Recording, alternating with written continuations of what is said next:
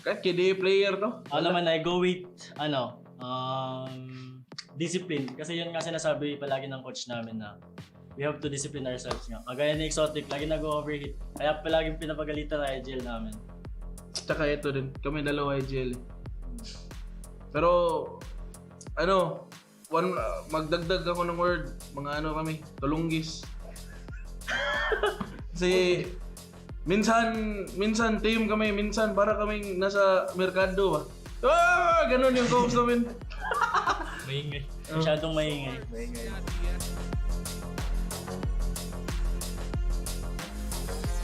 Tayo natin. High touch na tayo eh. Hey Siri, what is the meaning of the word? Tama nga! What is the meaning of the word relentless?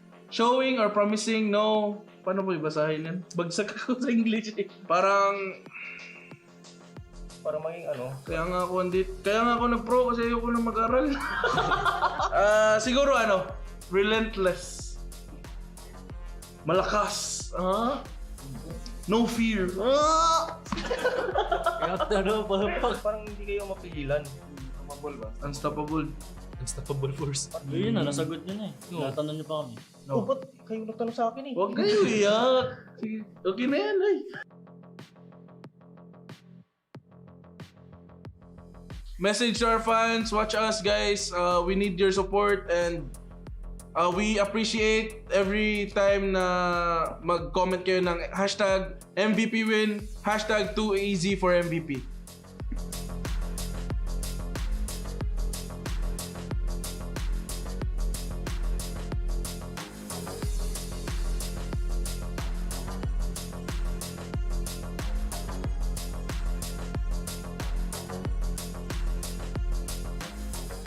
Hindi ba ikaw ang tatay ni Mark?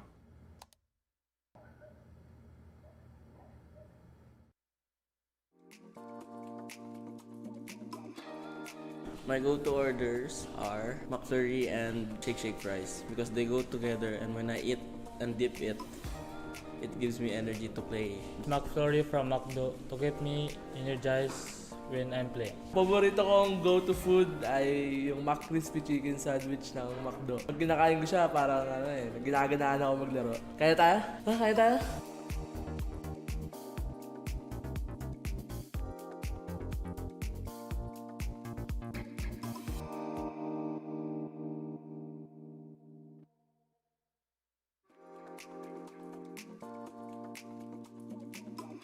Yung favorite ko pong orderin tuwing naglalaro ng Valorant is yung burger ni Kuya Bon kasi sobrang laki ng cheese tas ang sarap.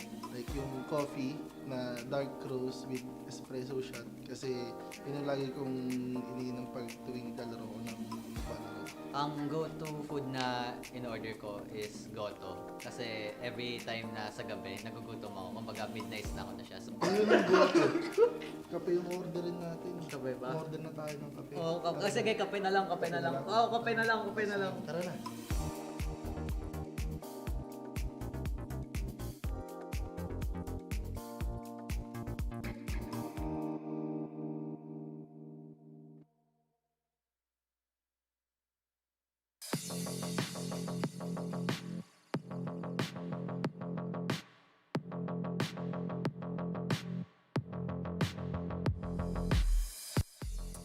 Hi, I'm 86.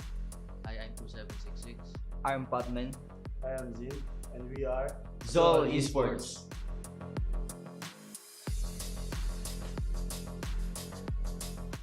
Nakakabi ko na sila, more experienced and more disciplined players. Yung adjustment ko is,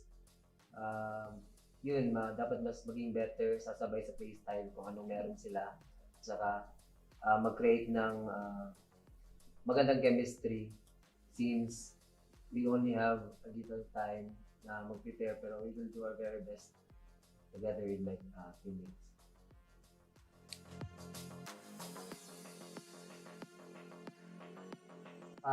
Sa akin po player po ng si Jack. Yan, lagi ko nilook up. Kasi parang na-idolize ko na rin siya na parang gusto ko na rin siyang makalaban lagi. Well, nakakalaban ko naman, kaso nga yun nga, lagi kami nabibitin. So, gusto ko pa rin siyang, parang talunin na talaga. Yung player po na nilook up ko is si Nexi po. Like, si Nexi po kasi super confident yung player and also very experienced as well. Then yung team po na gusto kong makalaban ulit is Oasis, and sobrang galing po nila talaga as in. But sila po kasi yung naglaglag po sa amin sa Cebu nung past tournament. Like, sila yung nag-champion and we're the first runner-up. And gusto ko pong makabawi, kaso hindi pa po, like, sobrang pulido pa nila, kaya sobrang hirap pa nilang kalaban ngayon.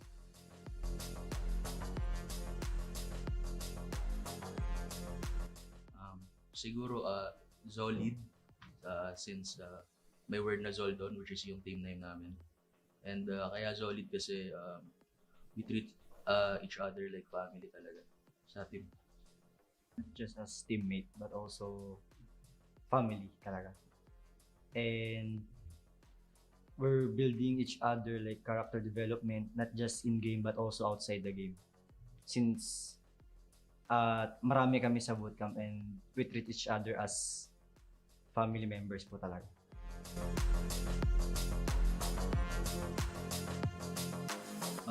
Yung meaning ng Relentless para sa akin is bumanggagi ba talaga. Like, kahit sino makatapat namin talagang tatry namin kayo talunin.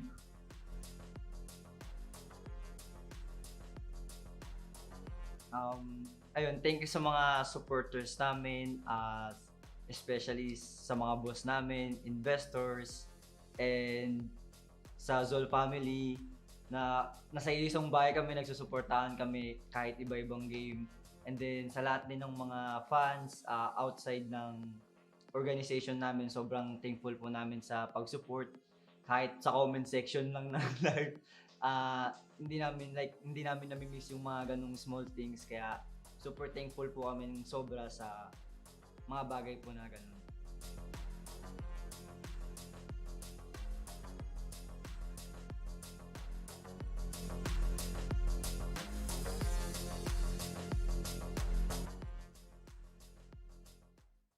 Kaya ka iniwan ng boyfriend mo eh.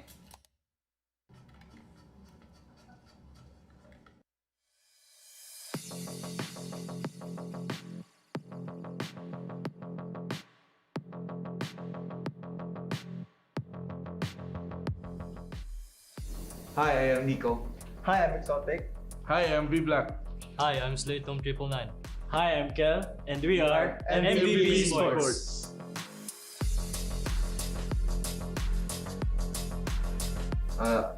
It feels good to be back, and I'm really excited to play against the top teams here in the Philippines, and hoping that we get to play APAC.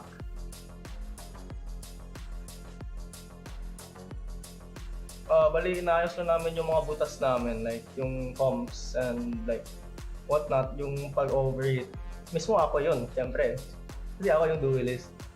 Tapos yung pag-enter ng regular season, in-add namin yung dalawang bagong players, si Kel at si Jacob. So yun nga, for me and Nico, parang nag-adjust pa kami sa kanila kasi nga yung playstyle nila is medyo aggressive. Then sa amin mga MVP dati, we're like very safe. Dahil sa safe namin, di kami nag-qualify dati. And then, we're bago, and we're doing our best, and we're not scared sa mga ibang team kahit tagal na sila. And yun nga, we're very confident na makapasok sa playoff.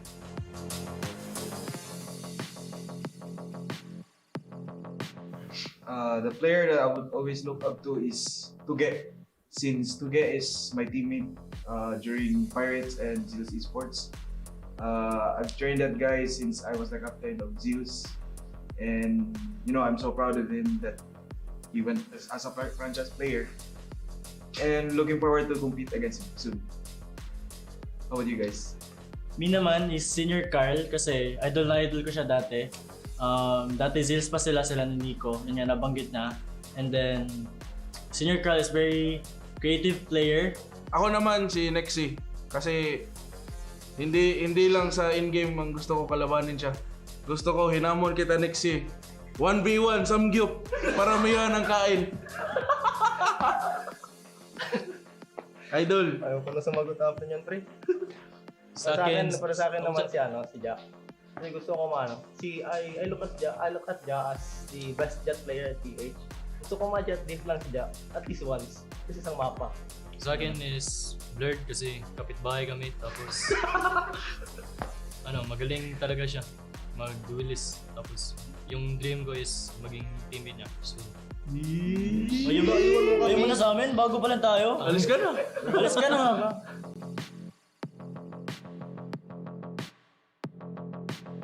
I go with, True Reapers kasi nandun si Rabbit. Sa akin is ARP.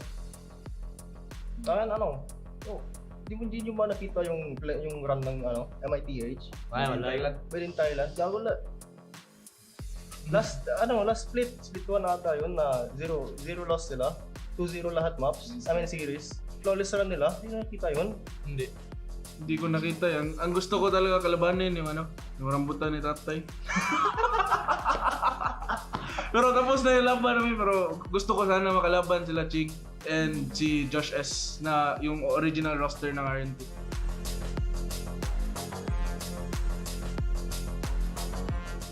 Yung best word to describe us talaga, we are the Bisayawa. Kasi we're all Bisaya. And we are Yawa.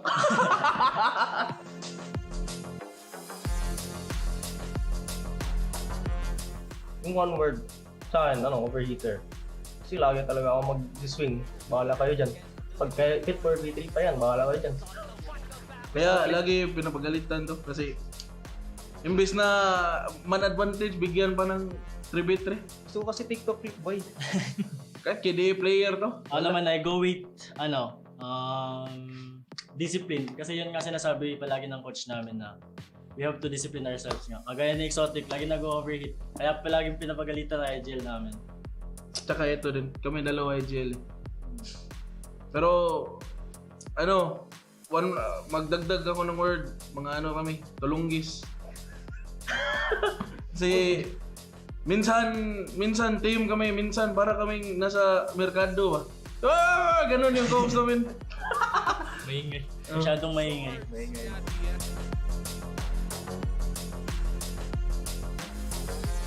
Tayo natin. High touch na tayo eh. Hey Siri, what is the meaning of the word? Tama nga! What is the meaning of the word relentless? Showing or promising no... Paano po ibasahin yan? Bagsak ako sa English eh. Parang maging Kaya nga ako nag-pro kasi ayoko na mag-aral.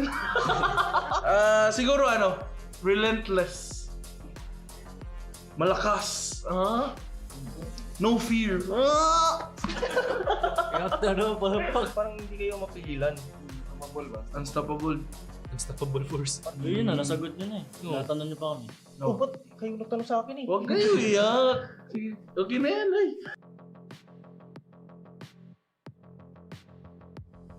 Message to our fans, watch us guys. We need your support and we appreciate every time na mag-comment kayo ng #MVP win, #2easy for MVP.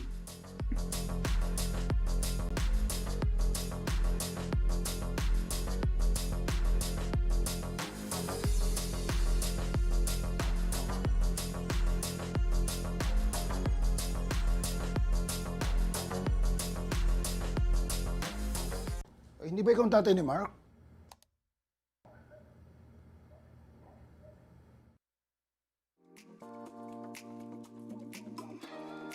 My go-to orders are McFlurry and Shake fries because they go together, and when I eat and dip it, it gives me energy to play. McFlurry from McDo to get me energized when I'm playing. Paborito kong go-to food ay yung crispy chicken sandwich ng McDo. Pag kinakain ko siya, parang ginaganaan ako maglaro. Kaya tayo? Kaya tayo?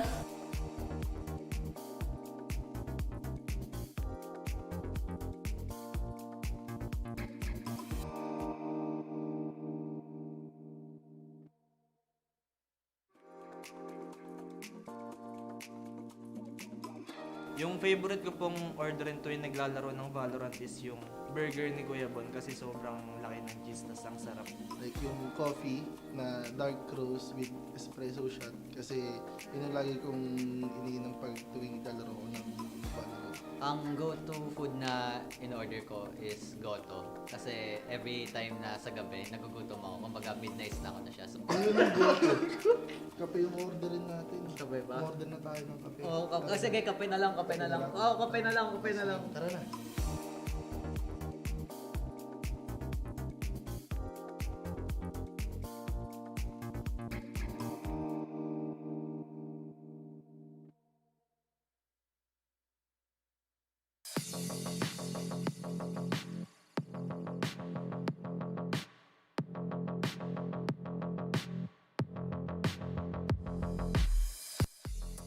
Hi, I'm Matrix. Hi, I'm 2766. I'm Patman. I am Zin, and we are Zol Esports.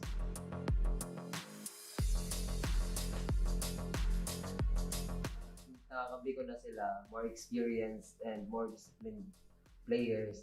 Yung adjustment ko is, dapat mas maging better, sasabay sa playstyle kung anong meron sila.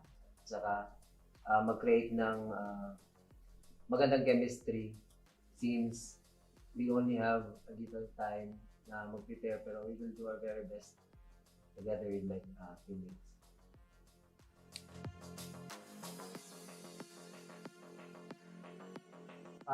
Sa akin po player po ng si Jack. Yan, lagi ko nilook up. Kasi parang na-idolize ko na rin siya na parang gusto ko na rin siyang makalaban lagi. Well, nakakalaban ko naman, kaso nga yun nga, lagi kami nabibitin. So, gusto ko pa rin siyang, parang talunin na talaga. Yung player po na nilook up ko is si Nexi po. Like, si Nexi po kasi super confident yung player and also very experienced as well. Then yung team po na gusto kong makalaban ulit is Oasis, and sobrang galing po nila talaga as in. But sila po kasi yung naglaglag po sa amin sa Cebu nung past tournament. Like sila yung nag-champion and we're the first runner-up. And gusto ko pong makabawi kaso hindi pa po like sobrang pulido pa nila kaya sobrang hirap pa nilang kalaban ngayon.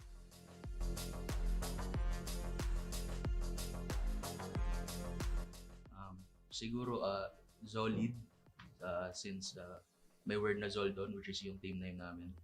And kaya Zolid kasi we treat each other like family talaga sa team. Not just as teammate but also family talaga. And we're building each other like character development, not just in game but also outside the game. Since marami kami sa bootcamp and we treat each other as family members po talaga.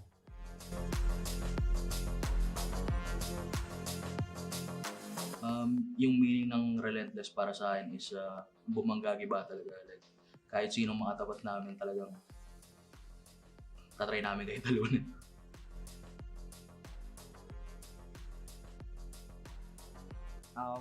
Ayun, thank you sa mga supporters namin, especially sa mga boss namin, investors, and sa Zol family na nasa isang bahay kami, nagsusuportahan kami kahit iba-ibang game. And then sa lahat din ng mga fans outside ng organization namin, sobrang thankful po namin sa pag-support. Kahit sa comment section lang ng live, hindi namin nami-miss yung mga ganung small things, kaya super thankful po kami ng sobra sa mga bagay po na ganun.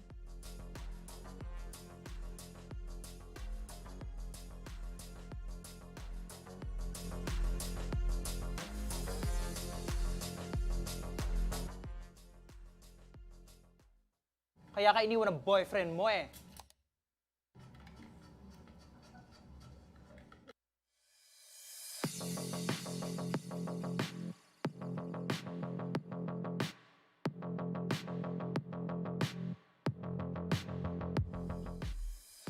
Hi, I am Nico.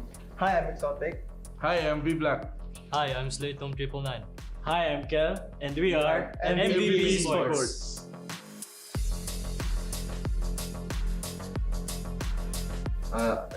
It feels good to be back, and I'm really excited to play against the top teams here in the Philippines, and hoping that we get to play APAC.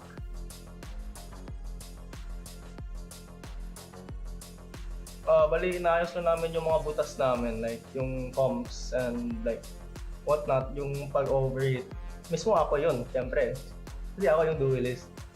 Tapos yung pag-enter ng regular season, inad namin yung dalawang bagong players, si Kel at si Jito. So yun nga, for me and Nico, parang nag-adjust pa kami sa kanila kasi nga yung playstyle nila is medyo aggressive. Then sa amin mga MVP dati, we're like very safe. Dahil sa safe namin, di kami nag-qualify dati. And then, we're bago, and we're doing our best, and we're not scared sa mga ibang team kahit tagal na sila. And yun nga, we're very confident na makapasok sa playoff.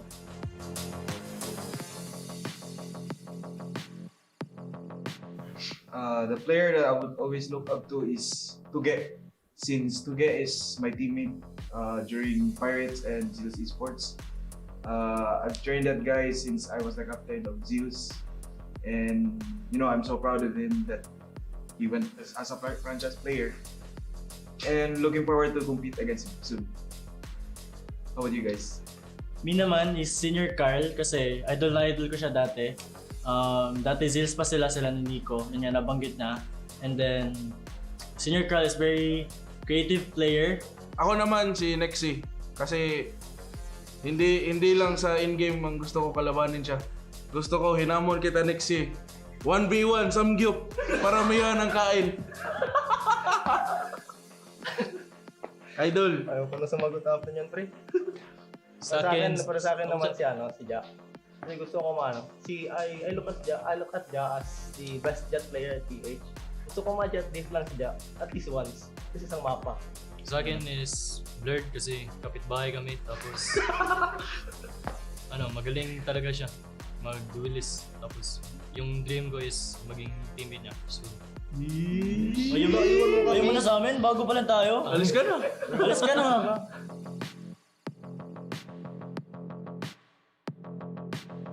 I go with True Reapers kasi nandun si Rabbit. Sa akin is ARP.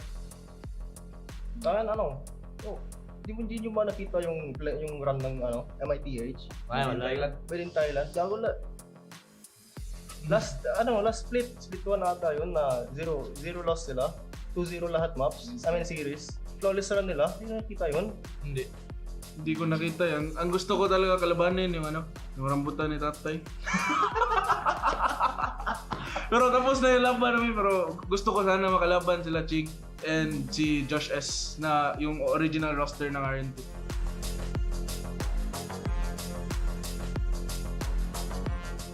Yung best word to describe us talaga, we are the Bisayawa. Kasi we're all Bisaya. And we are Yawa.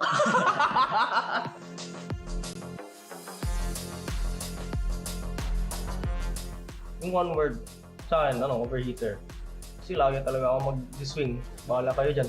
Pag fit for V3 pa yan, bahala kayo dyan. Kaya lagi pinapagalitan to kasi imbes na man advantage, bigyan pa ng 3v3. Gusto ko kasi TikTok clip boy. Kahit KD player to. Ako naman, I go with discipline. Kasi yun nga sinasabi palagi ng coach namin na we have to discipline ourselves nga. Kagaya ni Exotic, lagi nag-overheat. Kaya palaging pinapagalitan na IGL namin. Tsaka ito din, kami dalawa IGL. Pero, magdagdag ako ng word, mga kami, tulunggis. Kasi, minsan team kami, minsan para kaming nasa merkado ba. Ganun yung coach namin. Maingay. Masyadong maingay.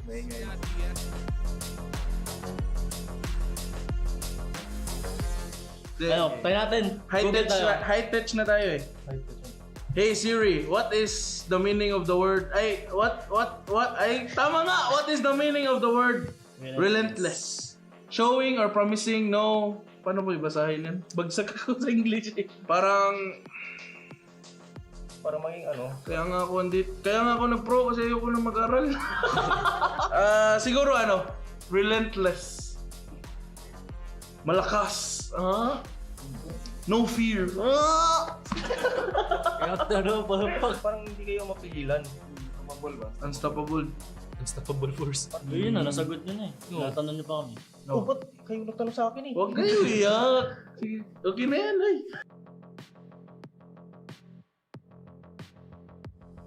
Message to our fans, watch us guys. We need your support and we appreciate every time na mag-comment kayo ng hashtag MVP win, hashtag 2easy for MVP.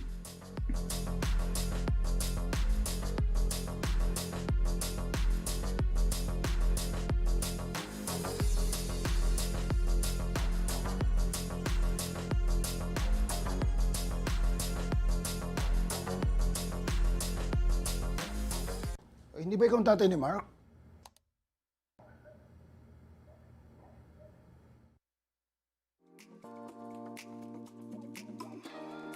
My go-to orders are McFlurry and Shake fries because they go together, and when I eat and dip it, it gives me energy to play. McFlurry from McDo to get me energized when I'm playing. Paborito kong go-to food ay yung crispy chicken sandwich ng McDo. Pag kinakain ko siya, parang ginaganaan ako maglaro. Kaya tayo? Kaya tayo?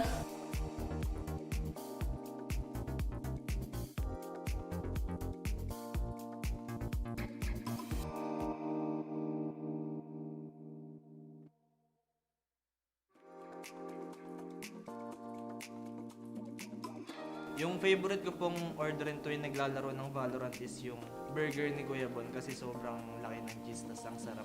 Like yung coffee na dark roast with espresso shot kasi yun yung lagi kong iniinom pag tuwing naglalaro ko ng Valorant. Ang go-to food na in-order ko is goto. Kasi every time na sa gabi, nagugutom ako. Kumbaga midnight na ako na siya. So, Ayun ang goto. Kape yung orderin natin. Kape ba? Order na tayo ng kape. Oo, sige, kape na lang, kape na lang. Oo, kape na lang, kape na lang. Tara na.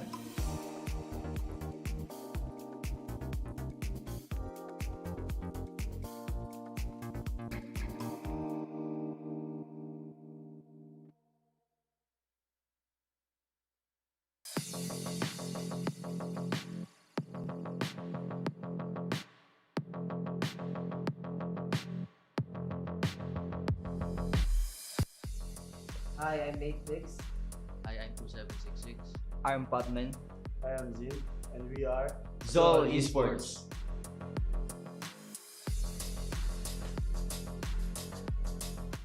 Nakakabiko.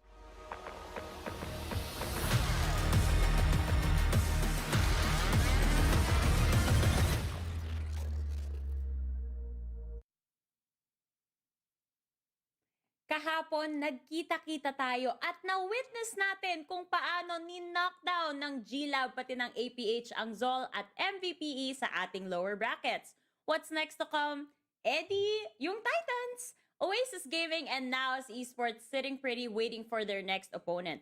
Ang tanong, kaya sila palaga nitong mga challengers na to? Nako, magkakaalaman na sa day number 2 ng ating playoffs dito sa VCTPH.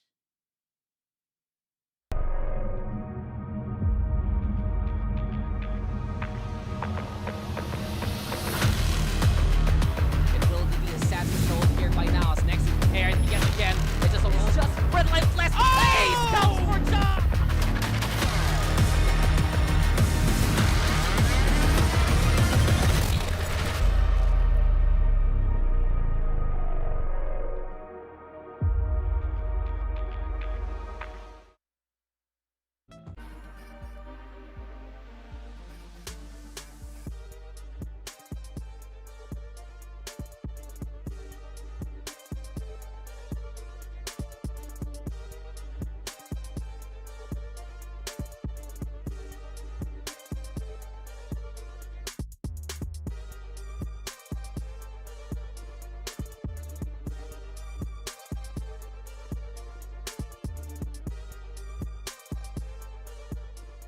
Kada araw na lumilipas dito sa VCTPH scene, tumitindi yung mga labanan at tumitindi rin yung panel natin. May panibago na naman tayong combo na kasama dito. It's Likeable, alongside me is Fluffy02 and Black and Blue.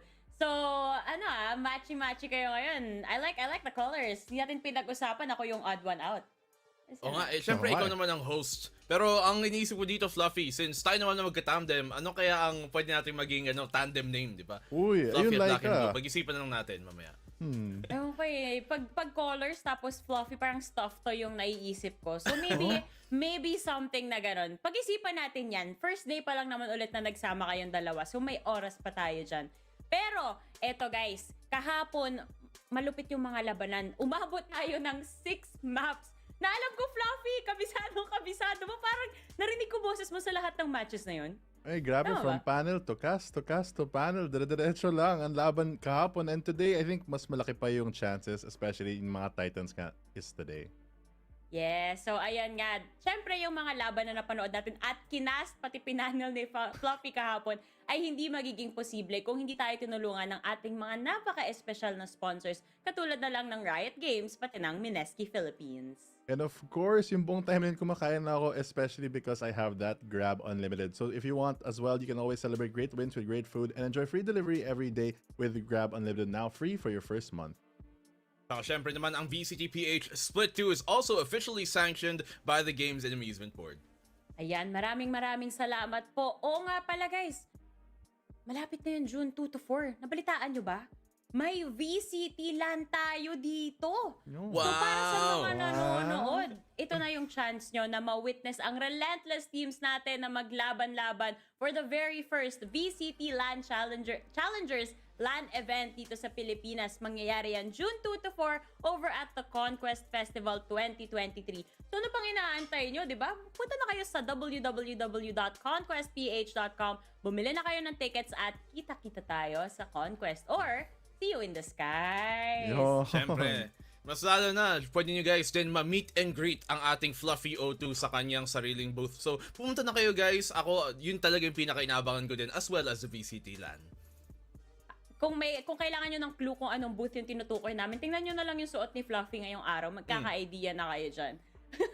Ngayon naman, meron tayong recap sa mga nangyari kahapon.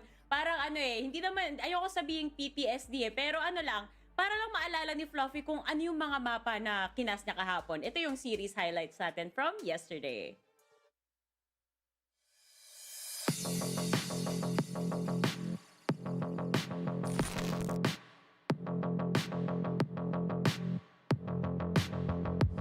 We're already playing close, unable to push forward because of the gravity well. Spots out one, and that's gonna be Dritch, but he has to be careful.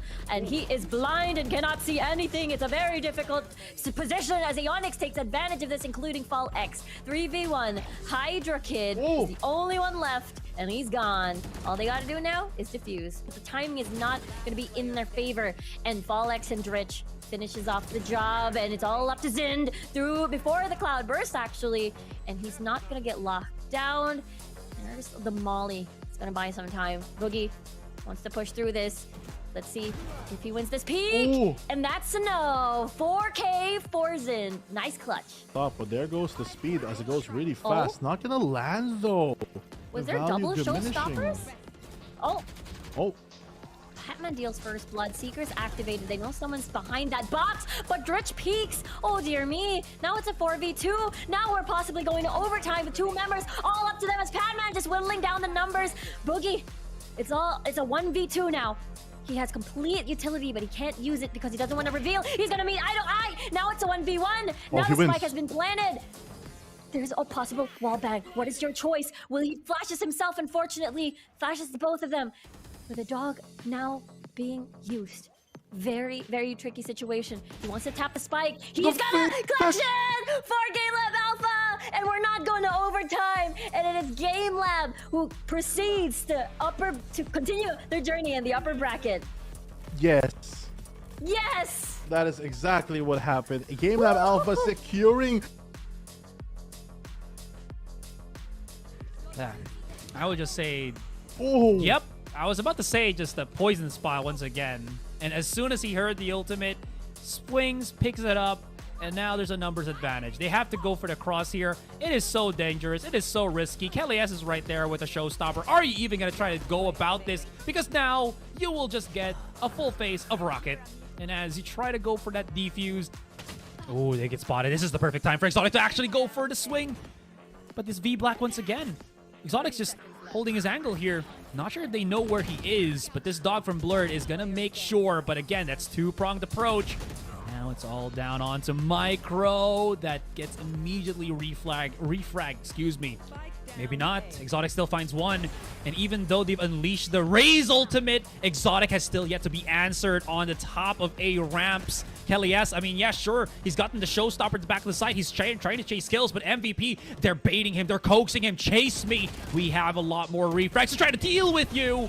And Kelly S, he has the shotgun. He has the weapon. And oh my gosh, he almost actually tries to explode. Kevs, one tap, one kill, all shot, no skill, or all skill, excuse me, as he clutches the round.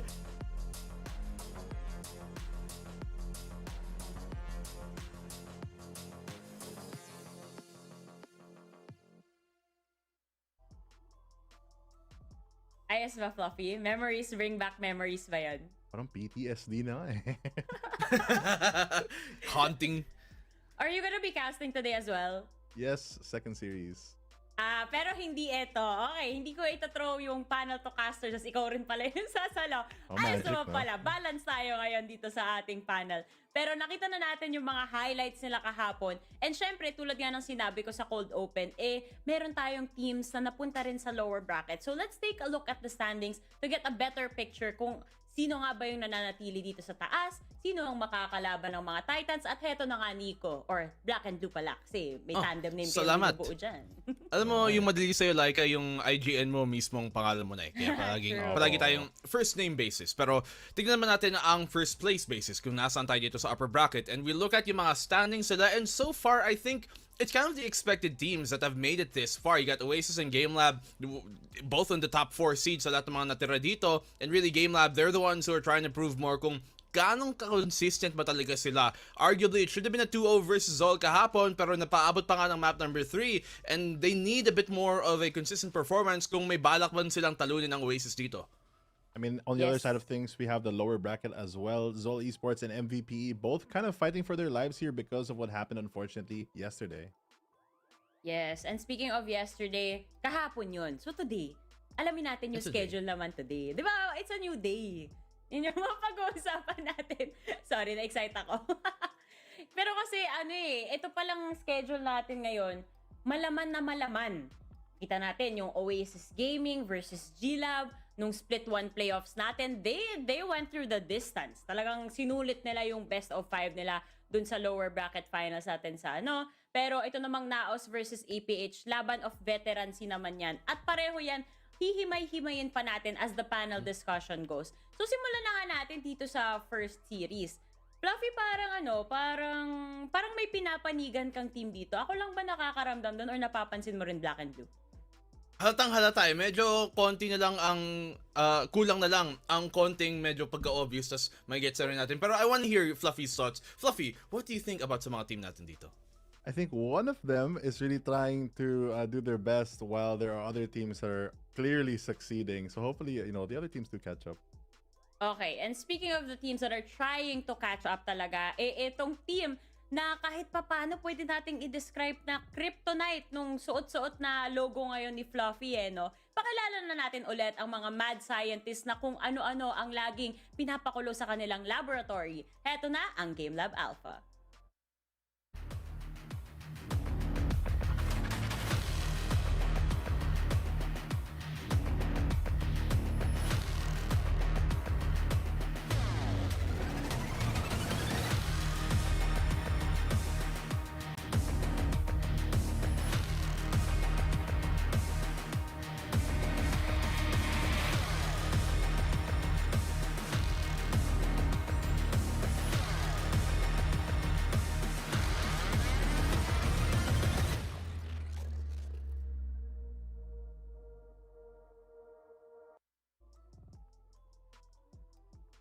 GameLab Alpha, dito na nga si Aeonix, Boogie, Chase, Dritch, and FallX. At katulad na nga ng sinabi ni Laika kanina, at katulad din ng kinakanta ni Michael Bolton, they wanna go the distance, they wanna find the way. Pero you look at how they've done that so far, and this split, sa buong group stage, they have never won a series 2-0.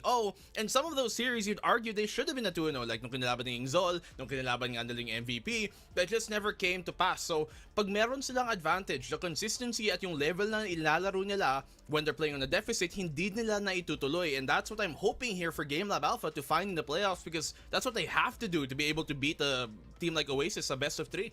Yeah, I have to agree. They're not being able to really close out a couple of these games. Yesterday, we saw them play against Zol Esports 2-1. And unfortunately, they lost one of their favored maps, which is that Pearl. But they did bounce back on Bind. And I think keeping that surprise element and really having all those tools available and evolving their what used to be kind of simple setup is something that's really helped them throughout this whole playoffs. And something na gusto kong i-add dito is, oo, laging umaabot ng game number 3. Pero kailangan mong i-comment tong GameLab Alpha pagdating sa stamina na kaya nilang dalhin dito. Kahit ano pang game number 3, yan talagang bine-brave through nila dyan at kadalasan dumidikit pa talaga yung scoreline. O kaya naman, tinatapos nila yung series na pumapabor sa kanila. On the other hand naman, etong team na makakalaban nila is hoping na hindi na maulit yung mga hiccups na nangyari dun sa ating split 1. Gusto nilang ipakita na hindi na namin kahinaan tong team na to, and on top of everything else, we are back stronger than ever this split. So heto na nga, i-welcome na natin ang Oasis Gaming.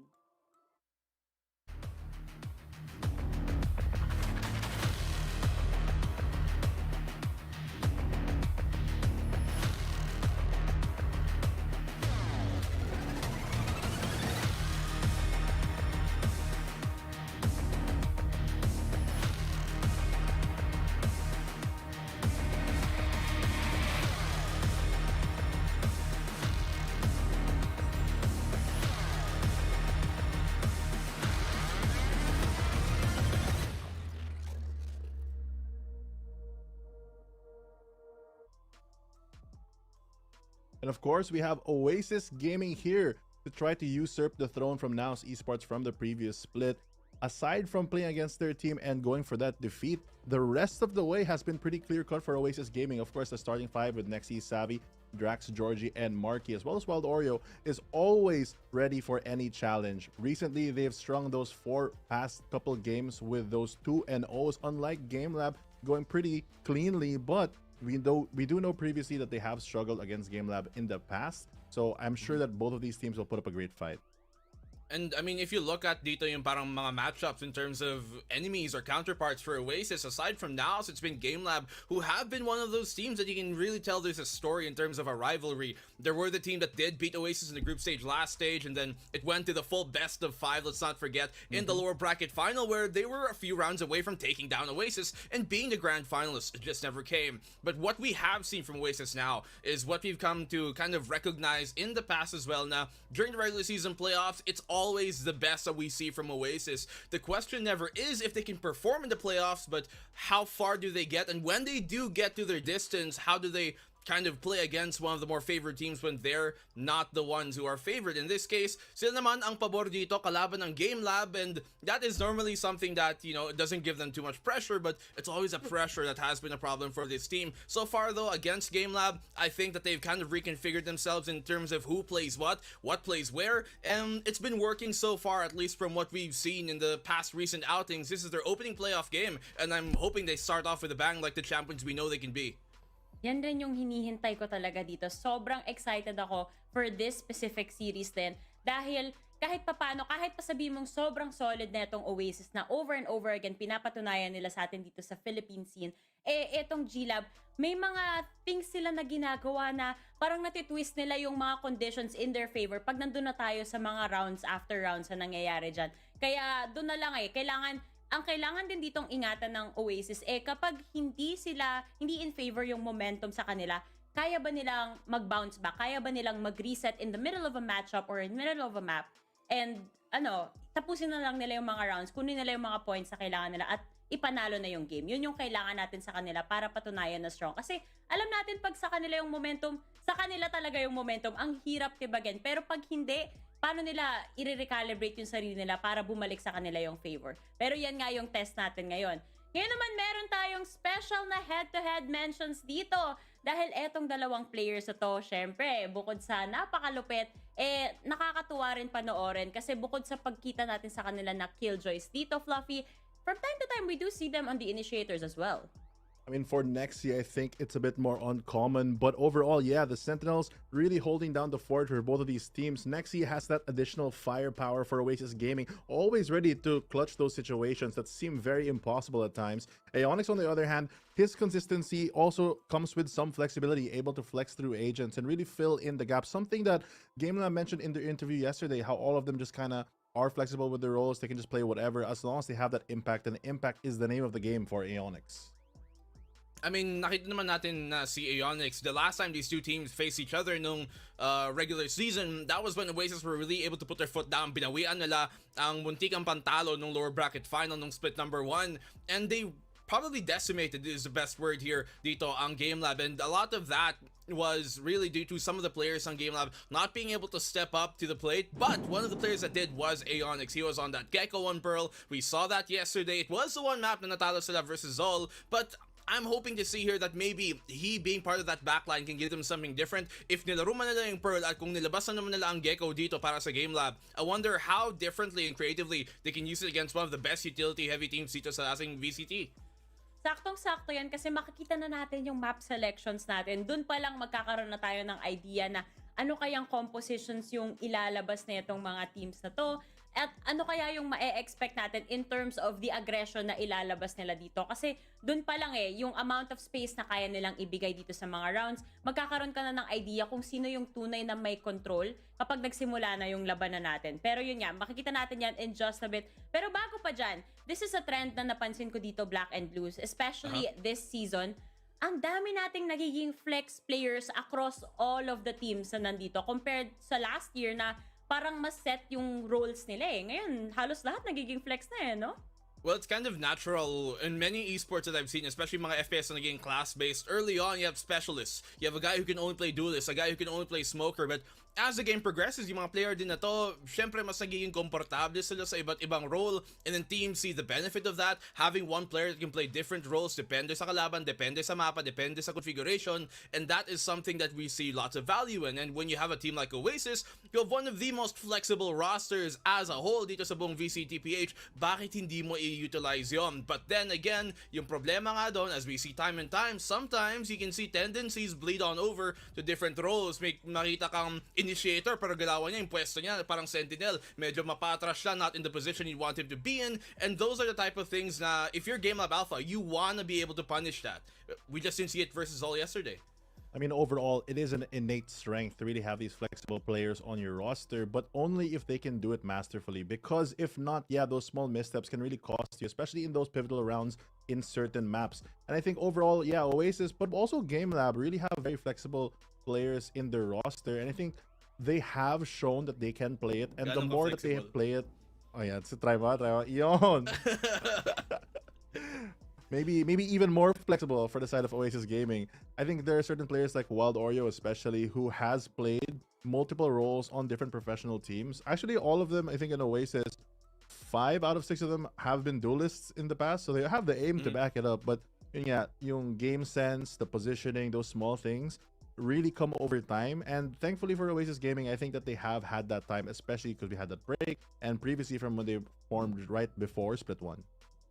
Yes. Actually, yung mga fundamentals na minention nyo rin ngayon is something that continues to impress me pag pinag-usapan naman natin yung GameLab Alpha. Because again, this is a relatively new team dito sa ating Valo PH or sa VCTPH na scene natin. Tapos, they're able to keep up with all of these giants. So, nakaka-impress lang talaga how easy it was for them to adapt to the current situation na meron tayo dito. And even making it to the playoffs again, dahil nagawa na nila yung playoff nung split 1 at nagawa na naman nila dito. And on top of that, di ba yun nga, sinagad nila yung isa sa mga Titan City natin dito, yung Oasis Gaming. Ang question na lang, tingin mo, Fluffy, regardless kung anong mapa yung makikita natin mamaya, sa tingin mo, aabot kaya na naman ng game number 3 to? I think with GameLab Alpha, it's super possible because last split nga, sabi nga natin na umabot kami sa best of 5 during that lower bracket. And this time around, even though they lost 2-0 from the group stages, here in the playoffs, we've seen how much that GameLab has improved, how much they've adapted, and more importantly, how they can really punish mistakes that we saw in their Zol game yesterday. So overall, I feel like they have the tools, and in their interview, they did mention also that they don't really care who they're playing against. They just want to play their game plan, do their thing, and just flex and keep that strat. And I think that's a better way of looking at things, instead of stressing about like what the enemy can do. The fact that you just play your game makes you a more cohesive team overall.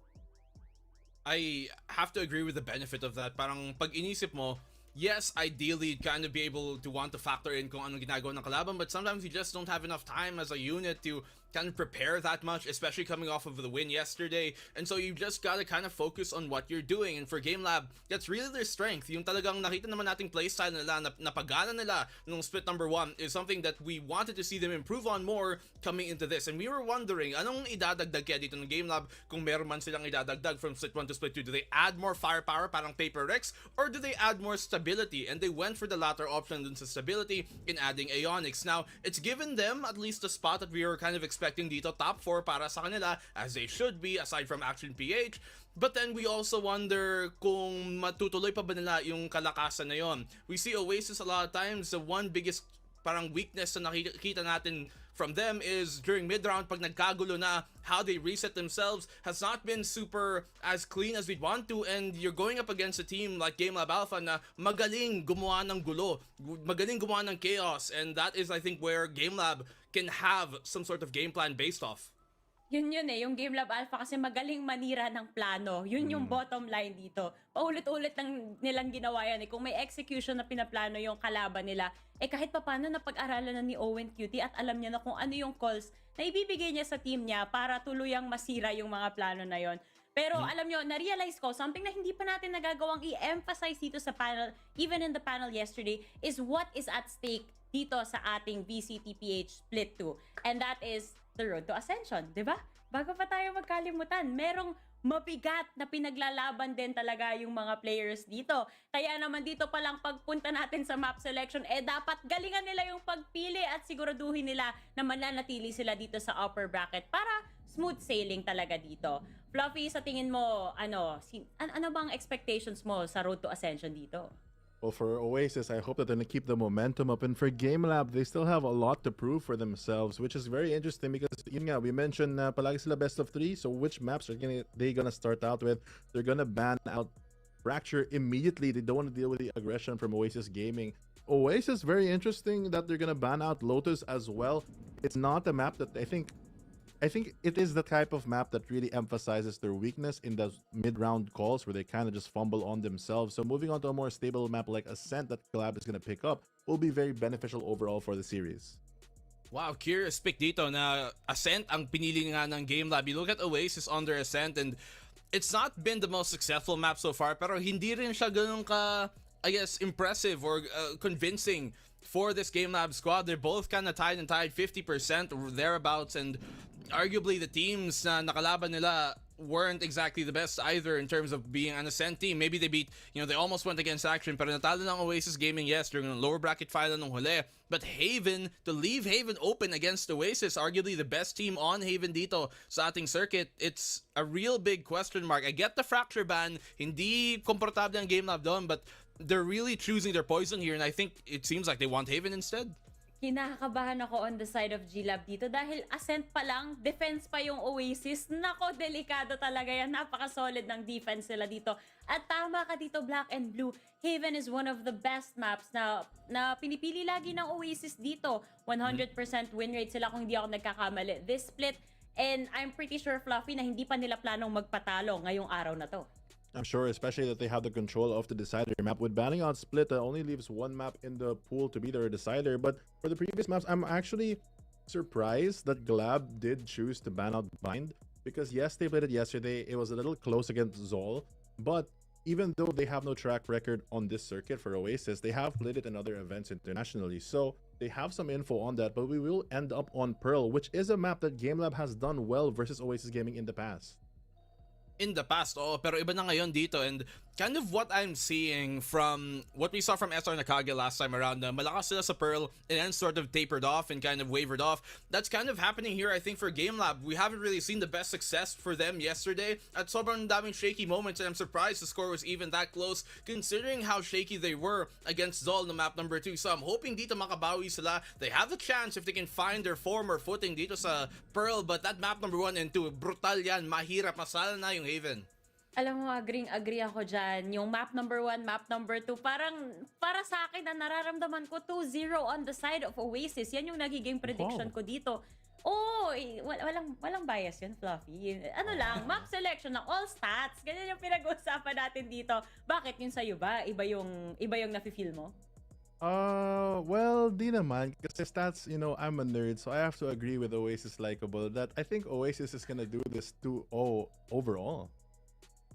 Alam mo, gusto ko sanang kumontra kasi mga kasama ko dito ay si Oasis Fluffy at si Oasis Likeable, pero at the end of the day, I cannot disagree that Oasis are the favorite team to beat here, and they by all means should be one of the champions if it isn't NAOS, right? At least in terms of anong projection natin. So I have to go with Oasis on this one. Kayang umabot the map 3S, but I'm not banking on it based on how the veto went. I'm thinking Oasis 2-0 here.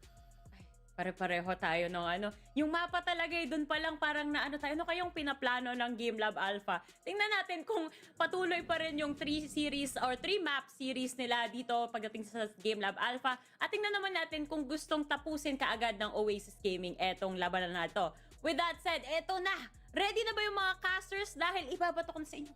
Saluhin nyo. Nilak pa lang palang predictions natin. Ito na, bato ko ulit. Second try. You know.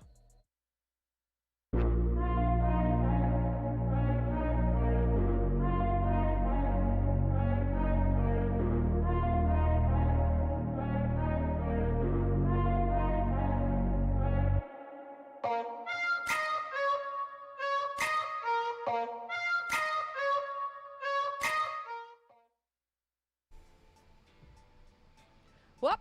Nakakuha ko na! Likeable! Walang problema, sasaluhin namin yan. The Mods nga pala ang maghahatid sa inyo ng ating unang series para sa araw na ito. Map dito pa lang nakita na natin. Pati yung predictions ng ating mga panelist partner. Agree ka ba doon? Yun ang unang kong tanong.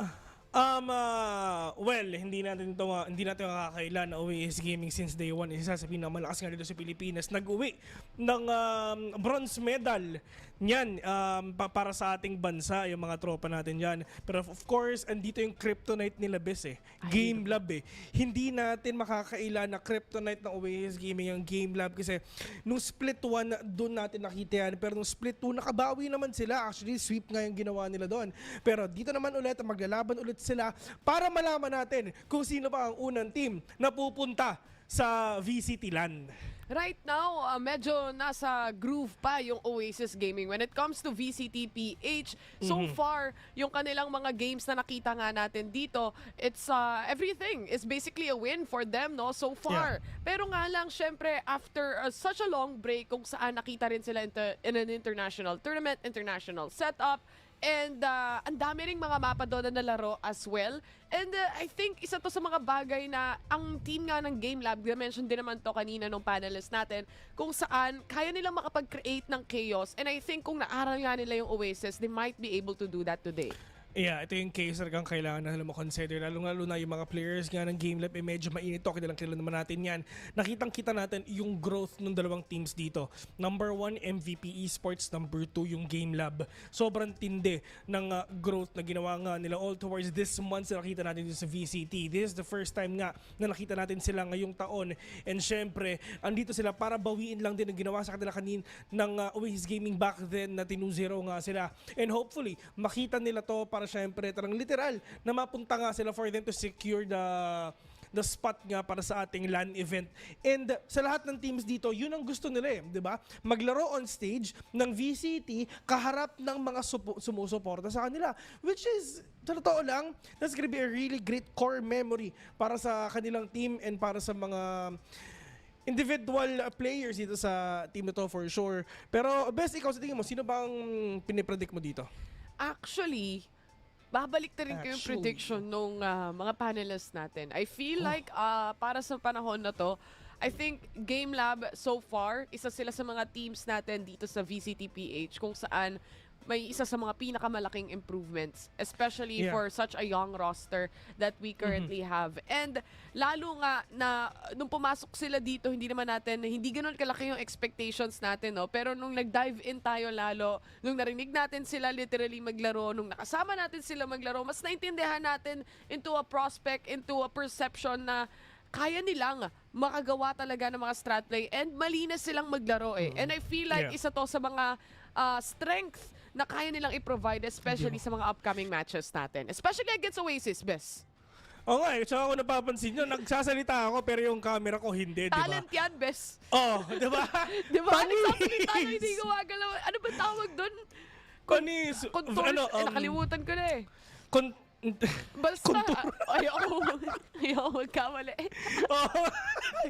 Baka, ito ba yun? Wait lang. Ito. Ventriloquist. Ayun, yung hinahawakan yung puppet, di ba? Hindi nagsasalita, pero nagsasalita talaga siya, di ba? Ayos ba yun? Diba? Ganito lang to, men, na nagsasalita ako pero hindi ako gumagalaw. Nakatingin lang ako dito sa mga bato-bato sa baba. Pero napaka-basic na galawan para sa damods eh, no? Actually, si Taylor kaya rin to eh. Kaya rin gawin to eh. Panis! Diba? Gagayahin mo lang yung partner mo. If you can't beat them, diba? Join them na lang, sabi nga nila. But anyway, back to the topic na pinag-uusapan namin. Uy! Ako naman hindi gagalaw. Back to the topic na pinag-uusapan namin kanina. Ay, nako. Akala niya, hindi na siya makakabalik forever. Ayun na naman, best. Nakangiti ka naman at least. Ang importante guys, nakangiti si Vil. Alam niyo kung bakit siya ngingiti? Siyempre dahil nga kapag may grab only ka, mapapangiti ka na lang talaga. Free delivery everyday by the way kapag nakapag-grab unlimited kayo. Well, ayan. Welcome back. Huwag na ako iwan ha. Welcome back guys, na andito na ulit ako. So yun nga, mahirap Siyempre, may bagyo kasi talaga. Oo, may bagyo ha. Kaya tumitigil yung camera ko. Wala na tayo. Pero yun nga yung camera kasi ni Vin, may satellite yan eh. Nararamdaman niya lahat ng mga bagay.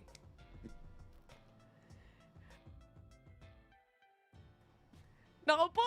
Ay nako. Anyway, babalikan ka namin, Bes. Huwag ka mag-alala. Pero balita ko, parang naririnig ko yung mga agent picks at agent selection ng mga teams natin dito. And kung ako ay na-excite na, feeling ko pati yung mga viewers din natin syempre na-excite na. Sobrang excited na rin ako kasi hindi ko alam. 10 words lang kaya. Oo, 10 words lang. Pagkatapos kailangan i-restart ng mic. Tanggalin yung kable. Nanggigigil ako sa'yo ha. Tatampalin kita. Makakatikim ka sa akin. Umayos ka today, ha? Knowing na Oasis Gaming, tsaka ano to? Tsaka GameLab to. Na syempre, yung mga viewers natin dyan, isa lang ang sinasabi nila, casters, start the game. Pero meron akong naririnig na bumaril ng classic base. Magandang pangitain. Magandang pangitain yun. Ibig sabihin, malapit na mag-start yung game, di ba? At syempre, aabangan lang naman din natin yan. Well, kung kaka-tune in nyo lang naman dito sa VCTPH, ito pa nga lang yung first series na meron tayo, syempre in a best of 3 fashion. And kung hindi nyo napanood yung map veto natin kanina, ang unang mapa nga natin dito is actually Ascent na pinili ng GameLab Alpha. Andito rin yung Haven which is picked by Oasis at yung decider natin which is Pearl. So ano napapansin mo, ito rin yung mga maps talaga na sobrang comfortable yung mga players nga ng GameLab Alpha and syempre Oasis Gaming. For me, I have a feeling na baka mag game number 3 best na totoo lang. Kasi syempre lahat sila talagang ilalabas nila lahat ng makakaya nila eh. For Oasis Gaming, andun pa yung ano nila eh, andun pa yung hype nila kasi nga nag-uwi sila ng bronze medal sa Pilipinas dun nga sa nakaraang SEA Games, di ba? And syempre dito naman sa GameLab Alpha, of course, kitang-kita natin yung uhaw nila eh. Grabe yung flame nila para manalo talaga, ramdam natin yan. And to the fact nga na talaga nagdadagdag-ayos sila ng mga strategies in order for them to take down these titans nga na maglalaro ngayon, which is number 1, andito ang Oasis Gaming. Number 2, NAOS and syempre Action PH. Itong tatlong to, sobrang ganda ng performance nilang split. Lalong-lalo ni Action PH, ito yung pinakamagandang performance nga nila sa buong taon, ever since 2021, 2022 pa. Pero dito naman sa GameLab Alpha and Oasis Gaming, like what I've said a while ago, hindi na ako magugulat pag nag 3 games. Yeah.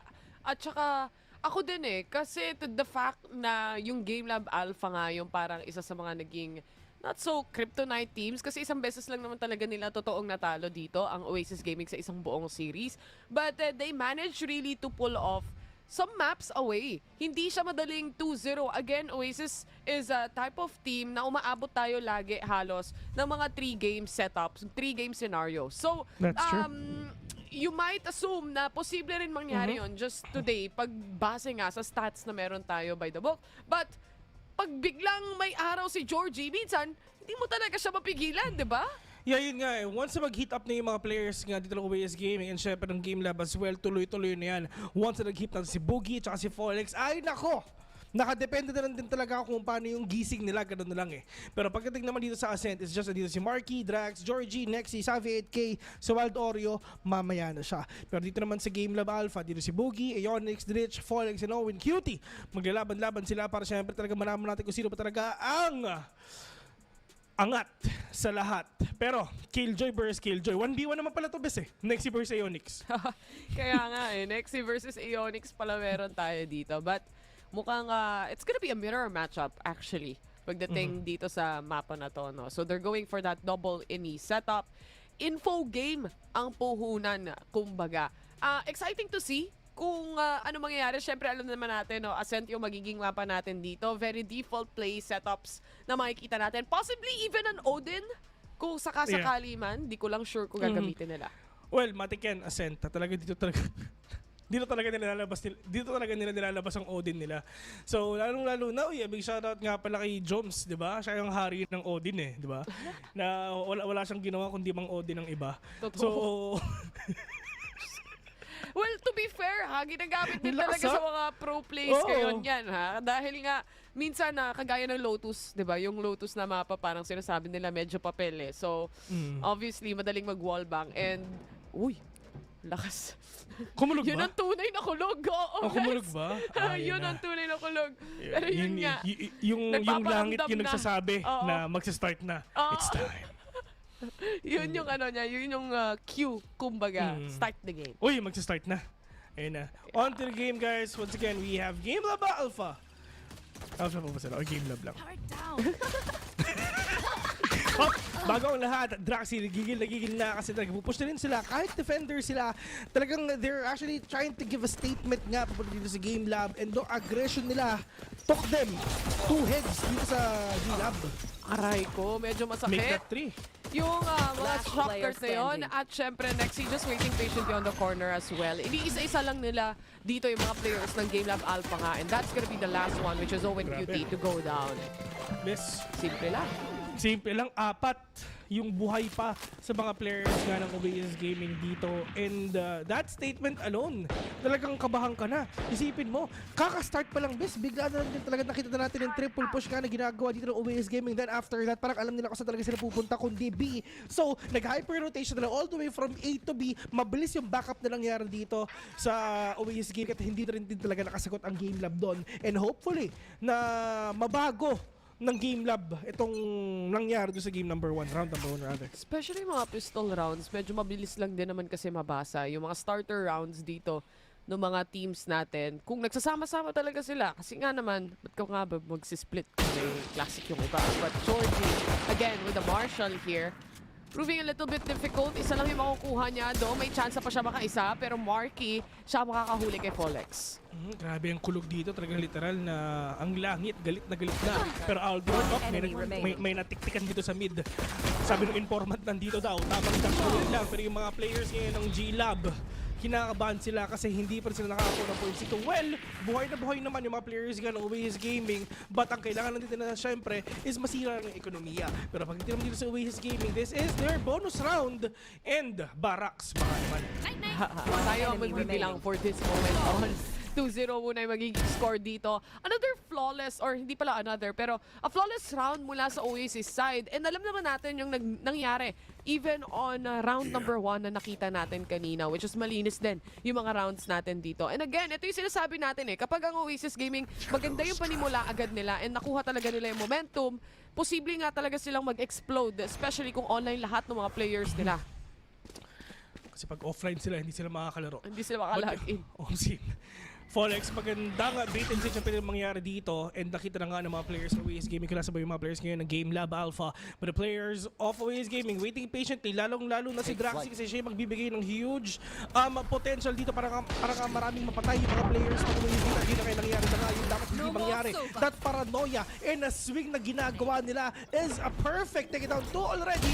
Draxi, mapa out, pero yun nga lang nakatatlo pa siya. Onyx though, giving hope the side ng GameLab para makaisa. 1v2, winnable to miss. Ganda ng trade, especially here on Wine, pero meron pa isang problema, and that's Sappy to take the kill instead na naka-ghost pa nga dito. Good trades actually, ang ganda na magpo-force out nila even on Wine itself dahil dun sa Nano Swarm na pilitang mag-swing out. Si Drax rin, ang kaso nga lang, syempre, at the end of the day, natalo pa rin yung ibang mga players dito ng GameLab sa engagement onto A main, and that is actually a bonus round for Oasis. Oo. And yun nga, diba, isipin mo, sa 8K, kahit peso lang ang gamit niya, talaga siya talaga nakakapatay noon. Well, alam naman niya yung information kung nasa mga players ng GameLab, and all you need to do is take down that remaining guy, which is si Killjoy nga, which is Onyx, and play for picks. This is the strategy na kailangan nilang kunin ngayon. Medyo kalat-kalat sila though. Well, Deadly it rin is to. a play for picks. Hanap ng kalaban. May owl drone naman silang pwedeng gamitin. And this actually might be able to see someone here on B main. Napigilan agad nila. So, no idea really kung ilan ba talaga ang laman ng B main dito. But shock darts flying through. Baka sakaling matamaan. No one really. Tamang reset lang for all the players. And habang nag-reset din yung barracks natin ngayon. Pero this is gonna be a really hard take nga pagdating nga dito sa B because of that setup na meron ngayon ang Oasis Gaming. Nakita ba sila, Wes? Dalawa. Wait, uy! Sa tatlo. Kasi kumukulog. Shoutouts nga pala sa kulog. Huwag mo na Walang kayo. shoutouts. Okay na nga, Folex going in already. Pero handang-handa na ng mga players ngayon ng Oasis Gaming. Napakaganda ng setup ni Nexi doon. The fact na na-knife pa siya actually, so naka-off yung alarm bot niya nun kung tutuusin eh. Hindi niya pa na-pop yung mga traps niya, even the swarm. But it was just all pure engagement, raw firepower, especially may lamang sila. Yeah. And yun nga, diba? Medyo mahirap na rin man talaga lumabas sa isang bagay na wala kang ka-idea. Hindi mo nakita because of that smoke. Yes, si Jordan, yes, si Folex papasok siya, pero magsismoke pa rin siya dun sa harapan. Pero at the same time, information, yun yung walang nakuha ang GameLab. Kahit yun lang okay sana, pero wala. 0-4 ang score ngayon. Grabe, bigla ako sorry pag bigla ako napapako kasi nagugulat din ako sa lakas ng kulog, no? Pero Georgie, mga mas nagulat ata si Folex na kasi na Onyx. Dahil natabaan pa nga sila dito ng mga ligaw na bala at ligaw na shock dart. Ang kaso nga lang, Dritch onto B main. Mukhang baka mas patan pa siya ng drone. Nakaligtas siya for this time around. But for how long? Dahil pag swap out niya, that's gonna be a double. Good timing for Dritch actually. Hindi sila nagkakitaan pero importante, pwede pa siya manalo dito. Ang problema at pa kalaban niya, yun na nga, nakapatay na nga isa. And Drax again, take it down Dretch. Pero ito himayin muna natin yung nangyari doon. Sobrang dami nangyari nga dito sa mid, and at the same time dito naman sa B main, sobrang sabay-sabay sila gumalaw eh. Yung Oasis pag gumalaw sa literal as a unit, ayun na nga, Georgie take it down 2, tapos si Parky naka-shock dart pa sa B.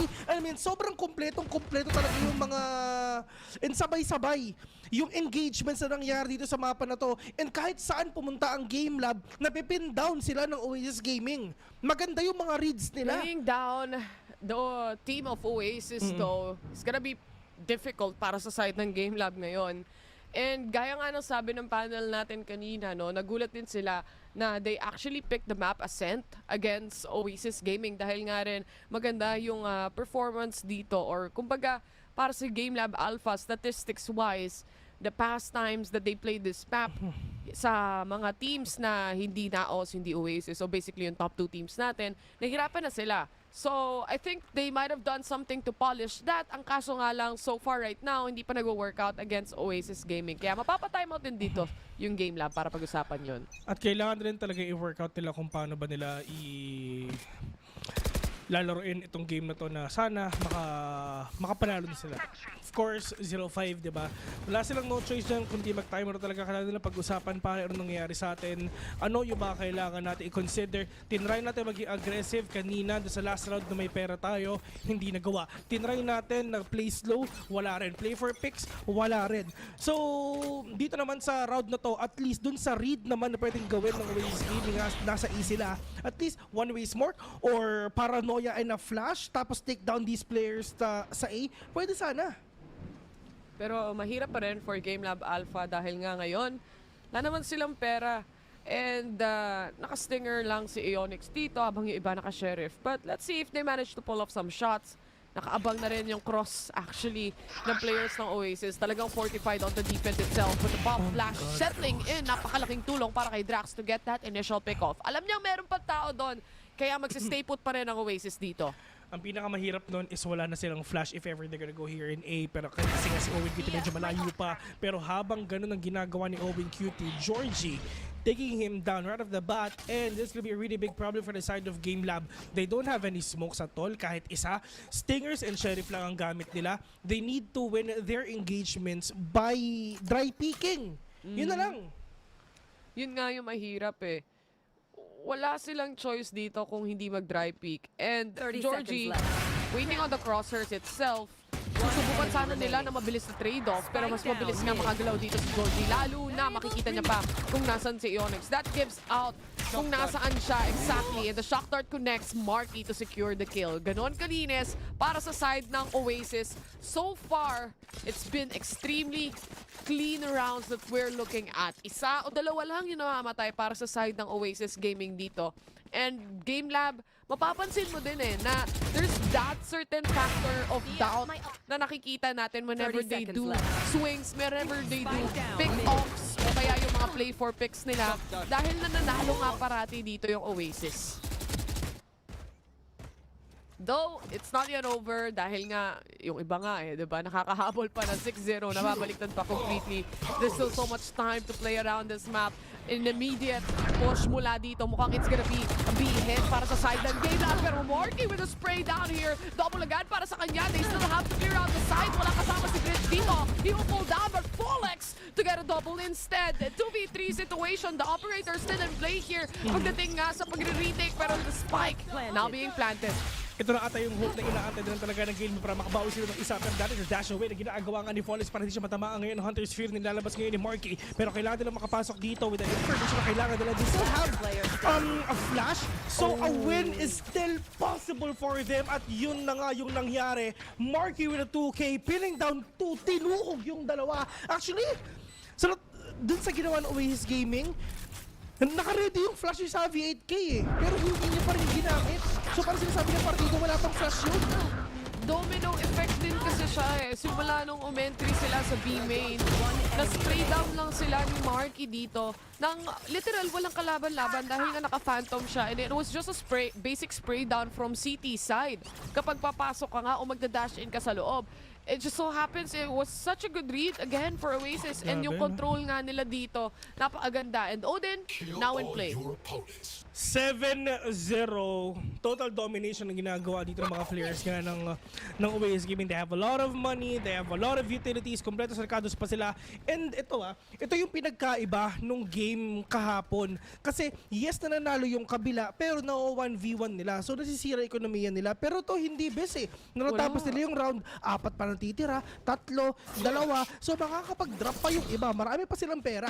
But Rich again, with the flash na ginawa niya, alam ba niya na merong tao sa short? Pero itong sa ginagawa ni Folex, kailangan niya makapitas ng isa. Play for picks ulit. No choice ka talaga eh. Kaso nga lang, andun yung mga tools nila for the pick-offs eh. Nandun yung pop flash. Problem is, yung Oasis, wala namang gustong lumabas sa kanila eh. Ang ginagawa nila dito, once na makakuha silang info, they really don't fight for it, honestly. Nag-aantay lang sila sa entry na gagawin nila kasi alam nila na magkakaroon sila sa bagal ng ginagawa nga ngayon ng GameLab Alpha. Magkakaroon ulit sila ng knives, for example, ng recon will be up. And there's just so much factors to consider again. Like what you've said, diba? Nagre-relay nga sila dito sa edit na gagawin ngayon ni Folex. Pero once makalit mo, wala talaga. Pero yun ang Marky.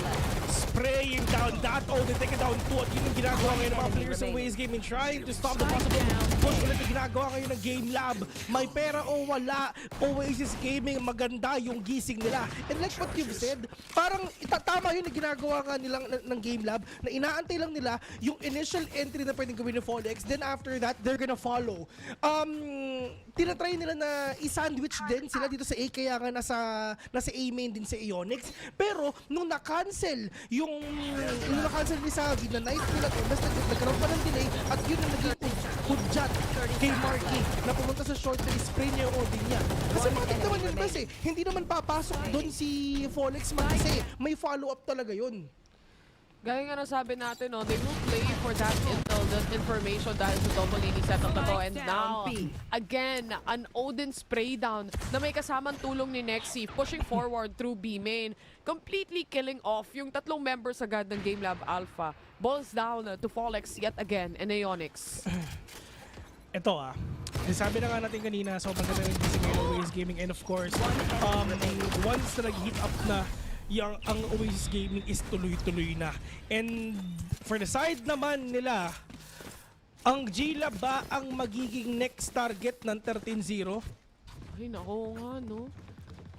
Kasi, nahihirapan kasi talaga sila. Ang ganda ng combination ng utility play ng Oasis dito.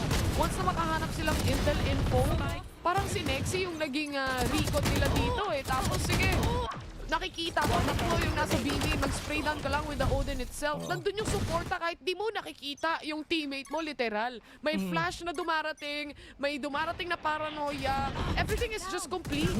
Tapos nagugulat ka na lang si Georgie ang lalim na pala with the operator, pero Folex dire-diretso na, bahala na kung ano mangyari sa atin. Pagka-press W na tayo ngayon. And yun nga, best pag sobrang aggressive mo is the less the information na makukuha mo and the less accurate nga ng mga pwedeng iiputok mo. Pero buti ito 2v2. Ito na yung pinakamalapit na hope na makukuha nila para makabawi sila. Para lang syempre maging 9-1 ang score natin ngayon. May flash pa si Savi 8K, may nade pa siya, may paranoia pa si Drax ngayon, kumpleto si Ricardo's pa. Pero kung papansin mo yung mga utilities ng GameLab, ubos na. A little bit more level, kumbaga, para sa side ng GameLab. Pero hindi na nila na-check dito. Walang smoke towards CT side. Di naman sila magagamit right now. W. Pero si Savi, press W lang literal. This might be the first round that they're gonna get, and that's gonna be GameLab securing finally a round for themselves. Okay, 13-0 denied ngayon sa mga players nga ng GameLab Alpha. Pero kung napapansin mo, dahil sa confidence nga na ginagawa ni Savi, na either way, kahit mamatay siya doon, comfortable pa rin sila kasi 9-1 yung score nila. Nag-press W na lang siya, bahala na if ever meron ako pick off, if ever meron mag-play close, naka-shorty naman ako. Pero nung naramdaman niya na wala, sobrang little time na for him to change the weapon onto a Phantom again to take down that player na naglalaro ngayon sa boathouse. But dito at least they have a score to lean on. The thing is with Oasis, kapag alam nilang nagmi-miss yung shots mo, tsaka yung tutok mo, mas lalo silang mag-aggressive play din towards you So, isa rin to sa mga nakakatakot, especially on the swap pagdating sa sides later on. Kasi obvious talaga sa nangyayari ngayon na mas may tutok nga ang Oasis. But right now, Drax on the corner ko, malalaro siya dito ni Folex. Nagpapainit na pala sila. Pero sa kasaluhin yung ibang mga utility dito, that's gonna be the Hunter's Fury connecting once but not enough to get the kill. Isang puntos lang ang kailangan nila para makabawi na rin sila. At ito na talaga yung nangyayari ngayon. OWQ to take down one. Took down one already and Mark is the only man remaining with the Odin on hand. Kahit mamatay siya dito, meron pa silang pera next out. Meron pa siya pambili ng Odin kahit operator pa. Meron pa to. And ang ginagawa ngayon Oasis Gaming, at least exit frags lang. Alam niya na konti lang yung pera ngayon ng GameLab. Sisirain na lang nila yung ekonomiya nga ng kalaban nila para lang at least magkaroon pa sila ng advantage sa mga susunod pa na round. Pero dito nga sa may likod and harap, may kalabang ka dyan. And Marky, wala siyang idea sa Ionis, nandiyan na rin talaga. Well, a little bit of mistake kumbaga para sa side ng Oasis. Yung mga moments na 1v3 sila. And naiiwan sila sa posisyon na no choice na kumbaga.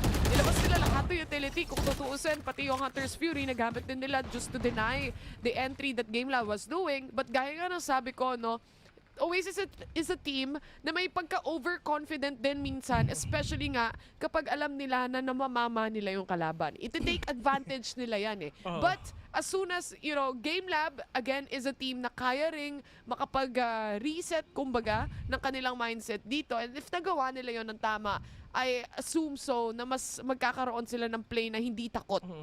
Grabe pang mamama nila, no? 9-0. Grabe yun, men.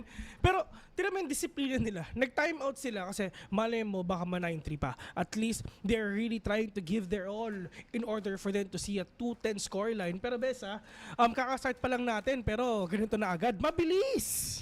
Mabilis. Pag tayo nagkakastart lagi 2-0. May date si Nexie. Meron ba mamaya? Oo.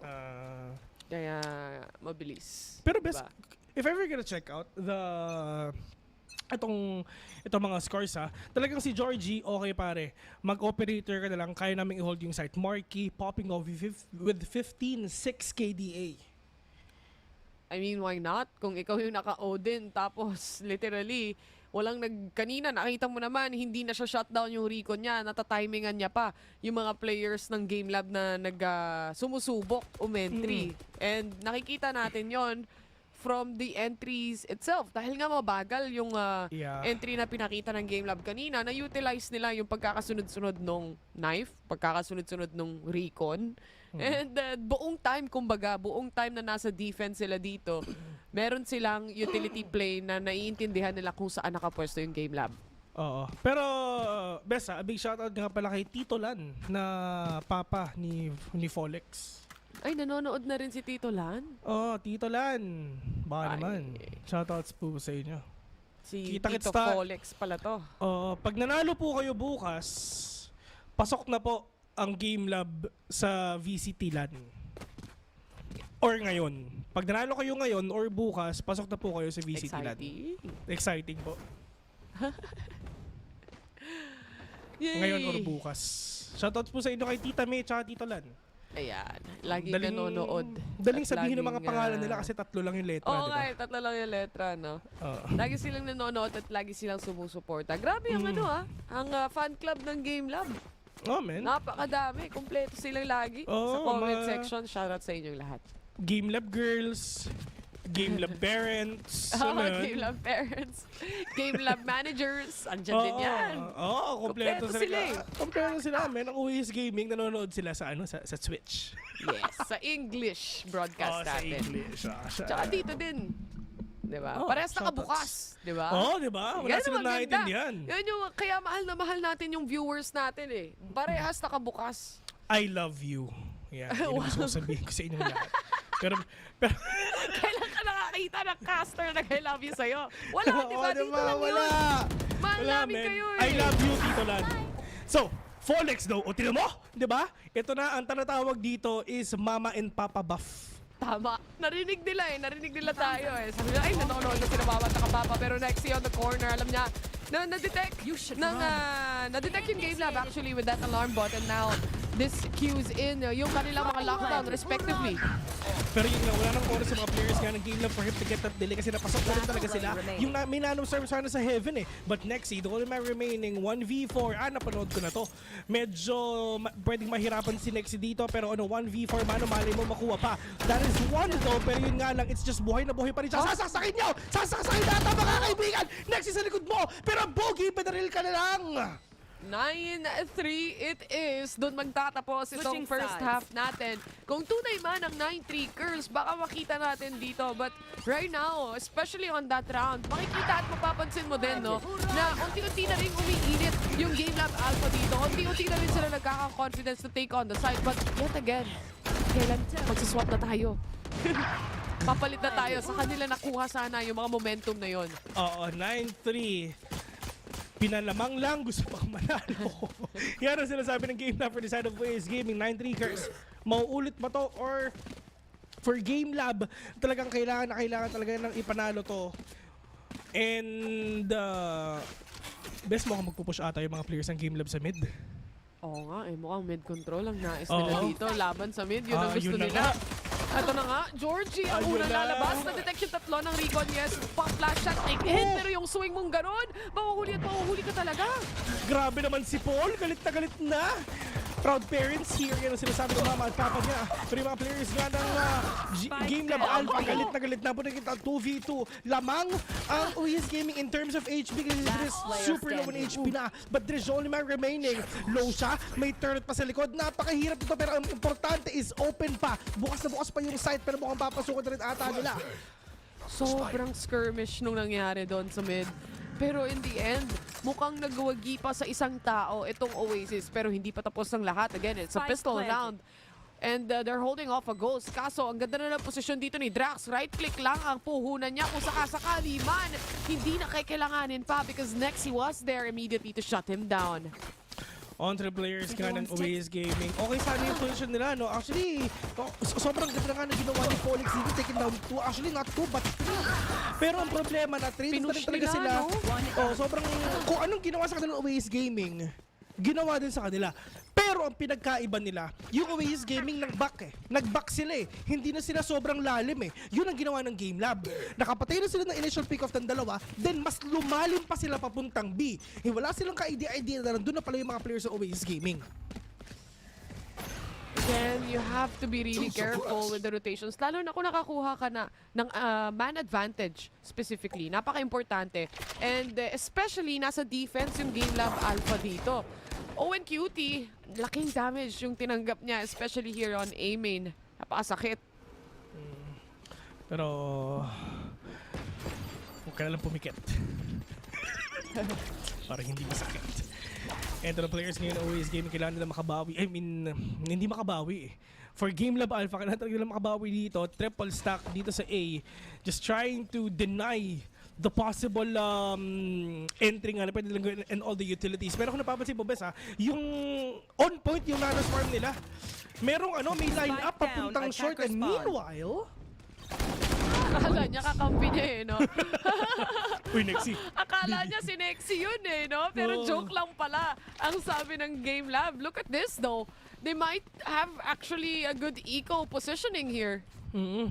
And mukhang uulitin ata nila. Ito, for the side of Oasis Gaming, dun sa ginawang posisyon ng GameLab Alpha dito sa A, sobrang deadly nun eh, pero maganda ang lineup nila. Pero yun yung literal na overhead view kasi literal na nasa taas nga ng ulo yun. Pero yung mga players nga ng Oasis Gaming re-hit papuntang A. May tao sa main gen, may tao sa heaven, may tao sa main short. Kung pala sa Ricardo's na dali, small legs. But a 2K trying to go with the third one right now. Pero wala siyang bala. And Rich again, denying itong anti-eco na ginawa ngayon ng Oasis. Nakakuha sila ng magandang posisyon doon. Not only that, si Polex nga, once na nagkaroon na siya ng baril, no? Again, he's the type of the player na kaya ngang makasabay pagdating sa mga mabilisang play or for example, those play styles na pinapakita ni Oasis Gaming. Lalo na ni Georgie na mabilis ka rin mag-jet din dito. But you can definitely see na nakakasagot siya eh. And again, parang yung simula natin kanina, nagpapainit pa lang yung GameLab Alpha. Ang kaso nga lang, napakadami lang talaga ng puntos na naipon na ng Oasis dito. They have a lot of rounds to lose, ika nga. They have a total of 6 rounds pa na talagang pwedeng ibigay ngayon sa GameLab Alpha. And for GameLab, yun yung nasa isip nila. They need to get that pop flash. Walang natamaan ngayon and Falling with a perfect swing and a kill kay Georgie. Si Georgie ko napapansin, medyo tahimik lang din talaga, pero Fallen second with another one. Panis. Again, same setup, same agent composition yung nakikita natin. So, kung ano yung nakita mo sa defense kanina when it comes to playing info at paggagamit ng utilities na yan, brute force ang nais ng GameLab dito, especially when it comes to Folex because he's on to a 4 kill already. Alam nila kung saan manggagaling. At ito na nga ata yung ace na hinahanap ni Folex dito. Mukhang ibibigay ng mga kakampi niya. He sees one, swing, swing, swing, swing para sa kanya, pero hindi siya makakasaksak. Diyos ko, Marky. Feeling ko, yun ang literal na parang screaming inside eh, no? Yung gusto mo sabi ko, ah! Ah! Yun talaga ang kailangan mo isik. Kung ba't ko ginawa yun. Pero yun na nga. Aside naman yun ng GameLab, at least ito na yung momentum na kailangan nila. Mabilis lang, best. Fast Tsaka lang. yung confidence. Oh! Diba? Kasi nga kanina nagda-doubt sila dun sa mga entry din na ginagawa nila eh. Kaya nahihirapan sila eh. And ito, dito nagsashine yung GameLab kapag may comfortability silang gumawa nung kani-kanilang play. The second na timeout na ginawa nga ng Oasis Gaming. Let's see if ever makakabawi pa ba sila. Well, dito naman si GameLab, nung pagpasok nga ng second half, yes, binigay nila yung first round. I mean, sige, Oasis Gaming nanalo doon, pero pagdating ng second and third, ng second half, doon na talaga sila nakabawi lahat. They have the economy. They have everything for them to win everything. And din nga si GameLab, di ba? Itong guardian na to, Bes, kanina pa yan eh. Oo nga eh. Dito magkakatalo ngayon dahil... nagpalit pala ng baril si Folex. Binila ni Owen Cutie ng operator si Folex. Tapos yung guardian niya, binigay niya kay Owen Cutie. Mainit siya ngayon. So, kung talagang makakapag-adjust siya ng mabilisan especially yung malikot na jet na klase na di mo alam, ang bilis mag-rotate after a kill. Yung hindi nagre-repick. May mga ganun ding klase na biglang magugulat ka na lang from A main, napunta siyang mid. Diba? So, you just never know, especially with an operator. Pwede rin, may cons din naman yan eh. Oo. Ito yung gusto ni Folex. Na once na talagang nag-iinit na siya, itutuloy na yan. Pero timeout ulit for the side ng GameLab Alpha. Hindi natin alam kung nag-uusap ba sila or tawag board ng kalikasan. Kasi mostly ganun ang ginagawa nila. Stretching. Ayan, stretching yung mga players ng G-Lab for sure. 10-5. 5 rounds na lang. Actually, kung tutuusin, yung kailangan nilang habulin. Imaginein mo, kanina nag-9-0 na tayo eh. So, kung tutuusin, step by step, slowly but surely, sabi nga ng GameLab Alpha. And for Oasis, I mean, you have a lot of cushion. Na-mention na natin yun kanina. So, it's not really a problem right now. It's more of adjusting. Adjustment na talaga ang pinakakailangan nilang gawin. Pero direct, punta ka naman sa may pizza. Check mo kung mayroon pang natira. May natira pa ba? May natirang pizza pa. Ayaw punta ng direct. Ayan. Check niya yung pizza. Hindi sa baba, yung sa baba. box. Ayan, Meron pa ba? Pinoy. Hindi nila makain yan kasi hindi nila alam. Inubos eh. Pinoy. Shoutouts nga pala kay Sir RG. Kay Sir Tantan, sa lahat ng tao dyan. At saka sa pinakamagaling mag-highlights. A big shoutouts nga pala kay Miss May. Ay, sarap. Ayan. Sana kiligin ka naman. Gumanong ka naman, baby girl. Aga din natulog. Pag uwi na, tulog agad siya eh. Tulog agad? Oo, sige may gising alas 4, men. Yun palang oras ng tulog ko. 5 sa akin eh. Oo, parang kami ni May, parang naka-LDR ulit kami ngayon, kahit magkatabi para kami. Tayong akala mo, taga-Europe kami guys eh. Oo. Yung mga oras natin eh. But I think it's done and over with pagdating sa timeout na meron tayo. And we're going back to the game. Nagbalik nga. Tinagal. Nagbalik na nga dito. Nagbalik na nga dito sa regular program ng mga players nga ng game kasi napakahabang timeout na ginawa nila. Falls will catch one already popping off. And kahit meron siyang operator, at least pwede pa siya makalaban harap-harap kasi nga meron naman siyang Blazer ngayon. Pop Flash, nag-connect. Pero Georgie, still unaware na meron pang tao dyan nandito nga sa may city. Pero bukong papasok na lang sila blindly without getting any information at all. Without getting any smokes dun nga sa may likod. Folex missing that shot. And for the players of Oasis Gaming, this is gonna be a really, really hard round. Sila makabuelo, di sila makapasok. Especially, gusto more Georgie, really. At saka yung GameLab Alpha, nilaro talaga nila to on the Intel itself. Kung ano yung ginawa sa kanila kanina, yun din yung nagiging reaction nila ngayon. But look at this, an opening that they actually found. Dahil mapapa-hyper-rotate yung GameLab Alpha, hindi nila napansin that Nexus is still actually there, just lurking around. 3v3 situation pa rin to, best, pero the spike is planted already. Pero yun nga, nabatuhan ng kutsino sa likod. Yung isa, 1v3, may isang flash pa, winnable pa to. Pero ang gagawin lang ng mga players ng GameLab dito, sabay-sabay silang bababa, may flash na nga, may shorty pa siguro yung isa. And alam nila na nasa Jenny na. And Folex crouching with a scope, with a kill. Savvy 8 is nowhere to be found. And Rich, at least, racking up all the utilities na meron siya para mas mahirapan pa ang Oasis Gaming na makapasok kasi may null command na siya in 3 orbs. And Folex, at least, galit na. Nagiging lifeline na nga siya dito ng GameLab Alpha minsan actually from the start. Pero yung parang siya yung naging spark plug ng team eh. parang siya yung nagsimula ulit na parang, guys, we can be comfortable, you can just adjust, and then pwede nyo akong tulungan when it comes to utility play para makapag-open up ako lalo ng mga kills na to. And gaya nga nasabi natin kanina, no, yung kung paano yung defense ng Oasis kanina, especially ganito yung setup na meron din sila GameLab Alpha pagdating sa agents, it's very similar yet so different.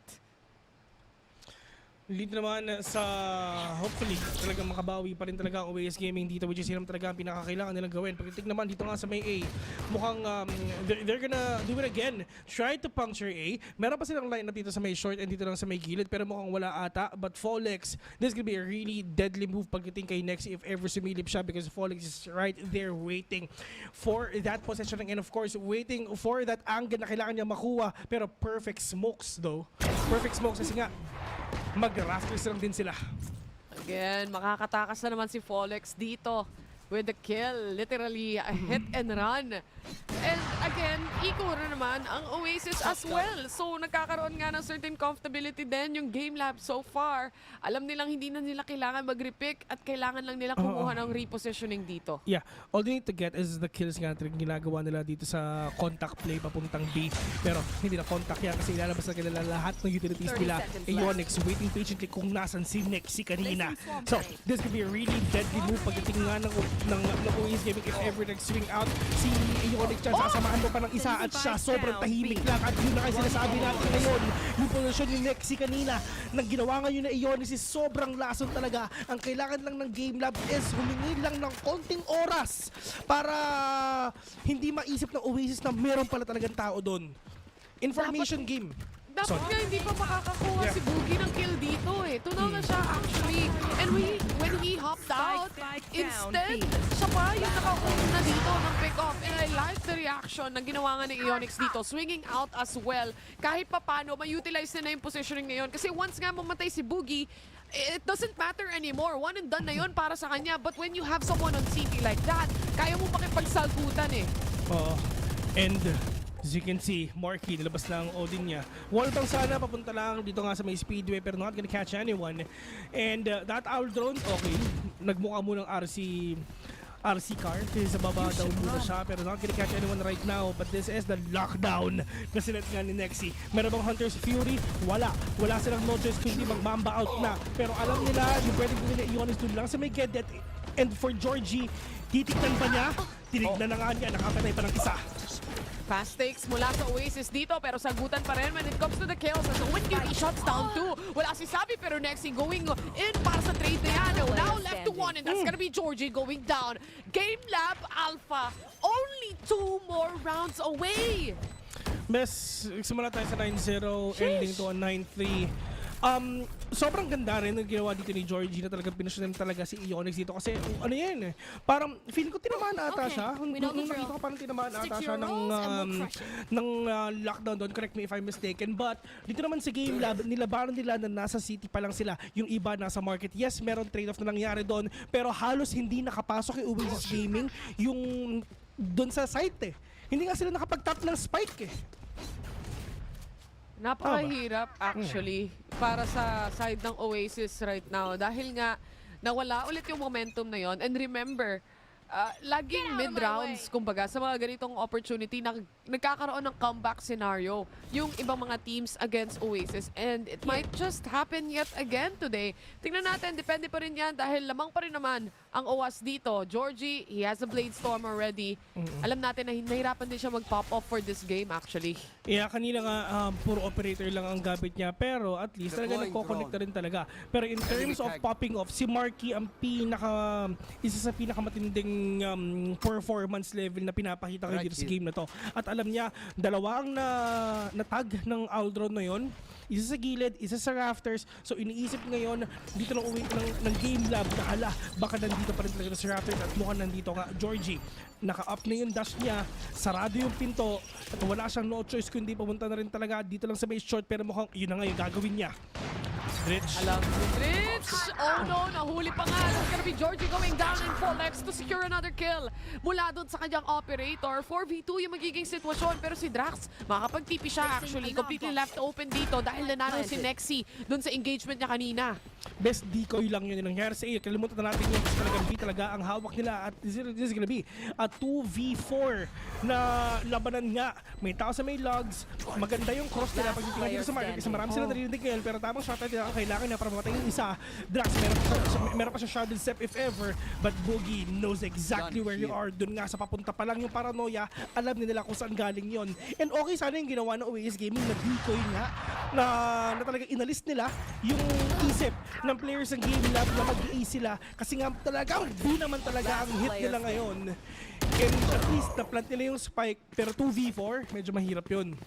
Ang plano nila actually sana doon is, or the better opportunity for them was to at least get 1 kill para mabawasan yung tao na magro-rotate. Dahil nga, literally, magiging 2v4 yon kung gano'n yung magiging scenario, kung matatalo sila sa engagements. And yet, again, natalo nga sila. And Nexi was able to open up B.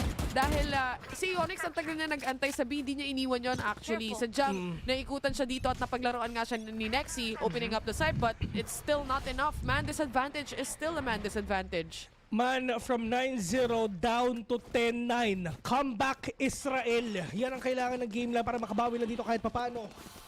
Magandang pag-hit up lang dito sa mga players nila at lahat sila talaga nagper-perform dito sa Oasis Gaming. Ano kaya nangyayari sa kanila, Bes? Mukhang nahipan ata. Oo nga eh.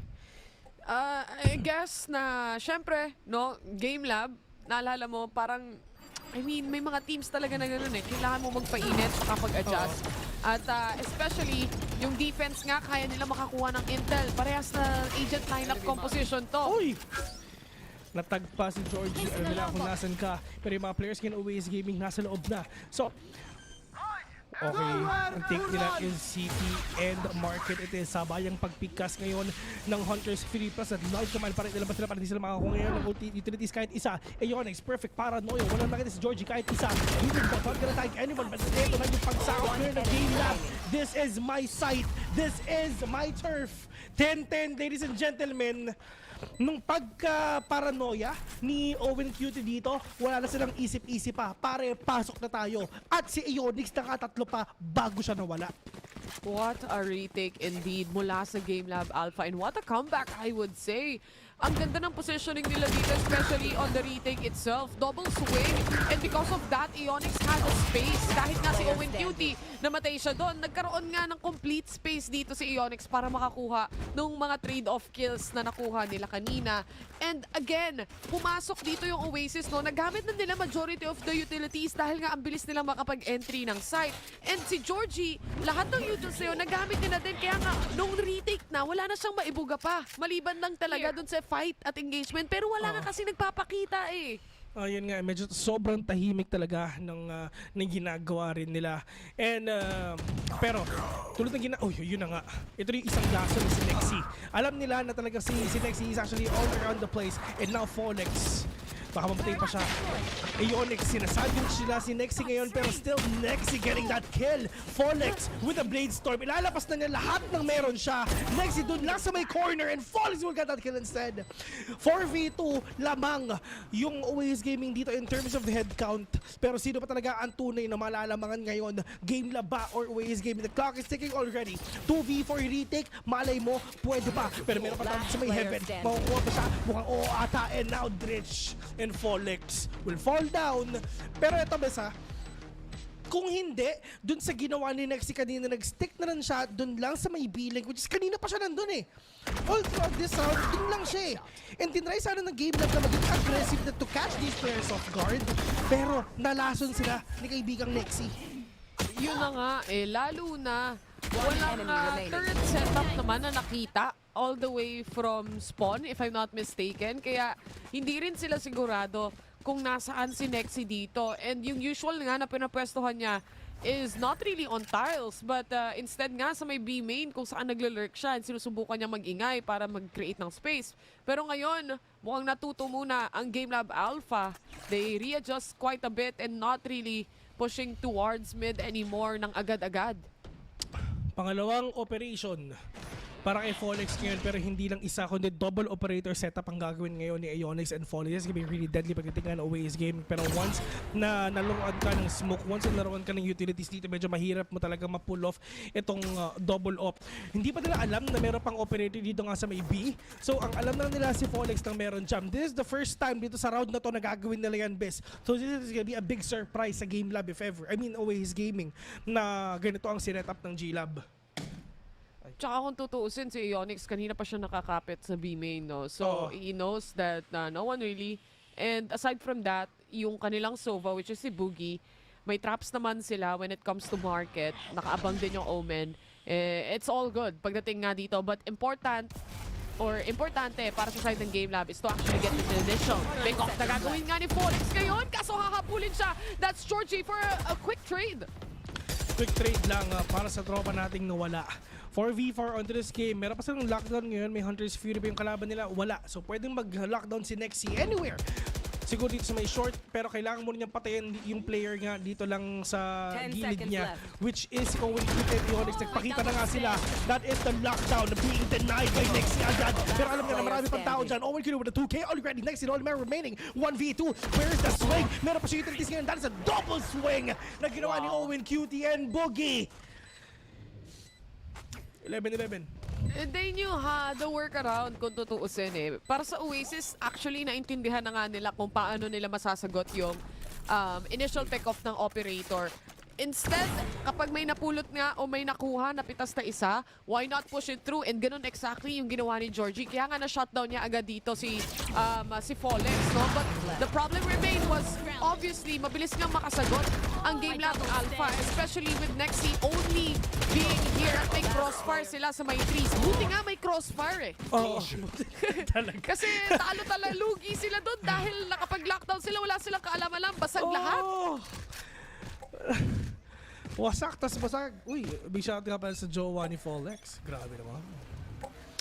Napaka, Uy, si Joshua. Tigil mo nga yun, Joshua. You should run. May spam dito. Sana walang manood niyan. So yung mga players ka ng Oasis Gaming, let's see if ever talaga makakatikas pa sila. They still have the lockdown though. That is the up top and a dash going in here in B already. Pero okay, the coast is clear. They can actually go in. Drax dito lang sa may loss. Pwede sila maging lason dito, lalo na si Drax if ever. But sabi 8K, wala nang isip-isip pa. They need to plant that spike and null command pa to. Meron pa siyang null command for him to delay the possible push, the possible retake na gagawin nga ng GameLab ngayon. That is the Owl Drone being affected by paranoia. Pero yung mga shotgun mo wala rin ata. Pero ang ganda na posisyon ni Nexi ngayon sa likod lang. Nakita ba siya? Oo, nakita na siya. Nakita na siya ng isa, yes. Pero nadagdagan yung problema ng GameLab dito. Kaso nga lang makakasagot pa rin si Folex with the kills coming in. At ito na nga, Oasis, 2v1 situation. They might be able to close this round, but Nexi yet again securing the kills. Ang ganda ng flank ni Nexi dito. Walang ka-idea yung GameLab. Men, Nexi ultimate lason. Kanina pa yan, ganyan talaga magdaro ang Killjoy, just cutting off all the rotations.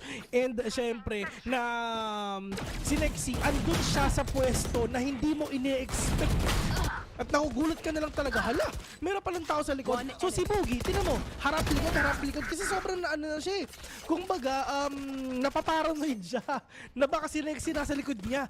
Hala, hi, dito ako sa likod mo. Tsaka dahil nga nakuha nila yung site na mabilis, nagkaroon sila ng comfortability na hindi nila kailangan si Nexi para mag-hold yung post plant dahil hindi pa naman nakakuha yung kill. Pero look at this. Ang bilis na double mula kay Boogie. Look at this. Nawala yung dalawang importanteng player. Si Nexi na nagle-lurk lagi na continuously successful. And si Georgie na maganda yung entry ngayon. Yun nga. So they need to make the most of all these agents na natitira ngayon. They have Savvy 8K. Meron pa naman silang null command so para sila makabawi. And is there any way for you to cancel that null command? Wala. Matinding aim duel lang. Pero mahirap to, itong push na gagawin nila. Pero if ever na if ever na mag-null command naman si Savvy 8K dito, at least hindi na mag-activate itong mga utilities ni Killjoy ngayon at yun na nga yung gagawin nila. They know, alam nila na nasa binga sila, and for them to be successfully go in sa binga, wala na silang no choice kundi mag-null command na. Pero meron tao playing sa may backside, siya ang ultimate lesson of the day, at yun na nga, patay na nga sila. Pwede ito ang 3v4, winnable pa to. Do they have the smoke? Wala pa. Low on HP na dito, Joe. Sina Dritch at si Folex. Napakadelikado para sa kanila. Sabi na tamaan ng popping nung ating name. Pero Folex with a double here. We might go to overtime. 4v1 situation. Nalinis nila. What a retake from GameLab Alpha. And a comeback indeed.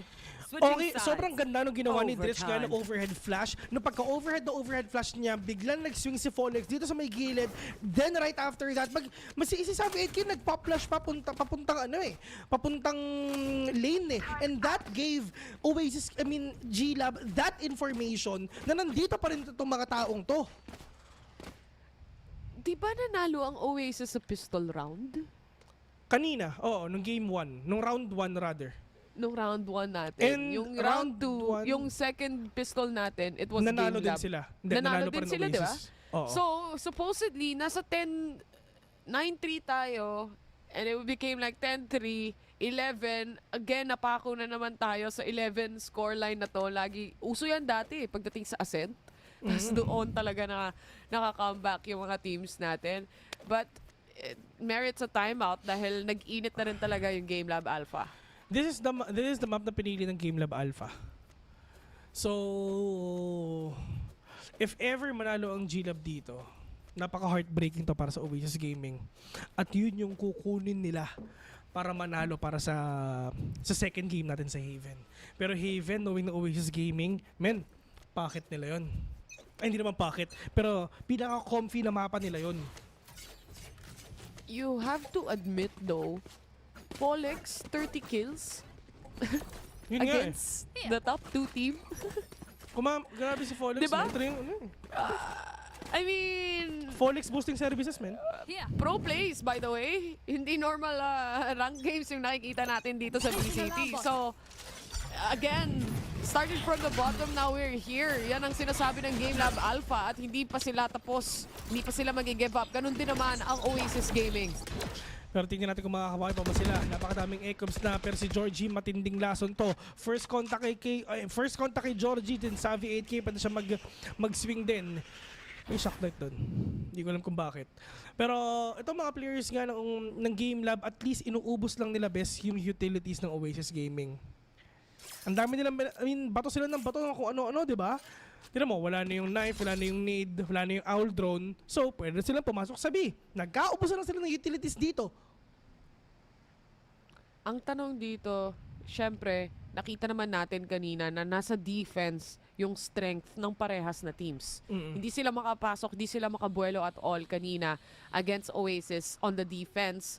And kung magagawa nila yung entry na hinahanap nila dito, napakalaking chance for GameLab.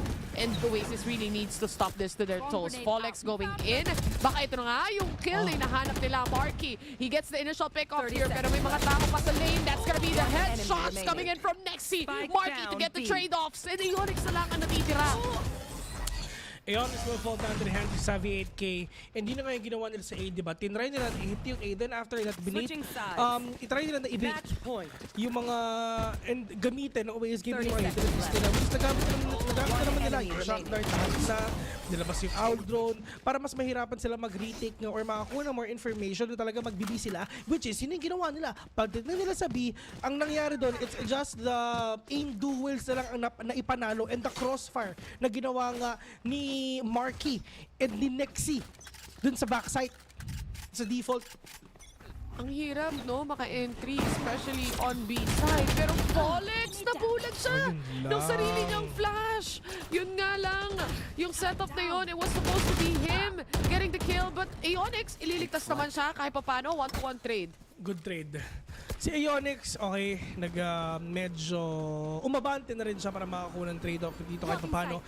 Pero simulan muna natin dito ng gagawin nga ng game na papasok pa din sila na talagang labanan talaga to ng depensa. No? Malita yung depensa pinapakita nila pero 4v4 ang nakikita natin ngayon. At least wala na si Folex, wala na yung hard hitter nila.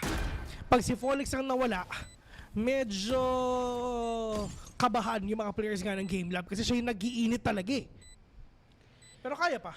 Kaya pa. 4v4. Again, they managed to pull off good retakes a while ago. Ito nga lang knife na to, madedetect at least one. Di ko sure kung nakuha si Boogie. But nag-aantay nga sila ng perfect timing para magamit yung kanilang utility play dito. They really have to take control of short as well. This is the start. Yung nano sword, napakaganda na sana. But the cross didn't work out. Boogie from up above. This might be it para sa side nila. Pero it's still a 1v2. It's all up to Dritch. Ginamit na rin yung null command. The bomb flash settling in. Diretso defuse. Pero pinusuan. Ang kaso nga lang, it's still not enough. Oasis to take the game. 9-0 down to 14-12, ladies and gentlemen. Grabe. Oasis Gaming.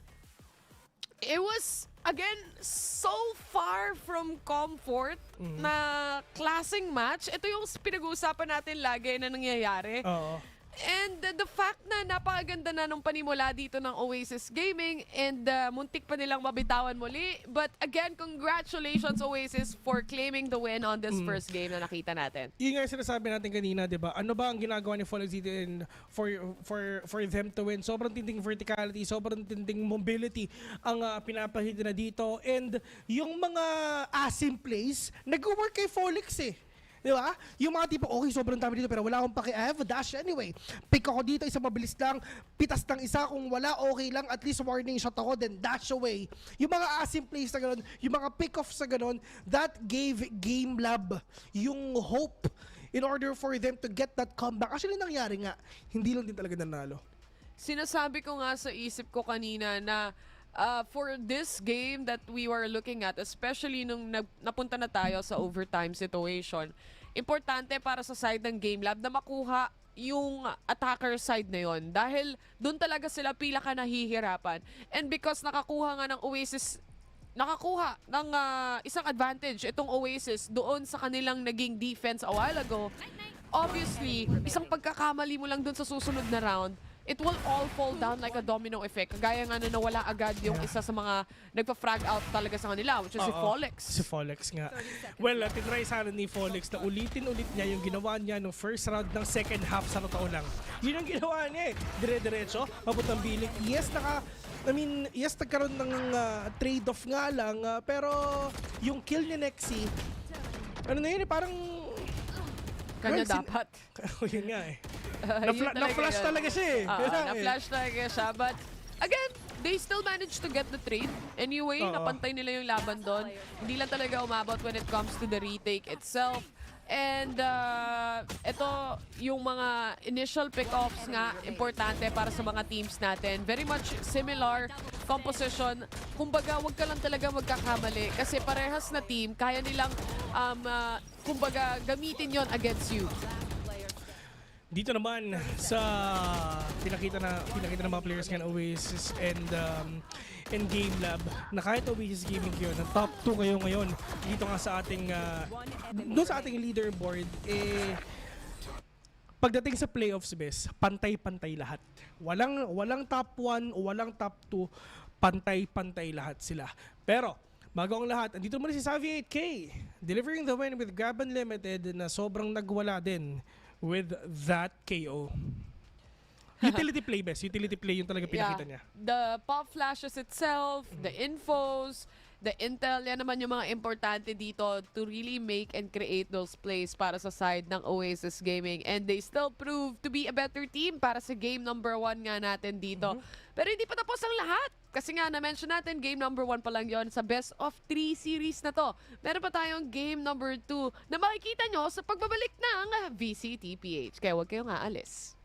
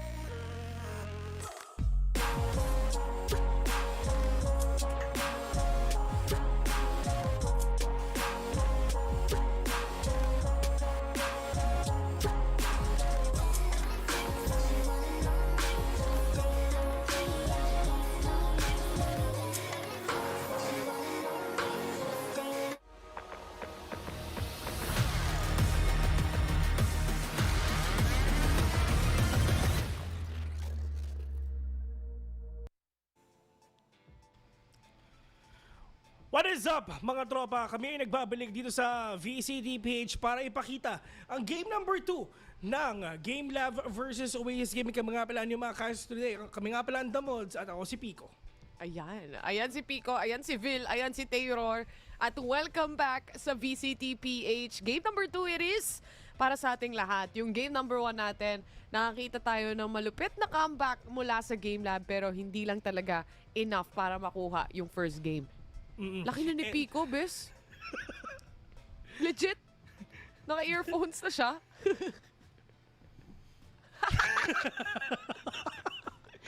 Nakita mo nung nawala yung ngiti sa aking mukha. Balik natin yan. Oo. Pero yun nga, diba? Si Pico kasi guys, dito rin na ganito lang siya kaliit. Lumaki na siya dito sa VCTPH. Kung nakita nyo siya dati, simulat sa pool. Eto na siya. Ang laki-laki niya na. Kaya nga eh. So at least itong mga players ng ano to talagang ipapakita rin nila ang kanilang mga alaga. If ever na talagang malaman natin kung sino ba ang mananalo dito nga sa mapa ng Pinoy, which is Haven, which is at least pinili ng Oasis Gaming yung pinaka comfy nilang mapa ngayon. And sa totoo lang, dun sana sa game number 1, GameLab Alpha, muntik na silang manalo dun sa mapang pinili nila. Yun nga eh. Kaso, quite unfortunate. It is what it is. Tapos na yung match 1. Ang kailangan nila dito sa match 2 eh syempre magandang reset against Oasis Gaming. And ang kailangan naman ng Oasis Gaming eh syempre ipagpatuloy lang yung momentum sana na nakuha nila from a while ago dahil it's always just so away from comfort na nakukuha nating mga rounds dito. Especially si Pico ay nasi-stress na. Okay naman siya dahil sa mga kulog. Malakas kulog ngayon eh. Oo nga, kaya nga siya nakadikit sa akin eh. Oo, yung aso nga ni Laika kahapon kasama niya na rin sa panel. Ah, talaga Dahil ba? nga, kumukulog din, natatakot din. Ayan. Keep your pets safe. Ayan. And keep yourself safer. Sim, kasi sino magsisave sa isa? Oo. Hindi ka safe, di ba? Oo, di ba? Awit yun. Uy, mirror matchup na naman. Parehas sila ng trip, no? Pero maganda yung trip nila. Ito yung maganda. Oo, maganda yung trip nila. El Clasico lang sila dito, bes. Jet, Sova, Killjoy, Breach, Showman! Magkikita natin ngayon dito nga sa may Haven. And ito rin kasi, bes, mas comfy ang GameLab Alpha if 3 sites. Mas marami silang pwedeng pag-rotatean eh. More choices, di ba? Kumbaga. Tapos, if ever na kunyari, yan si Nexy, ang ano niyan, ang playground niyan is garage, outside garage, and mid. Doon mo Lurker. laging ine-expect si tropang Nexy all the time. Yun nga eh, ready to cut off yung rotations na gagawin ng GameLab Alpha kung sakasakali man. Na-mention natin kanina yung playstyle na nga ng dalawang teams na to, lalo na similar din yung composition nila. Similar din yung playstyle, just a little different when it comes to, alam mo na, pag si Georgie nakaka-hype na at sumusunod na lahat, nagsisync kumbaga. And you also have GameLab Alpha that can play out around those utilities. And kumbaga may sarili lang silang style. Yeah. Pero at least yung style nila dito, I mean, for GameLab Alpha, ito yung style na nakuha nila by playing mga rank games. Alam mo yun, mga rank demons tong GameLab Alpha eh. Pero, as the time goes by, dito nga sa VCT, mas nagiging solid na rin yung playstyle nila. And now, we are finally here on the pistol round itself. Magsisimula na naman tayo for game number 2. Oasis versus GameLab. And Oasis, mukhang it's gonna be an ace side push. Sana nagagawin nila, pero napakadaming utilities na naman na masasalo nila dito. Wildor to get a kill, pero good for the trade. It's Owen Tweety. Alam mo, Tweety. Sorry cutie. Oo, okay. Sorry. Hindi ko mapigil yung tumawa. Pero Nexy will catch one already. Pero nga si Boogie magandang posisyon niya. At least kitang-kita si Nexy nandun lang din. Pero dito si Nexy, for him to cut off all the rotations nga na pwedeng gawin dito ng mga players ng GameLab. But Savvy AK leading the way. Right click. Hindi tumatama. Yung kay Savvy. Sira ata yung classic niya. Pero Dritch mag-isa. They know it already kung nasan siya. Flash will not connect. 1v1. Oh no. Conquest. Tinamaan siya. Medyo slow-mo yung mundo niya dito, pero si Dritch, Ghost versus Classic, it is. At yun nga, si Dritch ang makakakuha ng kill and GameLab secures the round itself. May kasama pang turbo. Sabi ni Sir Lan, go GameLab, gusto ko matulog, di ako makatulog. Oh, how? Yung ba yung sagot?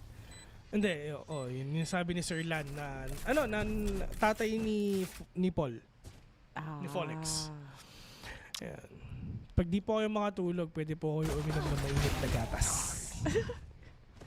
Yun ba yun? Ganun ba para makatulog? Actually, hindi ko rin alam. Last player standing. Ako, ginagawa mo tuwing gabi. Ako, ginagawa ko, hindi ako makatulog. Nanood lang ako ng Reels. Yun lang. Tapos, hindi pa rin ako nakakatulog kasi. Pag sa boomer nga kasi, Reels ang pinapanood. Reels. Ano ba sa'yo? Gen Z TikTok. Ay, wala kasi akong TikTok, guys. Kasi nga. Sorry. Thunder, no? Wala eh. Sorry. Ganun talaga. Hindi ko pa tapos yung Musically eh. Hindi ko na match. Dritch, good for the kill towards Georgie. Napigilan na gan sana nila yung ginagawang entry dito. Pero pasok pa sila sa B. Ang kaso, hindi pa nila mag-clear yung site. Alam nila. And kita-kita ni Folex kung saan kayo dumadaan. And that's gonna be him shutting 3 down. Ice bed. Lasang GameLab eh, no? Nag-cast ng 1 minute na seryosong cast. Ice bed. Next week naman. Spike down. Guys, ang manalo dito is makikita natin sa LAN. Wow. Yun.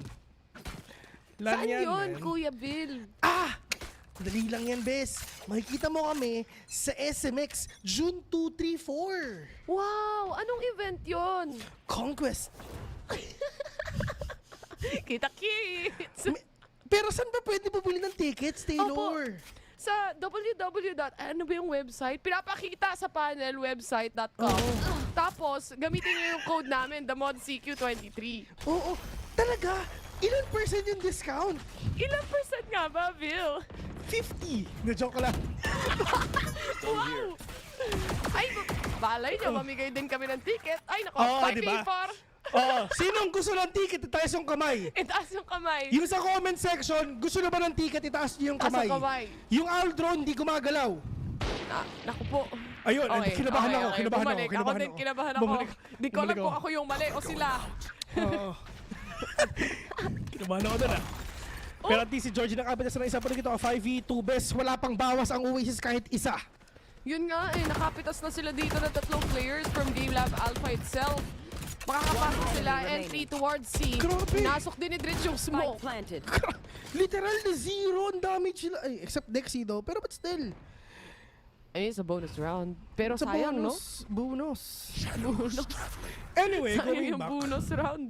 Going back, gusto na ba ng CONQuest tickets? Kasi malay nyo, mamigay ang damods. Malay nyo lang, di ba? Malay nyo lang. Walang promises, pero malay nyo lang.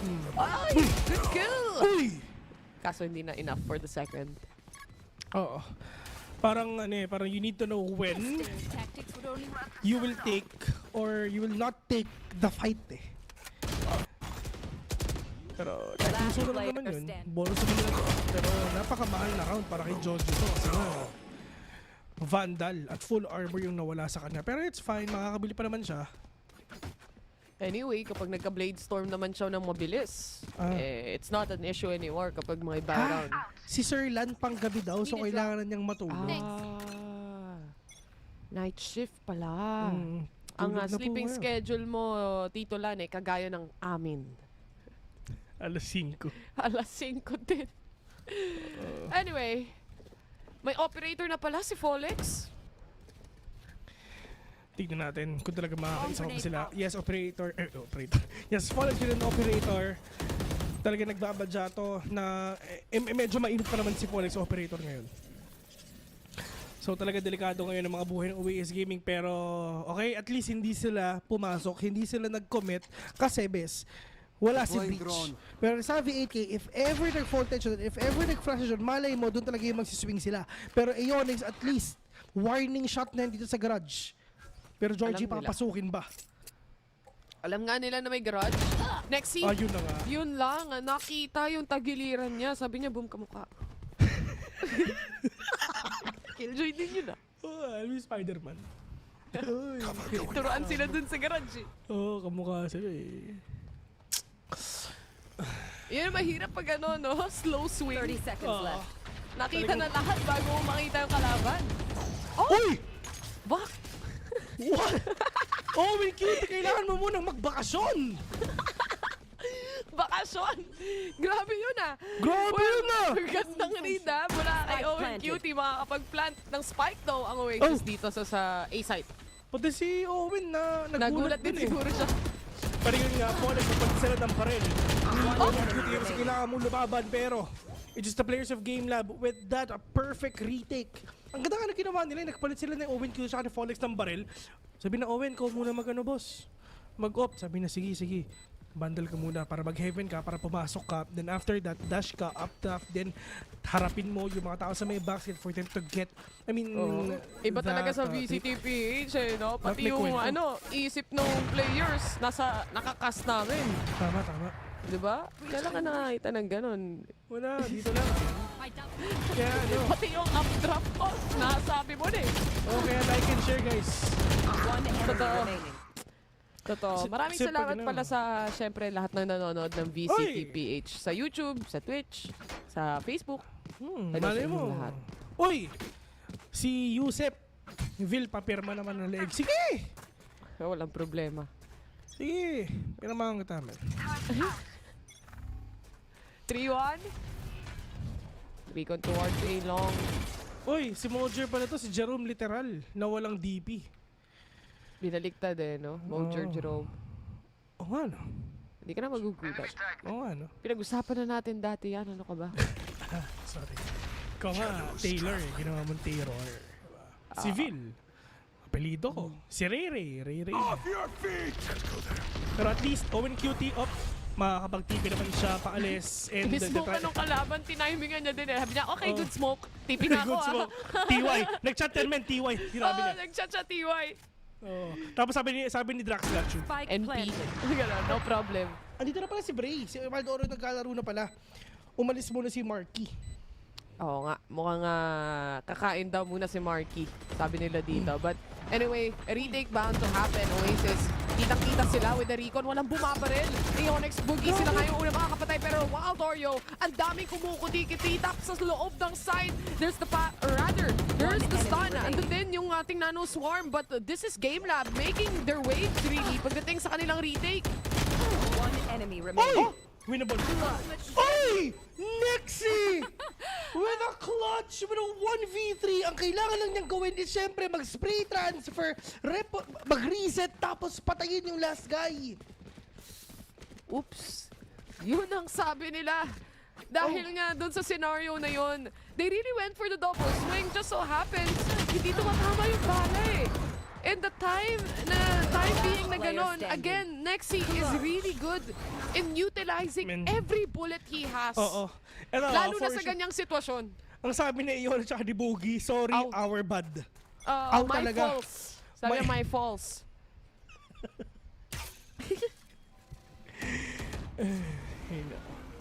Reset ang kailangan gawin ng GameLab dito dahil they're on an eco round to say the least. Reset na yung PC nila, man. But dito naman ngayon, at least Oasis Gaming, kompleto ang kanilang utilities. I mean, ultimate, except kay Savvy 8K, pero kay GameLab, kompleto rin lahat. Rolling Thunder, Blade Storm, Lockdown, Hunter's Fury, isang orb na lang, and syempre From the Shadows. Pero paano nila i-utilize ito? Alam ni Dritch na meron pang tao dito nga sa may spawn pa. And all they need to do is repossession. Probably papunta nga dito sa may A. And Nexi, taking down Boogie, is huge. Meron pa silang flashes, meron pa silang concuss. So pwede pang ma-retake to, pero medyo mahirap. They have the lockdown as well. Walang panira ng lockdown, pwede to. Ay, meron pala. Depende to sa gagawin ni Folex kung meron siya mapipitas. Kaso nga lang, Savvy answers back immediately towards him. Kaya naman mabilis lang din mapapatay yung lalabas ng city side dito. Again, Oasis Gaming, flawless round na naman yun para sa kanila. It just gets cleaner and cleaner. I'm just worried about the middle ground netong series, itong match na to. Kasi dun talaga sila nagkakatalo eh. Minsan yung nagsaswap ng sides, tas nawawala yung momentum. So yun ang kailangan nila i-consider talaga. Pero dito naman ngayon sa side nga ng GameLab, at least lahat yung area of effect skills nila kompleto. Breach and Lockdown. I mean, Rolling Thunder and Lockdown. Hunter's Fury as well. Same goes din nga sa may kabila. Pero para nila i-utilize to, they need to use this ultimates first bago sila makapasok. Pero at least, Onyx, yun nga, delikado yung lockdown niya dyan. Si Nexi, yung mga lockdown nila, delikado kasi si Boogie, tsaka Wild Oreo, only yung Hunter's Fury nila. Ang tayo nila, paunahan na nga, pero sabi ni Georgie, men, going inside the side without using any utilities at all. Aim dual stack at nanalo pa si Georgie doon. Good trade mula dito sa dalawang players nga ng GameLab, especially from Onyx. The lifeline of C, honestly. Siya sa nag-shutdown agad-agad kay Georgie. And with that, natulungan din niya i-rescue literally ito ang C site natin. No? They used up the lockdown here, but Drax had the ultimate anyway. So does it make sense right now? But a lockdown being placed here on sewers as well. Tingnan natin. May Rolling Thunder sila, so confident pa sila dito makakuha nga ng trade if ever. Pero ang problema is na-plata na rin yung spike, playing close lang. At least there's a nanostorm grenade for them to delay that push that they can do. And buti ito, 1v1 right now. Dredge and Nexi, mali yung fault time, hindi siya natamaan. And kudjat yun kay Nexi para mag-jiggle peek for him to take down Dredge. 3-4, now in favor of Oasis Gaming. nagkasagutan ng lahat ng util. Nagamit parehas na lockdown dito. And that kill from Heaven actually saved the day as well para sa side nila. Lalo na, CONQuest na eh. I mean, you got the stun already onto Drax, perfectly aligning. Ang kaso nga lang talaga, nakakuha pa rin siya ng shot. Minsan kasi mas nagiging ano ka pa eh, mas nagiging attentive ka pa sa each shot kapag nasa stun ka. Oo. At saka yung mga, yun talagang deciding factor din doon is yung nanoswarm grenade na nilagay nga ni Nexi dun lang sa may papasok na ng A. Kasi alam niya na mag-rolling thunder yung kalaban niya and yun yung isang way for them to go in. Yung city nga at pinigilan na agad niya. Pero meanwhile dito sa game na to, that is Fallox again. Harap-harapang sheriff sa mukha. One tap nga nangyari dito kay Bray. Pero pati kita 5v4 lamang ang GameLab. Meron pa silang Vandal ngayon. Nakakuha nga dun sa napatay nila. But Nexi super low on HP. Sobrang winnable to sa side nga ng GameLab. But they need to hit the shots. They wanna try to create space here. Kaso nga lang, get space. But yung pera, or rather, yung kanilang mga barrel, no, hindi really enough para ma-shutdown completely itong players ng OAS. But if you think about it, this is just an eco round for them, and the aggressive way is the way that they wanna go. May shutdown pa sila dito, or shotgun rather, natatama, and Ionix gets a reset. Meron siyang Vandal, it's still a 1v1. Anything can happen. He sees Drax here, natamaan pa nga ng isa. Parehas na silang half HP. Wala siya smoke. Okay, ma'am, siya dito, magsisina lang siya. Doon siya sa safer side, kumbaga pwede siya mag-B sa backside, yun na nga yung gagawin niya. Wala pang idea. Walang idea si Drax dito nandito sa Ionix pero baka makikita ata sila dito, bes. Pareho sila, same thoughts! Great minds think alike, and that's Ionix securing the kill. Ang ganda ng pagkakaread ni Ionix dito. Parang literally binabasa niya si Drax live. Bes, parang ano parang katabi na si Drax no ba? Parang siya yung kinukoms. Pupunta na ako B. Sige, rotate na din ako. Grabe yung comsat, men. Pero hindi comsat yan. Joke lang. Pero ito at least Ionix. That's a 1v3. Kung anong ginawa ni Nexi kanina, inulit lang din ni Ionix ngayon. Grabe naman yung mga killjoy natin. Tingnan mo, nasa taas. The fact na naka-shotgun lang siya doon and the fact na timing dumaan doon sa sewers, yung pinaka-low HP sa side ng Oasis, kaya namatay agad doon sa shotgun and nakakuha siya ng barrel. After that, it was over. Ganun lang kasimple. Mapapatime out yung Oasis dito. 4-4 yung magiging scoreline nila din as well. So, napakadikit. Sobrang dikit lang din nung laban nila. Well, Haven to Napapanood natin kanina dati nung Split 1. Ito yung isa sa pinaka-comfy map ng GameLab Alpha, which is Haven. Ang kalaban nga nila doon is yung sila Kelly S. Sky Empire. Sila yun, diba? Sila Sky Empire, diba? Sila ano yun, men? Sila yung nasa India na. Yung dating Hashira. Ano? Ang daming mga nasa India ngayon, Bessie. Placing swarm grenade. Si Josh S, si Ching, hindi, si RU. Wait lang, magpapatay ako ng bibitaw dito.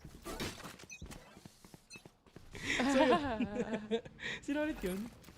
Ayun, si Rabbit! 4-4. Oh! Ayun, ay, nakita ng Recon. Nakataka si Owen. Okay. Solve pa. Goods pa. Huli siya dun sa smoke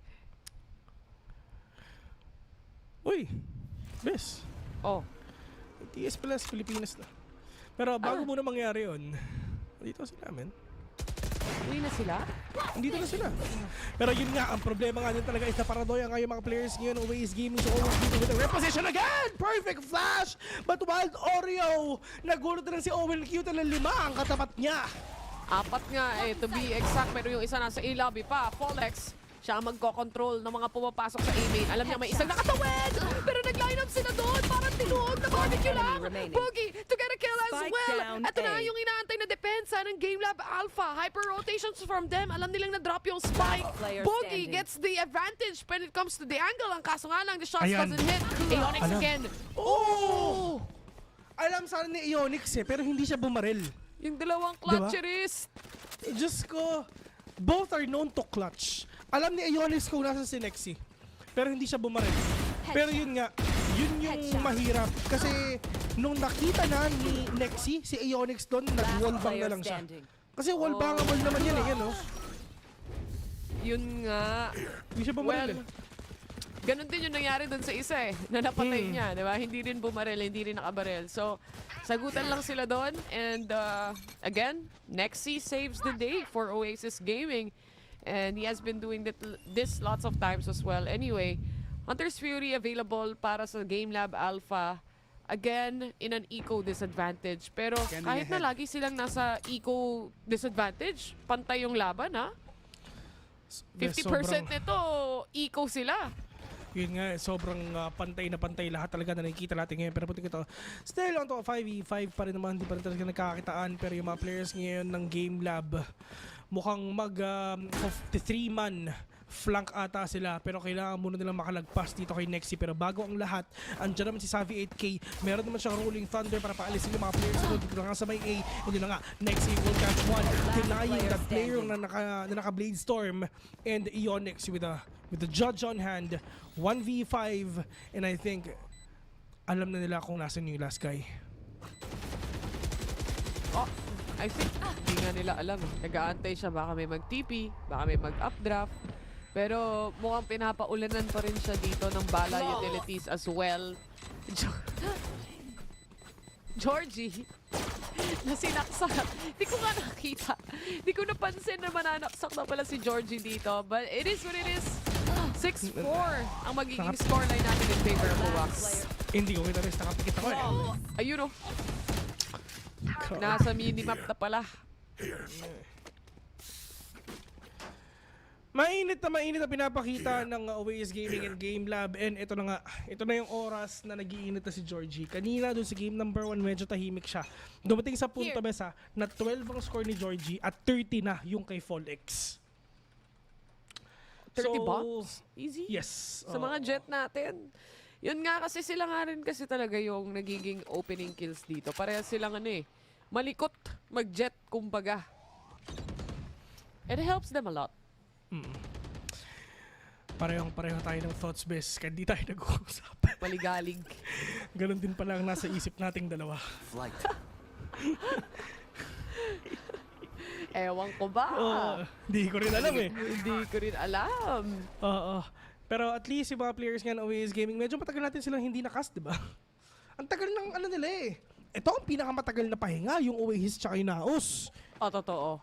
Well, tagal ng pahinga nila. To be fair, nag-tournament naman tong Oasis past days. Na matindi-tindi, diba? So, baka may natutunan silang bago doon na mapapakita sa atin dito. Ionix, siya pa rin talaga yung nag-hold, no? Pag BRC ka, talagang makikita mo, Ionix has control. Tignan mo yung ginawa ng mga players ng Oasis Gaming. Mamba out muna sila, pero nga sagutin yan. Oh no, kailangan nila mag-mamba out. May lockdown. Pero do they have enough time? Wala na, mamba out na sila, nag-iisip na sila. Hindi, meron. Oh no, patay nga lang si Drax. Diyos ko, lahat na nilabas nila. Puti ito, 5v3. Lamang ang GameLab in terms of headcount.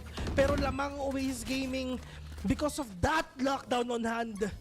Meron pa silang smoke base. Kailangan nilang pumasok dito. Kailangan nilang patay si Owen Cutie. I'm actually surprised na hindi nila tinap yung spike, no? Na-detect na rin yung ibang players dito. Boogie taps the spike right now, pero lumilipad yung mga shock dart. That's gonna be Follex taking really the charge pagdating sa team niya. He gets a one, another, and para kay Tritch, tapusin yung magiging round na ito. 6-5 ang magiging scoreline natin dito, and what a retake from GameLab. Well executed. Sobrang ganda ng pinakita nga ng GameLab doon at nagsabayang pagtikis nila doon eh. Ilang Alam mo ba yung ang utilities? Sorry, di ako get over.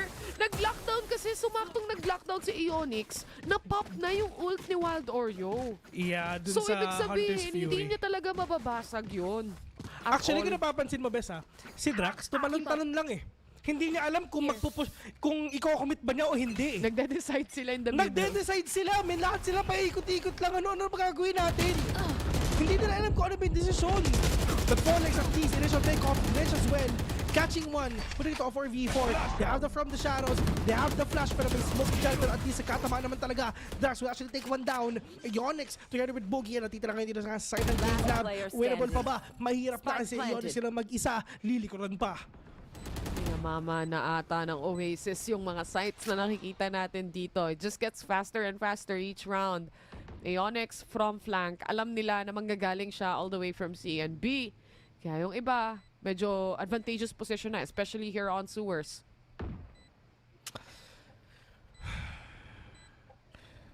Pag naman si Aeonix to, libre mo. Libre kita. 2 piece.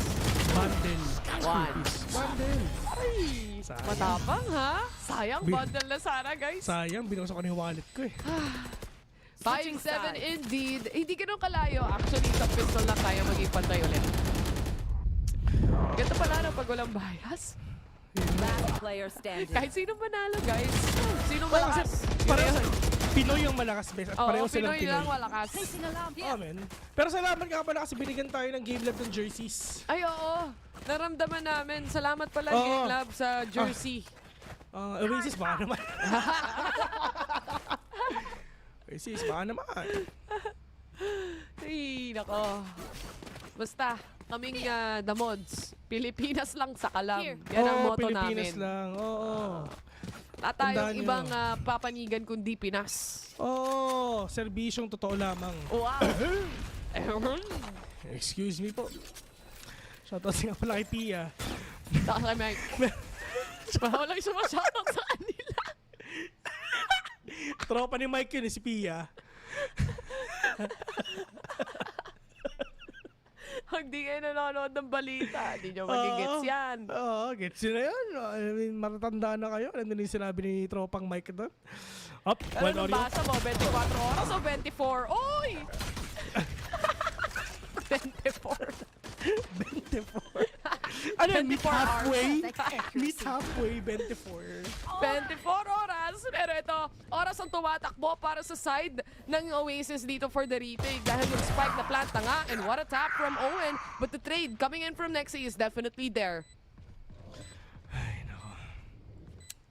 Balik ito, 2v2. Placing sentry. Tahimik na silang dalawa. Nagpapanatili na si Savi. Ito, Diyos ko po. Oh no, ang hirap nito, best. Nexi, 1v2. He is known to clutch.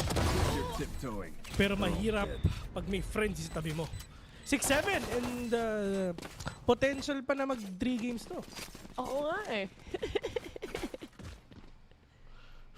Sabagay kasi, alam nyo naman guys, pag playoffs, mainit talaga ang labanan.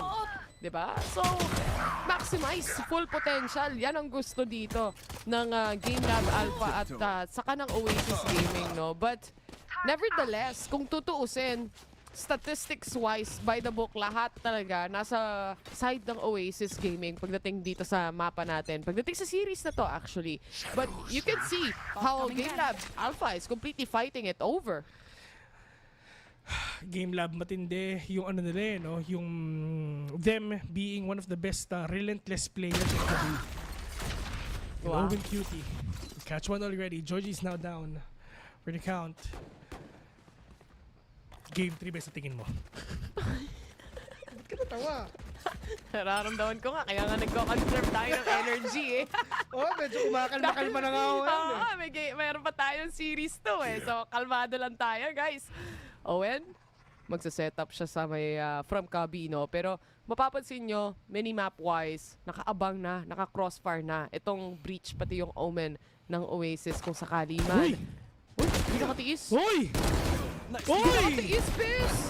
Sabi K, napaka-impatient, sayang. Pero hindi naman niya alam kung ilang taon. Pero ba't? Ang tagal na kasi. Oo nga, ilang oras na rin eh. Morcom time. Ang tagal niya na kasing nag-aantay doon eh. So kung sakaling magla-lurk siya, yun na yung opportunity. Pero look at his shot. Hits once, pero hindi talaga enough to get really that retake. 7-7, pantay na pantay. Sabi ko naman sa'yo, isang pistol lang. Mula sa GameLab, kaya agad mabawi. Kwento mo yun. At least 7-7 yung score nila. Pwede pa talaga tayo makakita ng game number 3. So kami ni Taylor, magko-conserve muna kami ng energy. Kasi mahaba-haba pa ang araw namin, papanin pa kami mamaya. Pero hindi kami nagreklamo. Hindi. Kaya-kaya ng GameLab yan, men. Shoutouts nga pala, salamat sa jersey. Salamat sa jersey, guys. Actually, hindi ko pa nakikita. Si Honey Glaze lang ata nakakita eh. Sa akin, bes. Sa'yo ba? Ako may kasalanan kaya di mo pa nakikita. Huwag ka mag-alala, magkikita tayo sa 27 pero mukhang magkikita si Drax. Pati si Polex may sumama pang isa. Spray down malala, spray and pray habang bulag ang lahat. Pero ang Oasis mukhang clean round ang nais nila. Anong yan? Napanood ko na to. Si Ionix, let's see if ever mapapatay pa si Georgie. 1v5. Tapos si Georgie lagi namamatay. Bundle! Bundle, bes. Para sa'yo. Ha? Let's go, Ionix. Up. Sayang. Bes. Sayang, bes. May bundle ka na sana. Kahit anong bundle pa gusto. Kahit yung pinakamahal pa. Talaga? Wala sayang. Bundle fight. Sumama sa hukay kasi si Pugi doon eh. Natamaan ng lumilipad na bala sa ulo parehas. Grabe si Dritch eh, no? I mean, kalungkutan gaming, men. Kasi wala siyang makitang isa. So, barilin ko na lang kung may matamaan. Edi nice. Kung wala, edi at least bumaril ako. Oo, at least nagamit niya yung baril niya, di ba? Bago mamatay. Mahirap yung hindi mo man lang naputok kahit isang bala. Wala talaga. Anyway, yun, men. sagutan ng recon. Mahal-mahal pero di mo man lang naputok yung baril. Lalo na pag off pa yun. 4-7 yan, boss. Shoutout nga pala kay Texture. Na nag-altab after the round. Oo. Miraculous Pratley sa nandito, men. Shoutout sa'yo. Oo nga. Ayan. Parating nanonood. Puputulan na. Kakabayad ko lang, bes. Mahal ng kuryente ko. Parang napamahal ka ata today. Pero ito, Polex, already inside the site here. Wala siya nakita on the back end. Lilinisin niya sana yung A-Link ang kaso. Siya yung malilinis doon. Kasama pa si Boogie na naman. Diyos ko po, napakahirap talaga pagka nagkalinisan kayo. Pero pagdating naman dito sa GameLab is kayang-kaya pa rin naman talaga. Pero mahirap is 3v5 to. At once na nakuha na nga ng GameLab yung momento na kailangan nila is mali mo mabawi ka na yun. Pero maganda yung position na pinapakita na may tao dito sa may gong. Ba't nga na uwi? Yun sila naman natitira. May lineup ba? Pero hindi ata mga shutdown. Ay, kulang. Hindi umabot. Hindi niya alam na hindi umabot to. So akala niya off dahil after that nano swarm. But it is what it is. He can't really pick. Tapos at the same time, parang mas maigi na nga lang na mag-save siya ng barrel. Kasi hindi planted para sa kanya yun eh. At least, pinapakita ng GameLab na lalaban pa rin naman talaga sila. Well, dito naman sa game na to, talaga magbabay yung isa na nakabandal. Pwedeng hindi. Pwedeng save lahat. Para pareho kayo ng barrel mamaya. Sayang no, konti na lang eh. Konting ihip na lang eh. Wala eh. Hindi gamana guys. Anyway, a brand new round. At least yung isa sa kanila, naka-vandal nga, which is Ionix. And so far, yung mga thrifty rounds natin o yung mga pistol rounds natin from GameLab, meron sila mga napipick off eh. And you just never know. They can explode yet again.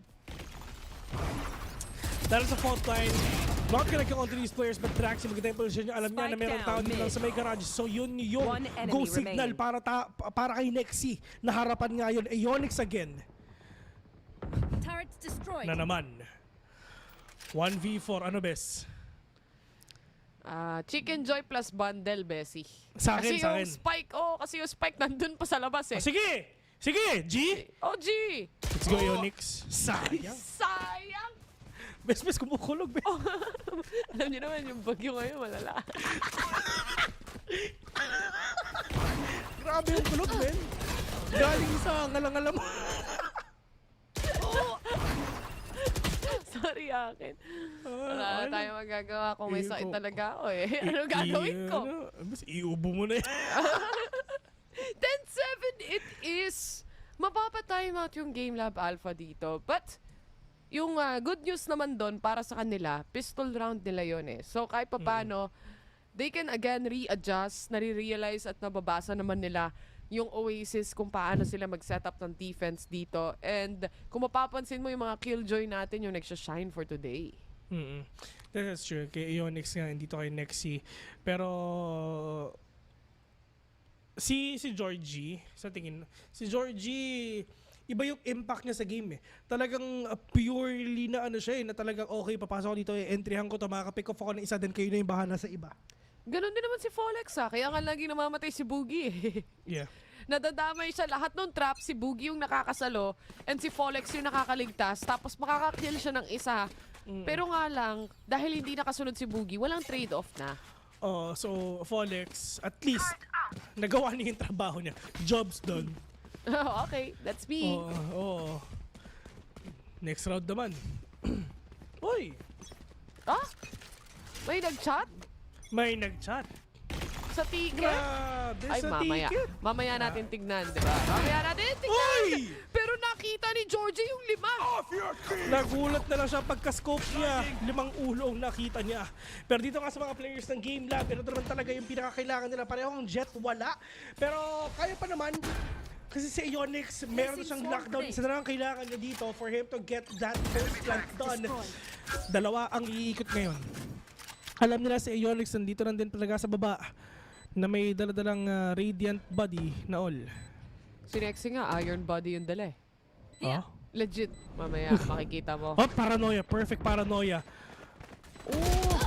Again, the paranoia settling in Drax to open the kill. Pero wow, Lorio. Again with the trade. Dritch na lang natitira pero wanna transfer. Aray. Ang ganda na ng Wattpad. Sorry, natawa ako. Natawa ako sa wanna transfer. Aray! Aray! Sayang yon. Ang ganda ng transfer ni Dritch eh. Okay na eh. Kasi ganitong posisyon, Bes, wala ka ng ibang pagsiswingan eh. Alam mo na yan. Tapos yung laki ng sakop ng shock dart, by chance, makukuha ka talaga. Next slide, please. Next slide, please. Thank you. Ayan. Shoutout nga pala si pinakamagaling nating highlight na si Miss Meika. Kabrat. Gumagawa naman yan. Stickers yan kami. Kung kailangan nila stickers sa CONQuest, sabihin nila ako.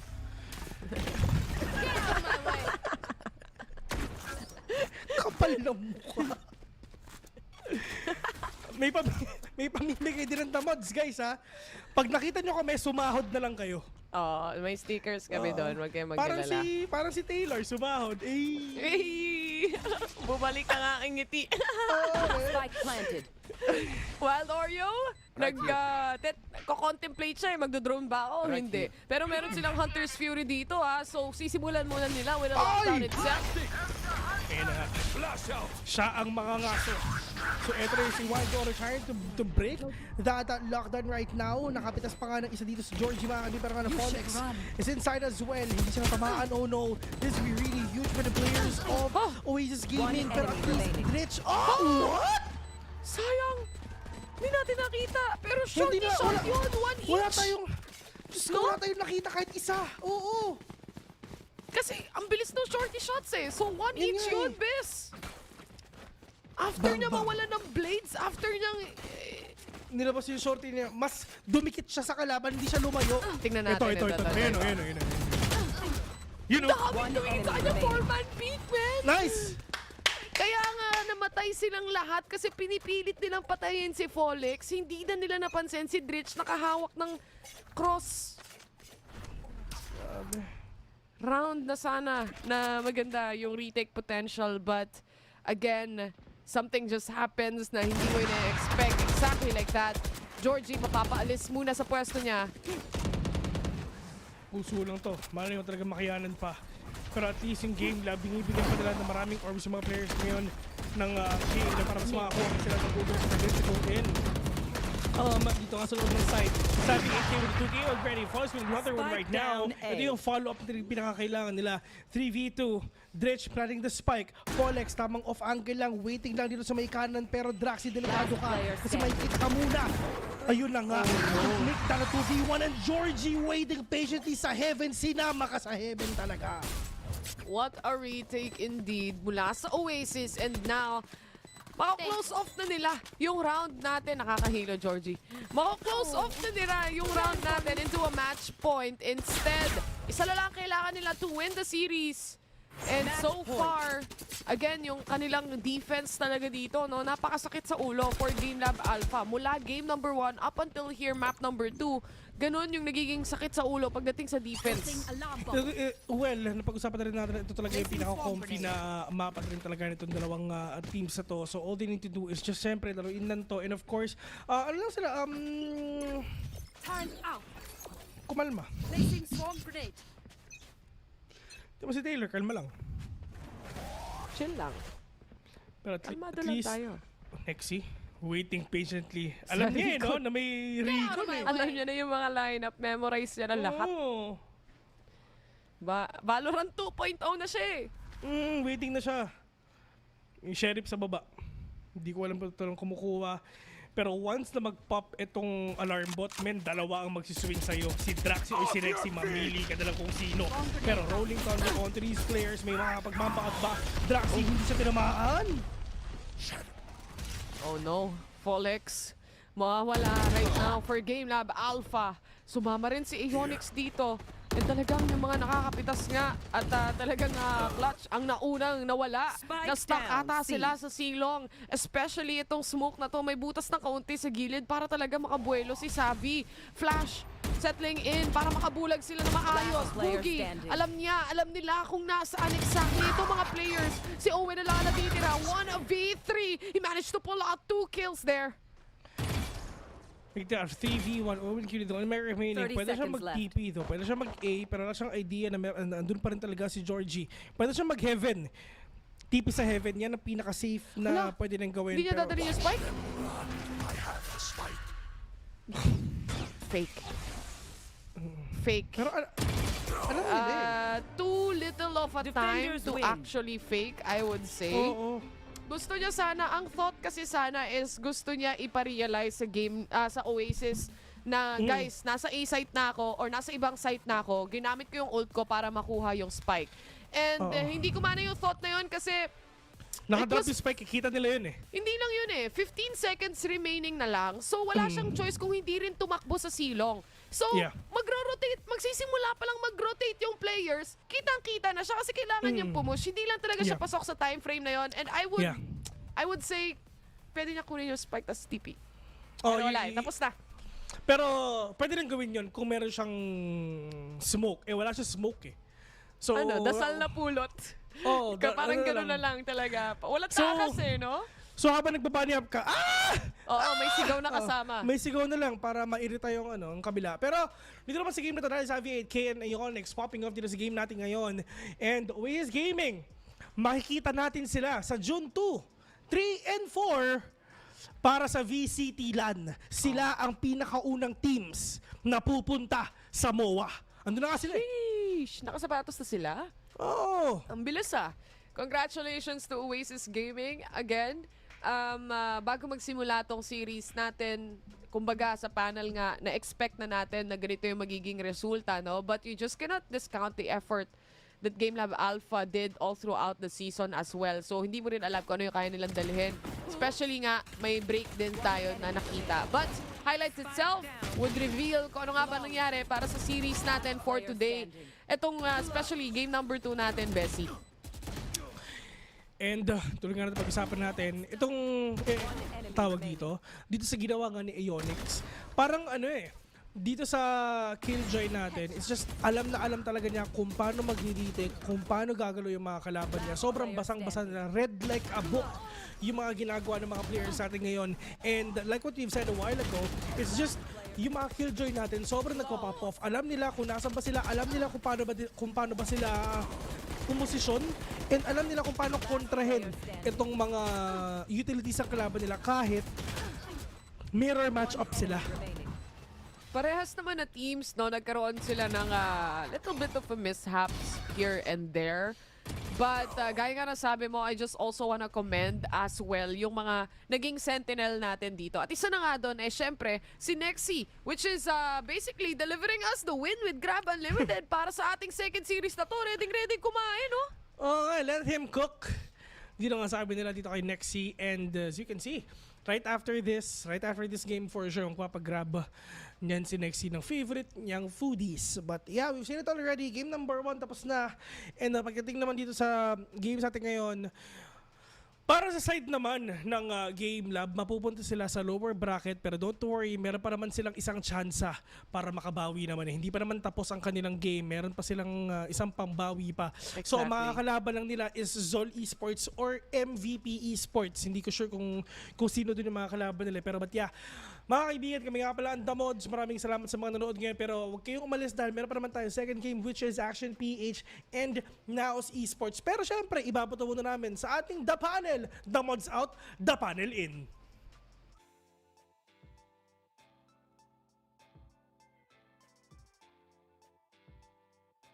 The panel is in at napakaganda nga ng pinakita sa atin ng parehong Oasis Gaming pati ng GameLab Alpha. Dahil for the most part, napakadikit ng laban between these two. Pero in the end, Oasis Gaming pa nga rin ang nanaig sa dulo. Pero dito, Fluffy, ang matanong ko lang sa'yo, balik tayo onti dito sa Ascent, no?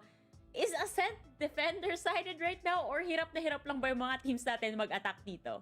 I feel like it's more of GameLab playing so aggressively on their defense because although Oasis had a great string of 9 rounds on that opening half, GameLab just didn't allow them to attack their side at all. And if they did get the plant down, the retake was so fast, I don't think Oasis was ready for it. It's because they would start the retake as the spike plant attempt was happening. Diba? Nakita naman natin na when Oasis, as you said, they tried to execute on the site pero biglang may lalabas ng smoke galing sa city. Biglang may lalabas ng smoke galing dun sa short or galing sa market. And yung mga constant parang mga rat play, mga sasaw-saw talaga ang GameLab. That's where they were able to shake Oasis up. Now they're able to kind of come back in this, and ito na nga, that's one of them. You see their reach. Talagang ipapush yung smoke. Having these kind of off-timing, off-kilter plays, that's what can really kind of get Oasis dun sa parang uncomfortability zone nila. And we saw GameLab utilize that super effectively nung second half. Galing talaga tumiming na itong GameLab eh, no? Magugulat ka na lang. Ay, tingnan mo, nagtutulungan pa nga sila doon para lang mailabas yung mga Tondo Gaming kanina na may party na nag-succeed eh. Pero ikaw, Fluffy, dito naman nakita natin yung Oasis pa rin naman nagpakabalang. Kumbaga sabi, sige, pagbigyan muna natin ng points yung GameLab, pero nung huli, pina-overtime at pinanalo na nila. Exactly. They went all the way to overtime. Dito naman kita naman si Oasis Gaming, especially si Nexie towards those closing rounds, really pulling his weight, being the sentinel that Oasis really needed. Even on those attacking halves with the late lurks, always manages to clutch it kaya siya sexy Nex. Grabe naman. Sexy Nexie. Yeah. On the tagline pa naman din si Nexie. I mean, it's funny because if you look at yung dalawang head-to-head natin, Aeonix and Nexie nung simula ng mismong series, parang it really came into fruition because especially in that second map, it became the Nexie and Aeonix show for a lot of these rounds. Both of them on the Sentinel na talagang crucial. Aeonix stopped fragging there in the second map para sa GameLab and Nexie trailing right behind as well. And they both had big rounds, so I think we were medyo on point naman tayo as a panel dun sa ating head-to-head. Sobrang on point tayo dyan, Black and Blue. Kasi pareho sila may clutch situation na pinakita kanina. Getting those 1v3s in. At napakalupit talaga ng mga killjoys natin, lalong-lalo na dito sa Haven. Pero alam mo kung saan ako natuwa rin, Nico? Na-nostra mo kanina. Sabi mo, 7-7. Tapos magdidikit sa 7-7. Tapos hanggang sa Oasis na yun nagpatuloy hanggang sa 13-8 natin doon. Galing mo na na. Well, Fluffy actually yun, pero tatanggapin ko na ang iyong puri. Sige, Okay. I am My so bad. very good. I am the best. So thank you, Likeable. Yes. Of course, inspiration ko yan. Si Black and Blue yung inspiration mo, Fluffy? Black Black and and Blue, Blue yung inspiration, my idol lahat actually. Nagsimula lang ako ng Valorant para maging katropa ko na rin si Fluffy at buti naman na dati umiyak ako, sabi ko, Black and Blue, it's my dream to be in esports. Tapos ayun.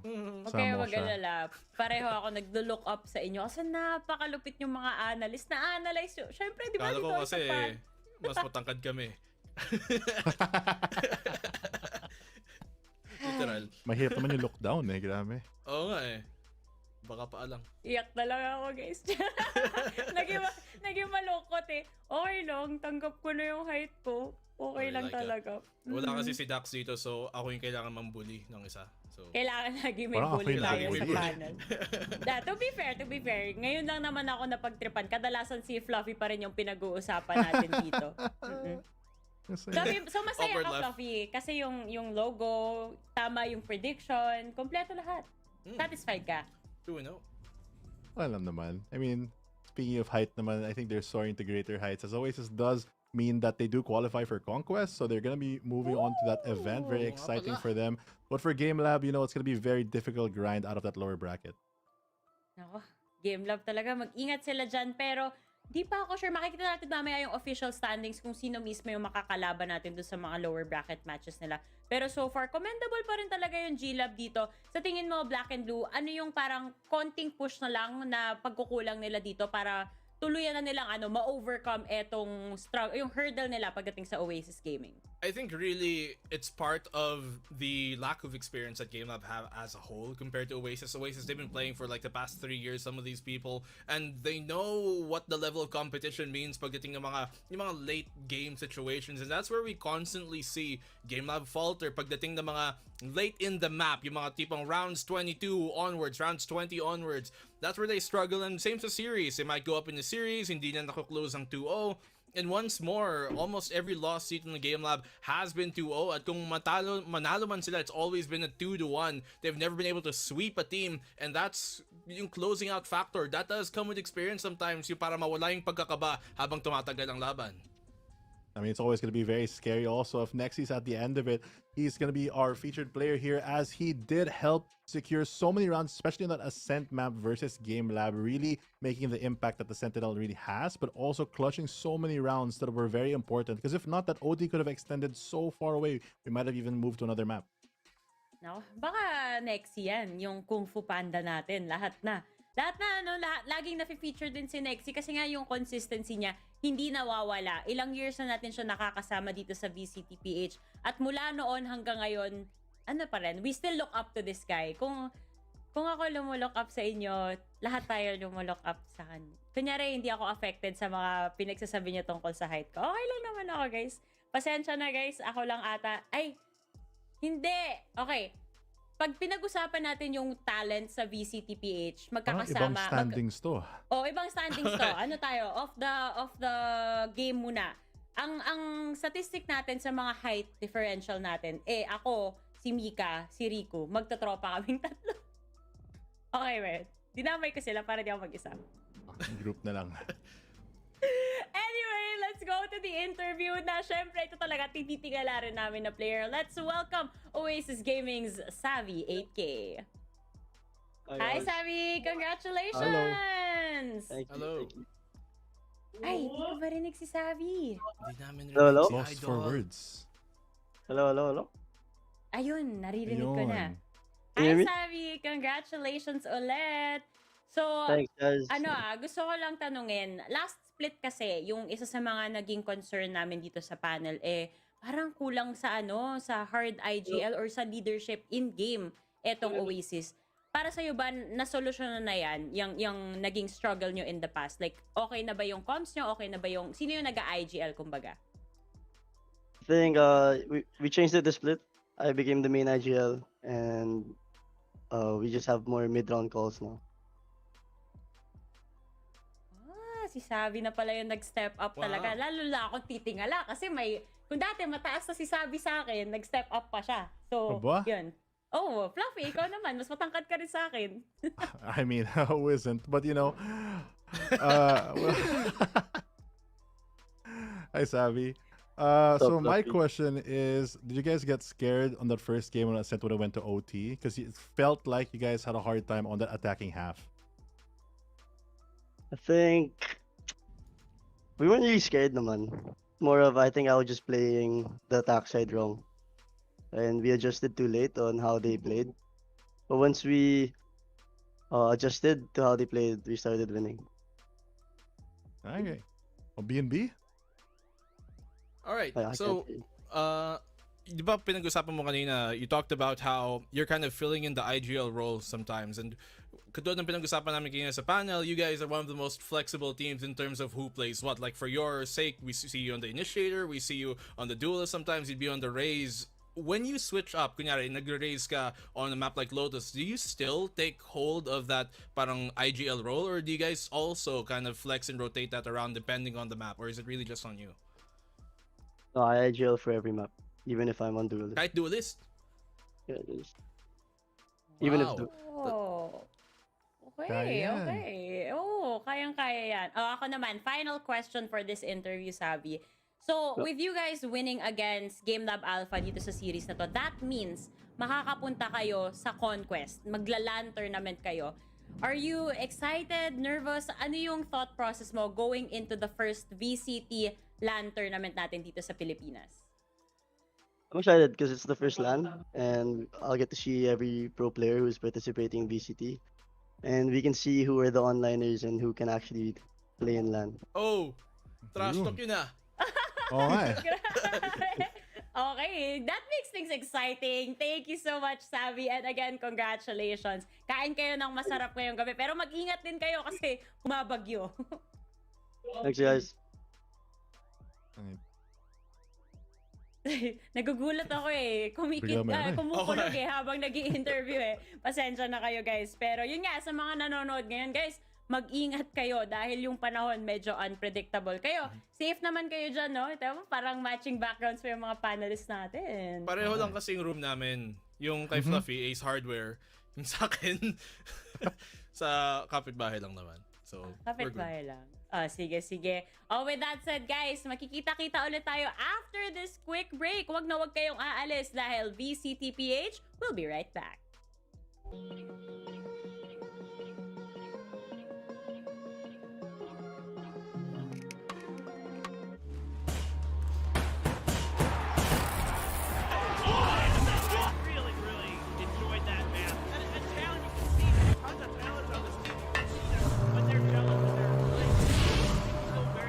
The door is open for these new teams coming into the league to really make an impact.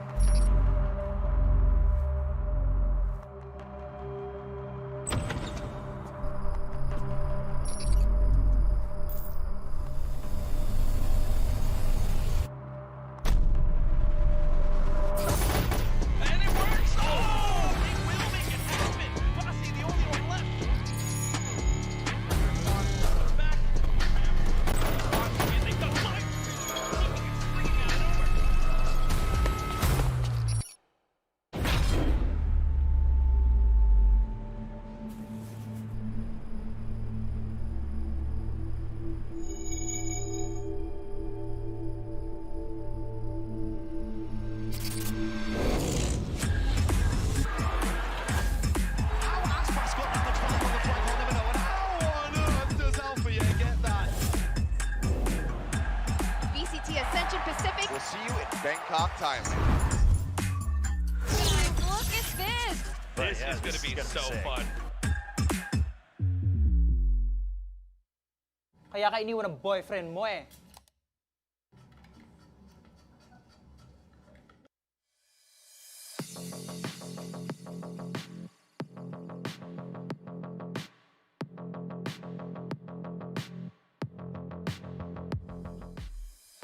Hi, I am Nico. Hi, I'm Exotic. Hi, I'm V Black. Hi, I'm Slaytom 999. Hi, I'm Kel, and we are MVP Esports.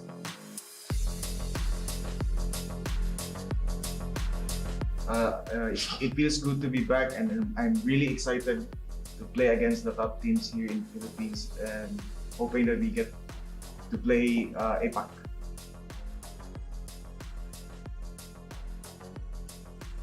Bali, inaayos na namin yung mga butas namin, like yung comms and like whatnot, yung pag-overheat. Mismo ako yun, siyempre. Kasi ako yung duelist. Tapos yung pag-enter ng regular season, in-add namin yung dalawang bagong players, si Kel at si Jacob. So, yun nga, for me and Nico, parang nag-adjust pa kami sa kanila kasi nga yung playstyle nila is medyo aggressive. Then sa amin, mga MVP dati, we're like very safe. Dahil sa safe namin, di kami nag-qualify dati. And then, we're bago, and we're doing our best, and we're not scared sa mga ibang team kahit tagal na sila. And yun nga, we're very confident na makapasok sa playoff.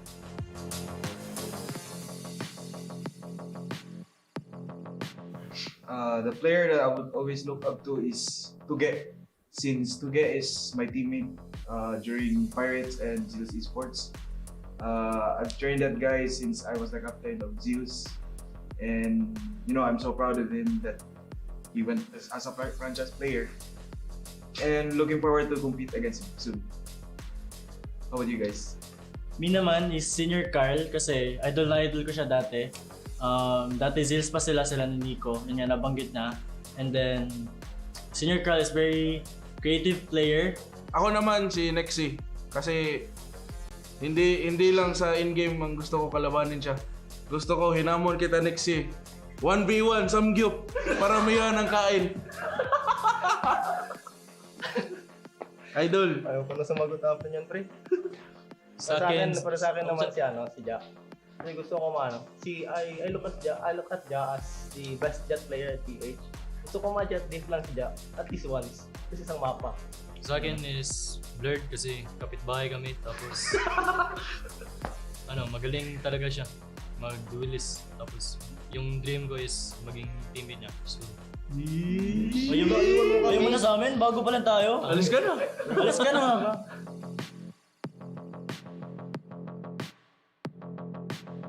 I go with, True Reapers kasi nandun si Rabbit. Sa akin is ARP. Sa akin, hindi nyo ba nakita yung run ng MITH? Wala. Within Thailand. Gago na. Last split 1 ata yun na 0 loss sila. 2-0 lahat maps. Series. Flawless run nila. Hindi nakita yun? Hindi ko nakita yan. Ang gusto ko talaga kalabanin yung rambutan ni Tatay. Pero tapos na yung laban namin, pero gusto ko sana makalaban sila Chig and si Josh S na yung original roster ng RNT.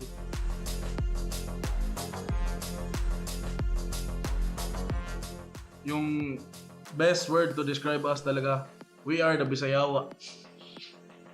Kasi we're all Bisaya. And we are Yawa.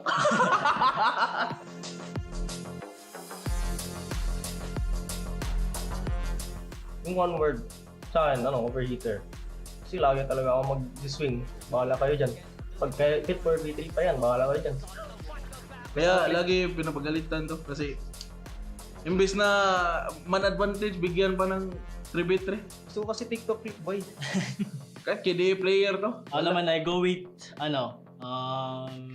discipline. Kasi yun nga sinasabi palagi ng coach namin na we have to discipline ourselves nga. Kagaya ni Exotic, lagi nag-overheat. Kaya palaging pinapagalitan na IGL namin. Tsaka ito din, kami dalawa IGL. Pero,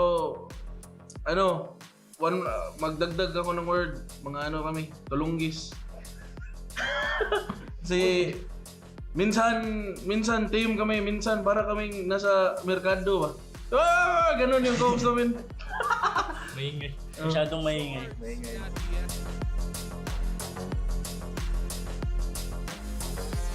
Tayo natin. High touch na tayo eh. Hey Siri, what is the meaning of the word? Tama nga! What is the meaning of the word relentless? Showing or promising no... Paano mo ibasahin yan? Bagsak ako sa English eh. Parang maging Kaya nga ako nag-pro kasi ayoko na mag-aral. Siguro relentless. Malakas. No fear. Parang hindi kayo mapigilan. Unstoppable. Unstoppable force. Yun na, nasagot nyo na eh. Natanong nyo pa kami. Ba't kayo nagtanong sa akin eh? Huwag kayo iyak. Okay na yan ay.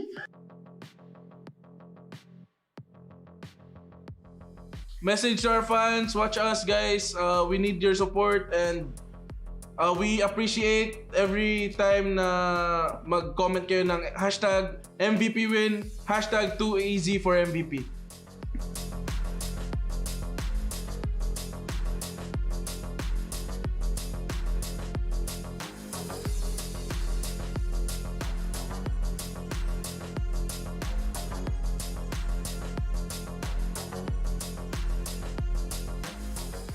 Hindi ba ikaw ang tatay ni Mark?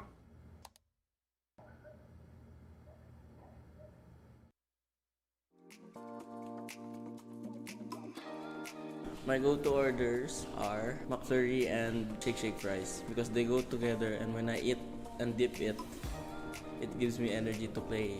McFlurry from McDo to get me energized when I'm playing. Paborito kong go-to food ay yung McCrispy Chicken Sandwich ng McDo. Pag kinakain ko siya, parang ginaganaan ako maglaro. Kaya tayo? Kaya tayo?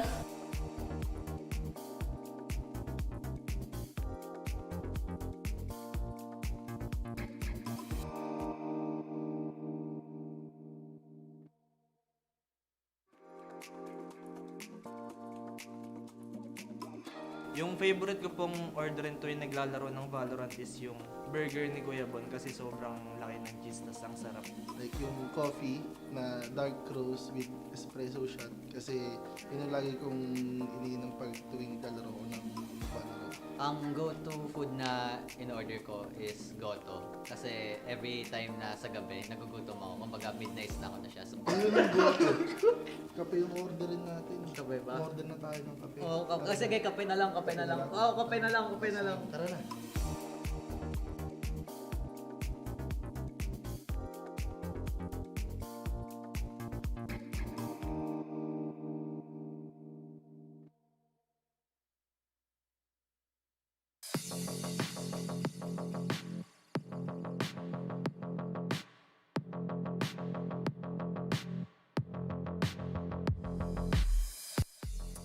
Hi, I'm 86. Hi, I'm 2766. I'm Patman. I am Zin, and we are Zol Esports.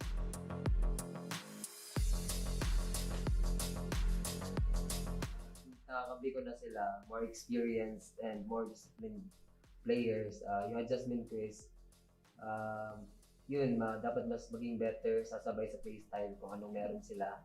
Saka mag-create ng magandang chemistry since we only have a little time na mag-prepare pero we will do our very best together with my teammates.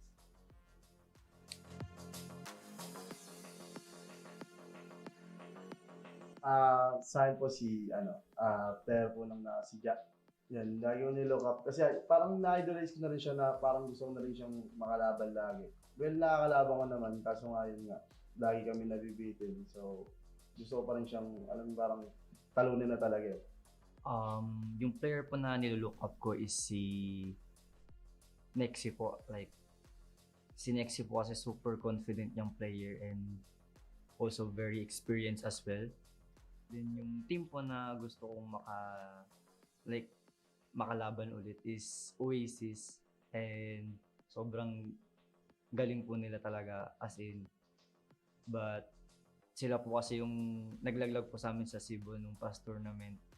Like sila yung nag-champion and we're the first runner-up.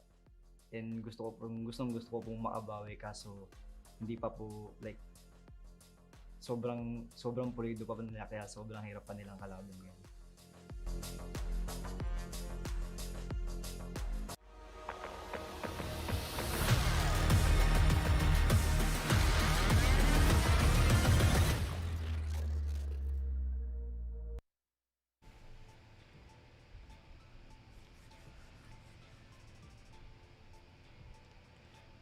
Welcome back sa VCTPH Split 2. Oh, kinabahan kayo? Hindi kayo sure kung sinong mag-host sa aming tatlo ngayon kasi tatlong host ang kasama nyo ngayon. Dahil we are made up of Likeable, Eliza Taylor, and of course, Vil, otherwise known as... The Panel. Muntik nang magsabay. Kaso... Kaya nga hindi na ako nagsalita, bes eh. Sinabi ko lang, sinabayan ko na lang. Sorry, sige. Bes, alam ko hindi magsasabay kasi nasa Discord tayo at lahat-lahat. Sorry, sige, out now. Kasalanan talaga. Sige. Nag-out talaga siya. Sige, alis na, wala na. Hindi, okay lang. Sige, paalam sa'yo. Sige, tayo na lang mag-usap dito. Oy, in fairness, naloko ko ni Taylor doon. Akala ko nagsalita talaga siya. Galing mo mag-acting nun, Bessie. Alam mo naman akong best actress. Oo na lang ako. Pero solid yung games natin today. Ay, siyempre, kinast nyo eh. Bakit talaga nun? Galing yung mag-cast kanina. Ano bang gusto mo lang? Kasabihin mo lang, nambobola ka pa eh. Kanina ka pa, nakakahalata na kami. Oo, gusto ko daw pagkain. Balita ko nakasubscribe kayo sa GrabOnDy. Vil! Best, bakit? Alam mo kung ano yung hindi pa natin nararamdaman? Ano? Yung lapad. Hindi na umuwi na si Laika, hindi pa niya nabibigay yung pasalubong niya sa ating isang lapad. Kaya nga galing ka ng Japan, umuwi ka ng Pilipinas, kahit isang lapad, wala. Wala man lang. Gusto ko lang sabihin, nakatanggap na ng chocolate si Taylor sa akin. May narinig ba akong thank you? Wala! Wala! Ako, wala pa. Wala pa si Vil daw. Alam mo, tuturuan kita kung paano mag-thank you, Taylor. Ganto lang ganto. Thank you nga pala sa Riot Games, pati sa Mineski Philippines, dahil sponsor nyo, VCTPH Split 2. Maraming salamat. Sige, try ko nga yun. Maraming salamat din po, syempre, sa Grab Unlimited. Ace your game with your favorite go-to meals at i-enjoy ang 30% off discount sa selected, of course, Grab food merchants natin pag nakasubscribe kayo sa Grab Unlimited. Free yan sa inyong first month. And syempre magpapasalamat din ako sa mga tropa natin sa GAB because VCTPH Split 2 is also officially sanctioned by the Games and Amusements Board. Big shoutouts nga pala sa inyo dyan kay Ma'am Cynthia. Hello! Hi! Galing natin dun, guys. Galing nyo mag-thank you. Thank you sa pagtura. Ayan, thank you. Grabe, character development ka agad. Ang bilis Ariga, na. thanks. Ayan. Pero alam mo, ito, ibibigay ko sa inyo yung pasalubong ko. Asan? Pag nagkita-kita tayo. Kasi alam ko magkikita-kita tayo June 2 to 4. Ay, oo! Punta ba kayo? Punta rin kayo? Nakasapatos na nga ako eh. Wait lang, wag mo na naka-jacket tanungin. na nga, di ba? Naka-ready na eh. Yung coat mo, best kunin mo na. Handa mo na. Okay na yung bag ko. Okay na yung bag mo, okay na yung bag mo. Alis na ako dun, men. Nakuha na namin lahat. Ready na yung passport namin, Laika. Saan tayo pupunta? Punta tayo na ano? Sa langit. Sa Momo lang To the pala. skies. Lapit lang. To the skies. To the skies, yan. Dahil witness the most relentless teams vie for the glory at the very first VCT Challengers LAN event in the Philippines. Mangyayari yan June 2 to 4 sa CONQuest Festival 2023. Kung ako sa inyo, pumunta na kayo sa www.conquestph.com at bumili na kayo ng ticket. Pero, kung hindi kayo makabili agad ng ticket, malay nyo, manalo kayo sa giveaway natin. May sasabihin po ako. Ano sasabihin mo? Ano yung giveaway na yun, Laika? Ay, nakapin. Check nyo na dito sa stream. Yung giveaway. May sasabihin pa ako. Saan po yung CONQuest? Oo, saan po yung CONQuest? Sa sa SMX. Iba-iba kasi. Ano yun? Ay. Marami Kasi balita ko may venue. nag-PM sa akin. Ano sabi? Wala bang discount? Pwede po ba magtanong? Anong code nyo sa CONQuest, Ate Laika? No, bakit hindi na lang kayo yung magbigay? Kayo rin naman, may code din kayo. Yung code namin 50% off eh.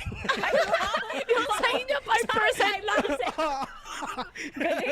Oo, kasi sagot daw ni Taylor yung iba. Siya na daw mag-aabono. Hiyang-hiya. Damot CQ23, by the way. Sa'yo, Laika. CQ23, ayun. Ano Sa'yo, Sa Laika? akin, likable. Likeable. Ganun kasi. CQ23. Ata? Hindi ko kabisala. Oo, tama. Likeable CQ23 at Damod Paano CQ23. kakikita niyan? Ano ba Yung yan? kay Laika, 5%, sa Damod's 50%. 50%. Hindi ko hina-hard promote yung code ko kasi syempre gusto ko makinabang yung mga viewers. Hindi kayo sa 50%, diba? Sagot ni Taylor. Joke lang yung 50%. 5% lang joke din lang yung yun, sa amin, guys. joke Ayan. lang. Pero Pero huwag hindi kayo na-code mag-alala. Kasi nga, sagot nga, di ba, ni VCTPH, i-check na nila yung pinned comment. Baka manalo pa sila doon, di na nila kailangan mag-code. Hindi, alam mo, kasi siguro yung iba, inisip nila, ayoko sumali sa giveaway kasi baka mag-isa lang ako. Hindi, kasama yung kaduo mo. At higit sa lahat, Dalawa. powered pa rin yan ng Grab Unlimited. So kung ako sa inyo, check nyo na. Kung nakasubscribe kayo sa Grab Unlimited, pasok na pasok kayo sa mechanics natin dyan. So i-click nyo na yung ating pinned comment dyan.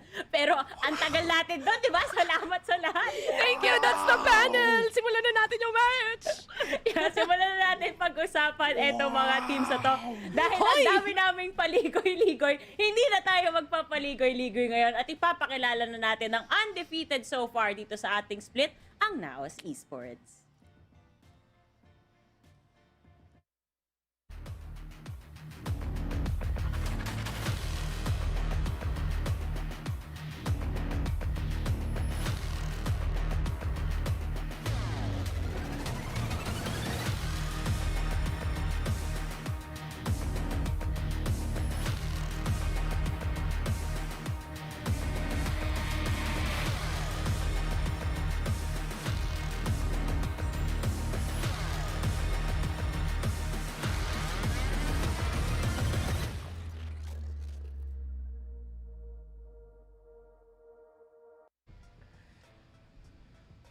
Now's the time for them to prove na sila ang karapat-dapat mapunta sa VCT Ascension Thailand.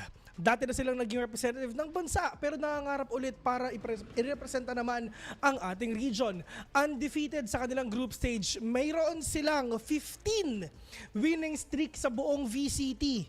Matatagdagan ba ito ng pagkapanalo or meron ng isang lason na magtatapos nito? Dito nga pala yung mga tropa natin, Bes. Napakatindi. Let's see if ever magiging 16 winning streak pa sila ngayon. Grabe, 16 na ba? Pag ano na ba tayo? Papunta na 15 tayo bes. sa ganong klaseng winning streak. Kita mo naman yung orasyon ni Ja pa lang, di ba? Nagpupunas na siya ng kanyang screen at monitor. Hinahanda na nila kumbaga. And again, preparation is key, and I feel like NAOS is that type of team kung saan nga nandun na yung experience, andun yung veteran, andun yung mga players na talagang yung focus talagang nandun din sa goal. And I feel like just as a unit, they are a whole team that can really take it to Ascension.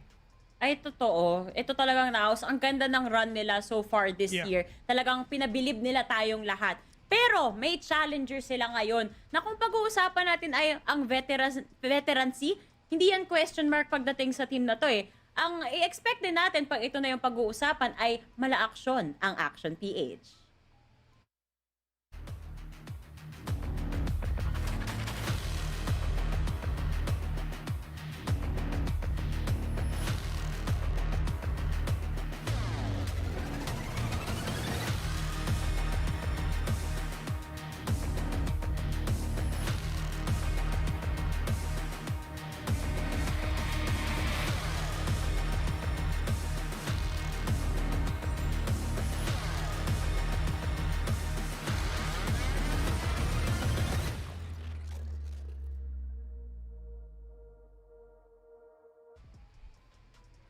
Gaya nga ng sabi mo, likeable, aksyon na ang dadalhin nito pagdating dito sa Valorant natin. Dahil Action PH, nandyan sina Blurred, Derek, Gadowers, Kelly S, at Kevc. Na-mention mo na rin naman, pagdating nga sa experience, nandyan din talaga yung mga players na kilala na natin matagal na. Ang tanong nga lang, Action PH, kaya ba nila makuha yung consistency talaga? Especially going up against a team like NAOS na isa talaga sa consistent teams natin dito sa circuit na to, Bes.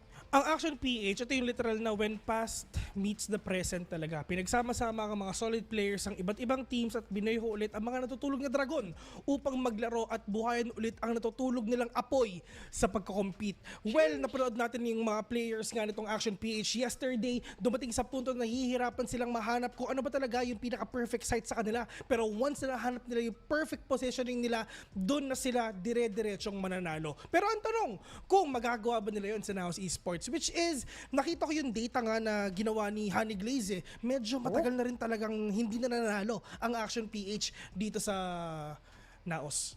Ay, parang kahinaan pala nila, no? Nagsistruggle sila dito. Pero gusto ko lang mag-take ng moment to appreciate. Ganda ng bars mo dun, Vil. Galing. Diba?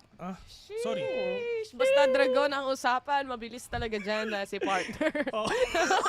At gusto ko lang din sabihin, na-appreciate ko ang ganda ng cameras natin today. Ayan, thank you din na pala si Tantan. Salamat sa production, ginaw ng mga camera. Ay, yung kalapati naman, natawag namin, pasensya na. Huwag ka mag-alala, may tatawagin din tayo dito. Mabilis darating to. Alam mo kung bakit? Mga duelist to na dash lang ng dash eh. Mapasid siya. Or si Blurred ang usapan dito. Panigurado makakapasok talaga yung team nyo sa site pag pinakita natin yung head-to-head natin. Kasi lupit nito dalawa. Sobrang bilib talaga ako dito. Pero ikaw ba, Taylor? May pinapanigan ka ba dito sa dalawang players natin dito? Ay, nako. Statistic-wise pa lang naman, no? Makikita na natin na so far, when it comes to ACS, Ja is really a player to look out for. And kung mapapansin din natin, previous times na nakita natin yung NAOS maglaro, nakikita rin natin siya sa ibang sitwasyon o kaya naman sa ibang agent na nilalaro niya. But he still managed to pull off those skills. Hindi mo talaga matatanggal sa kanyang isipan, sa kanyang playstyle na duelist din talaga siya at kaya niyang umubos ng 5. But again, Bes, si Blurred nandyan din para tapatan to si Ja. Bes, kahapon pinag-usapan natin ni si Blurred, don't let him hold that operator kasi sobrang deadly talaga. Ilang beses nag-pop off yesterday at once na nag-hit up siya, tuloy-tuloy na talaga. Itong dalawang players na to, once na nag-hit up, talagang tuloy-tuloy na Pero ang kailangan lang nila, just to prevent that, syempre, is yung isang magandang plays na pwedeng gawin nga nitong both teams na to in order for them to shut down the momentum, yung pag-hit up ng isang player, and of course, isang magandang timeout lang din talaga. Pero, para sa akin, ano to parang panibagong Action PH to. Yes, dati nung split 1 medyo mahirap, nung 2021, 2022 medyo nahihirapan yung Action PH dito sa NAOS Esports, pero pagdating naman dito sa game na to, hopefully Kasi knowing na ang manalo dito, bes, kasama na ang Oasis Gaming sa CONQuest. I'm so excited to see actually kung ano yung magiging performance ng lahat ng makakapasok pagdating sa LAN event. Kasi 'di ba nasanay nga tayo dito sa online broadcast natin. Na-mention ko to while casting with Vil din as well na syempre may ibang factor pa rin yung wala ka sa comfort ng sarili mong bootcamp. And kaya excited tayong lahat makakita or makita finally yung first ever na LAN event natin sa VCT. Sakto yan kasi nandun pa kayo ikakast nyo dun sa mismong venue, di ba? Makikita mo. Iba rin yung hype eh. Kung pag-usapan natin yung hype, yung atmosphere, syempre yung mga players, na-appreciate nila yung support ng community sa kanila. Tayo naman, on the talent side, na-appreciate natin na nakikita natin kung paano sila behind the scenes pag ongoing yung mga games. Kasi usually, di ba, outsider looking in lang talaga tayo sa mga input natin. Ngayon, magkaka-idea tayo, ano ba yung emosyon na nangyayari dito? Ano yung mga communication din na maririnig natin sa mga yan? Kaya sa mga nanonood, huwag yung palalampasin yung first VCT LAN natin dito sa Pilipinas. May sasabihin daw si Vil, teacher. Oh, sige Vil. Ba't ikaw, Liza? Laika, ba't pinalampas mo? Ba't ikaw, Laika, ba't pinalampas mo? Ako, Eliza. Eliza, hindi mo tas Liza pinalampas. Ha? Pupunta ka ba? Makikita niyo ako sa CONQuest. Oo nga talaga? pala. Oo nga. Makikita niyo. Oo nga Di ba sabi hindi niyo ako makikita sa CONQuest? Alam mo, not one, but two. Ganon. Abangan nyo si Laika sa CONQuest. Makikita nyo pa rin siya. Di niya tayo iiwan. Thank you, Laika. Hindi ka kayo iiwan. Dapat niyo pa ako pag nagkakast kayo. Kayo na bahala. Sa gitna namin, the panel. Pero Anyway. mainit ang dalawang teams na maglalaban-laban. Kumulog na naman, bes. Nakamulog ako! Ano ba? Nakamit ka ba? Pero yun nga, itong dalawang teams na to, I mean, pag-usapan naman natin, yung gabi, di pa tayo ang gagawin lang talaga ng NAOS Esports is itutuloy lang nila yung yung comfort, yung pinaka-comfy nila. At kung ako sa kanila, wag na nilang isipin kung malakas ba sila sa ganito, malakas ba sila sa ganyan. Kasi lahat naman ng mapa malakas sa NAOS Esports eh. Talagang given na yan eh. Ang gawin na lang ng Action PH, laruin na lang nila kung saan ba sila komportable. Bigyan nila ng action. Yun na yun. Totoo. Actually, 'di ba, parang pag-iisipan dito sa map dito natin. Parang may map change din. Kumbaga, yung una mong mapa, yung bootcamp, pangalawang mapa mo, CONQuest na, doon na agad. Pero ayan na. Sorry, pero hindi ko na-gets yun, pero sige. Pwede na yun. Ano bang mapa makikita natin ngayon, Vil? Ano sa tingin mo? Mukhang tatanggalin mo na yung bind. Well, at least itong bind na to, hindi pa naman talaga nalalaroan ng nitong dalawang teams na to. Pero for now, if ever napili nila yung Pearl, good sana kasi wala pa silang talo dito, Besiwap. Actually, Fracture as well. So, at least, lalaroin na lang, yun, Pearl. Which is, wala naman silang ipaban nila. O, diba? Ganun lang ang basic. Basic lang, di ba? Basic lang. Hindi, ang nakakatawa nga kasi dito, no? So far, NAOS has been performing extremely well. Pagdating sa mga mapa nakikita natin like Icebox. Ang kaso nga lang, wala na kasi yun eh. So you remove this one map away from NAOS na at least isa talaga sa strengths talaga nila. And Action PH on the other hand, especially banning Pearl mula dito sa side ng NAOS, isa rin to sa mga stronger maps nila eh. Dito sila nagko-close fight against NAOS last time. And I feel like they wanted to ban that as a respect as well to APH. So makikita mo pa rin yung ban pagdating sa respect talaga with regards to the map pick na meron tayo dito, Bessie. Pero if ever gonna check out, at least APH securing Ascent already. Nung last time na naglaro sila dito, nanalo ang APH against NAOS Esports. 11-13 nga yung score. Sobrang dikit pa rin nung laban. Pero that alone, isang magandang statement na yun sa NAOS Esports na okay, nanalo kami dito at uulitin namin yun. Surprise! Fracture tayo! Hindi nyo in-expect yun, no? Feeling ko, in-expect ko siya kay NAOS actually. Kasi nga, mahilig ngayon, no, yung mga fast takes, for example. And the fact na itong NAOS, kung mapapansin nyo, yung agent composition ng ibang mga teams na meron tayo dito sa VCTPH, nakastick sila sa mga double duelist, double ini meta na meron tayo. And NAOS is one of those teams na kasabayang meta nila is actually towards VPL side, which is double control. So, yun yung majority din ng mga games na nakikita natin from NAOS. And kung makakasabay sila sa changes agad in an international setting, what more here sa Philippines? Lotus, ang pinakahuli. Alam mo, tingin ko, ano yung pag-aaral nung NAOS, hindi nila nililimit sa Philippine scene talaga. Totoo. Tumitingin din sila sa international. Kasi sila yung, right now, sa PhD natin, ang galing nilang mag-dictate kung ano yung meta na gusto nilang i-apply dito. Tapos, kaya nilang i-pull off talaga Na-amaze ako kahit anong mapa pa yan, Ascent, Fracture, Lotus. Yeah. So mag-ingat na lang talaga yung APH dito, Vil, dahil for sure may kinukook up na naman tong NAOS Esports. Like what you've said, 'di ba? Sa lahat ng games na ginawa ng NAOS Esports dito from Split 1 papunta dito sa game na to, 17 games na yun lahat. Isang beses lang natalo ang NAOS Esports. So 16-1 ang score nila sa buong VCT, which is yun ang pinaka-record record high na yun, men. Walang team na nakagawa nun sa buong VCTPH, NAOS Esports lang. And it's time for them na talagang ituloy lang din nila yung streak na yun papuntang Ascension. Let's see if ever talagang sila ang mapupunta doon. Kasi lahat naman ng teams dito is pantay-pantay Pagdating sa group stages, okay, may mga scoring tayo. Ito yung 1-6. Pero pagdating sa playoffs, lahat sila pantay-pantay lang. And dito sa APH, isang malaking wall ang NAOS Esports. So it's time for them na May isa akong conspiracy pala. Ano bes? Idadamay ko na bago tayo mag-predict. Oo. Ang isa kong conspiracy dito, kasi si Micro, dating kakampi ni NAOS. Oh. And mainit yan I feel like, syempre, ito yung kakampi nila dati And nakita ko yun nung naglaro sila last time, kasi alam ko kami rin ni Vil yung nag-cast nun, na parang Micro actually clutched a lot of rounds and he actually saved or salvaged a lot of rounds from Action PH against NAOS. Maybe because of a way na alam niya kung paano yung playstyle nung mga dati niya kakampi. And they have good reads because of that. Galing mo dun Napansin mo pa yun? Yeah. Iba talaga si Taylor, dami napapansin. Which is si Micro, si Papi Chulo nga, at saka si diba? At saka si Ja, which is sila talaga yung matagal na rin talaga magkakasama. Actually si Micro ka minsan 6 months pa siya doon So that alone, talagang okay na impormasyon talaga pwedeng pakita. And nung pinasok nila si Senior Carl nung April, talagang sila rin talaga yung naglaro. All throughout. From April, nung pinasok nila si Senior Carl, 3 games yon na siya yung naglaro at lahat yon 2-0.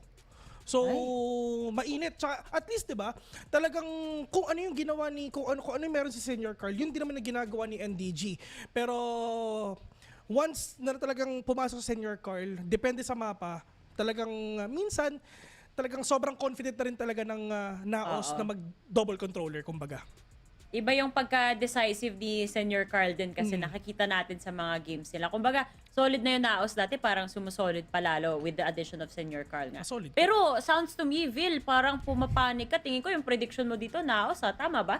I mean, di ba halata? Sorry. Pero, for my prediction, yeah, it's NAOS for me. Ikaw, Bes? Kanina medyo nag-doubt pa ako sa Oasis yung versus yung GameLab Alpha na parang sideways pa ako doon. Pero for this one, I really believe that NAOS is the strongest team right now in the circuit and I don't think there's not anything yet that can stop them unless we see something very spectacular or talagang wala sa araw ngayon ng NAOS. Yun lang yung possible way. But for this one, I would go for a 2-0 to NAOS side.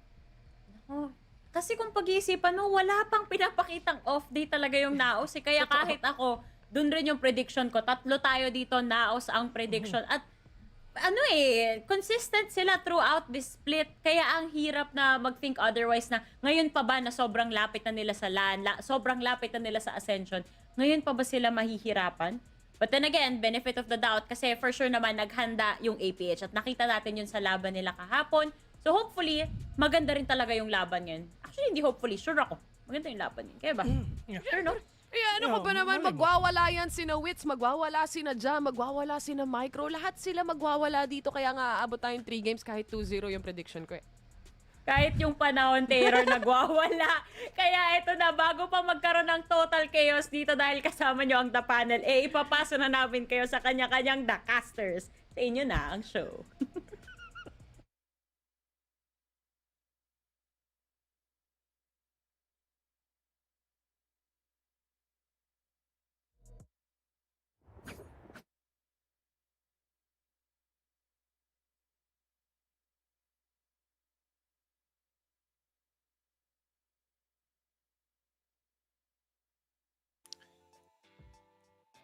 Action PH going up against NAOS. Yan ang bakbakan natin ngayong gabi. Maulan, pero papainin natin ang inyong gabi. Ang pala si Wolf kasama si Honey Glaze for the second series of the day. We are heading into the playoffs I think this is the upper semi-finals. Saan ang manalo ay syempre makakatapat ang NAOS, Oasis, sorry. Yeah, sorry, nanalito lang. Nagkakalito na nga, Honey Glaze. You saw yung mga yung mga veto natin. What do you feel about it? Tingin mo ba ay abot tayo sa 3-game series or do you think that it will be an easy 2-0 for a specific team?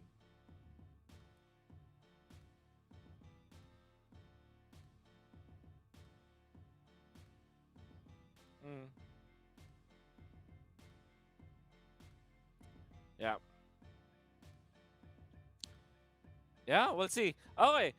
Mukhang maganda ang na-mention dito ni Honey Glaze. Thank you so much for that.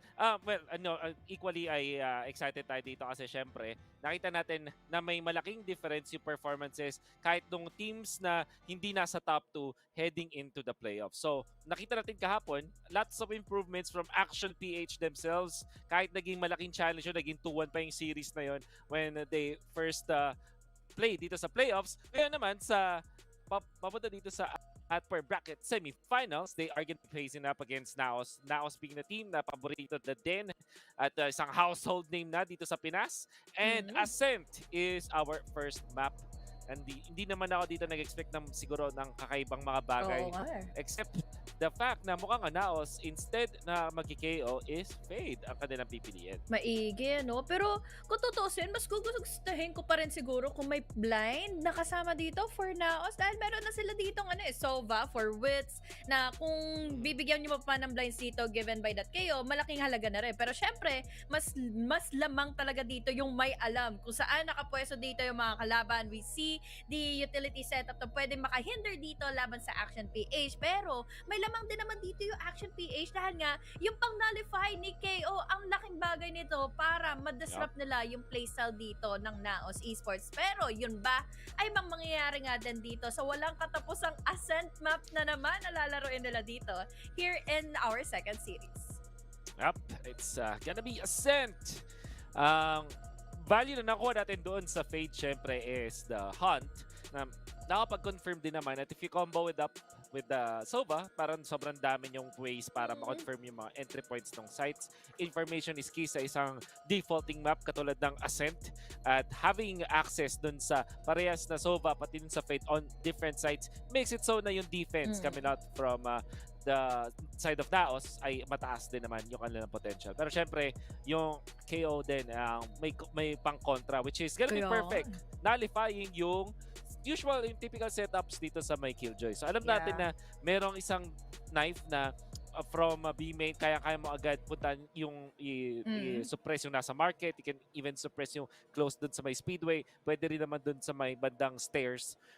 So, ito pa lang, idea pa lang na pwede kang magpumigil doon sa mga setups that could be good para sa Action PH. Pero huwag na natin patagalin. At pumunta tayo sa actual game kung saan doon na natin makita kung ano nga ba ang execution nito. Grabe, galit na galit ka agad si Ja. Papasok na daw ka agad siya ng side. Gumugusto talaga. Kahit na may setup ng kasama dito ng KJ from Cadowers, walang anilang talagang inagaw niya kaagad from the hands of APH itong site nang hindi man lang sila nakadefend kahit papaano. Yep, quick na pag-tanim din dito mula sa side ng NAOS. Action PH, naghihintay na bago sila. Pasok dito, but si KFC makakuha ng isa agad. That's gonna be trade of Wits para doon sa control. Doon sa may Raptors, Gado, taken out by Wits. The attackers, blurred naman. Pasok agad, galing may makakuha ng sa kay Mojer, controlling eventually itong garden area. Pero si Wits, hindi pa rin tapos sa pananaig dito. Eventually get this third kill, Kita sa dito pa, of course, the frenzy wins, but Wits! Raptors control nandun.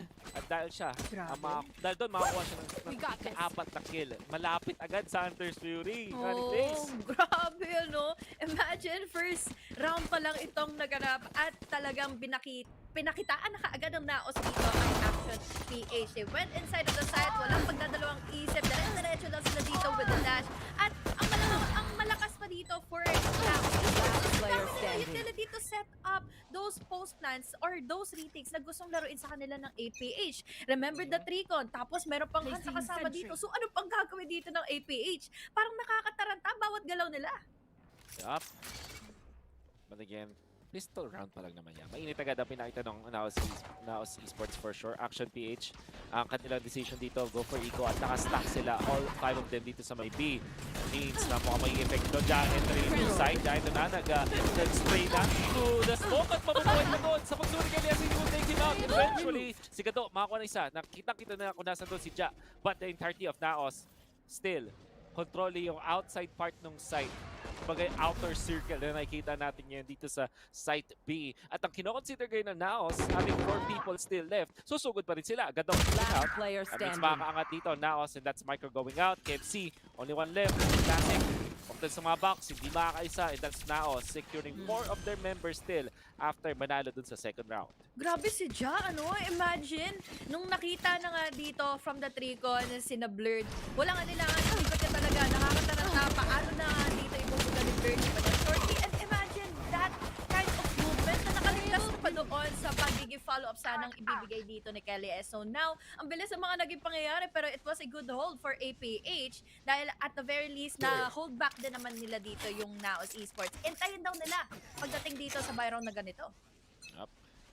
So, ito na ulit ang 0 point coming out from Garden side. Hindi nila i-commit sa ngayon. I wonder kung nagamit na yung sa kabila, yung haunts nila for any kind of information. Seems like hindi muna. And you can notice, nagbago ng tempo dito ang side ng NAOS. Or do they actually? Ginamit na yung Aldron dito. There's Micro. Spotted out. Kailangan mag-TP out. Great smoke para makatakas na din. And now si Esports mag-consider na hindi muna sumugod dito sa may A side. Unless, of course, hindi pala. Mukhang nag-stay lang. Okay, info lang muna from NAOS.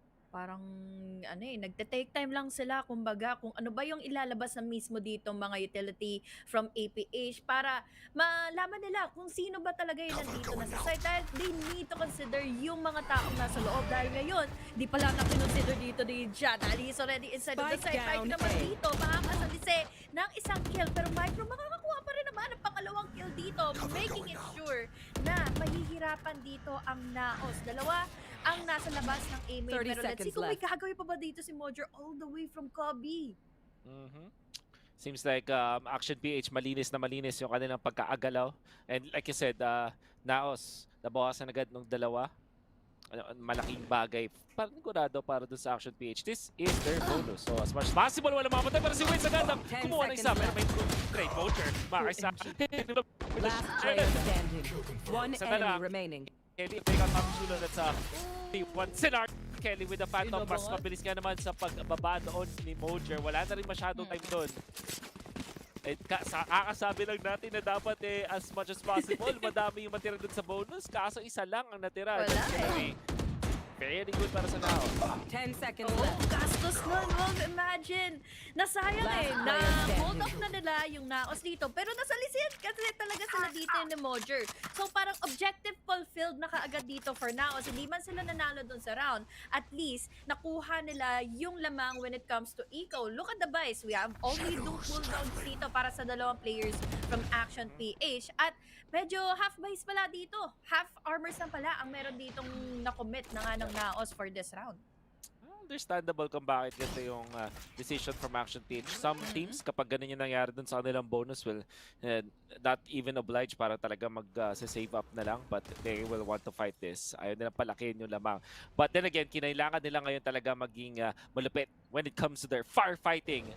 As it seems like NAOS, okay, ang ganda ng paranoia, but when it comes to Prowler, the value gets John naman to take out KLS immediately after nila gamitin.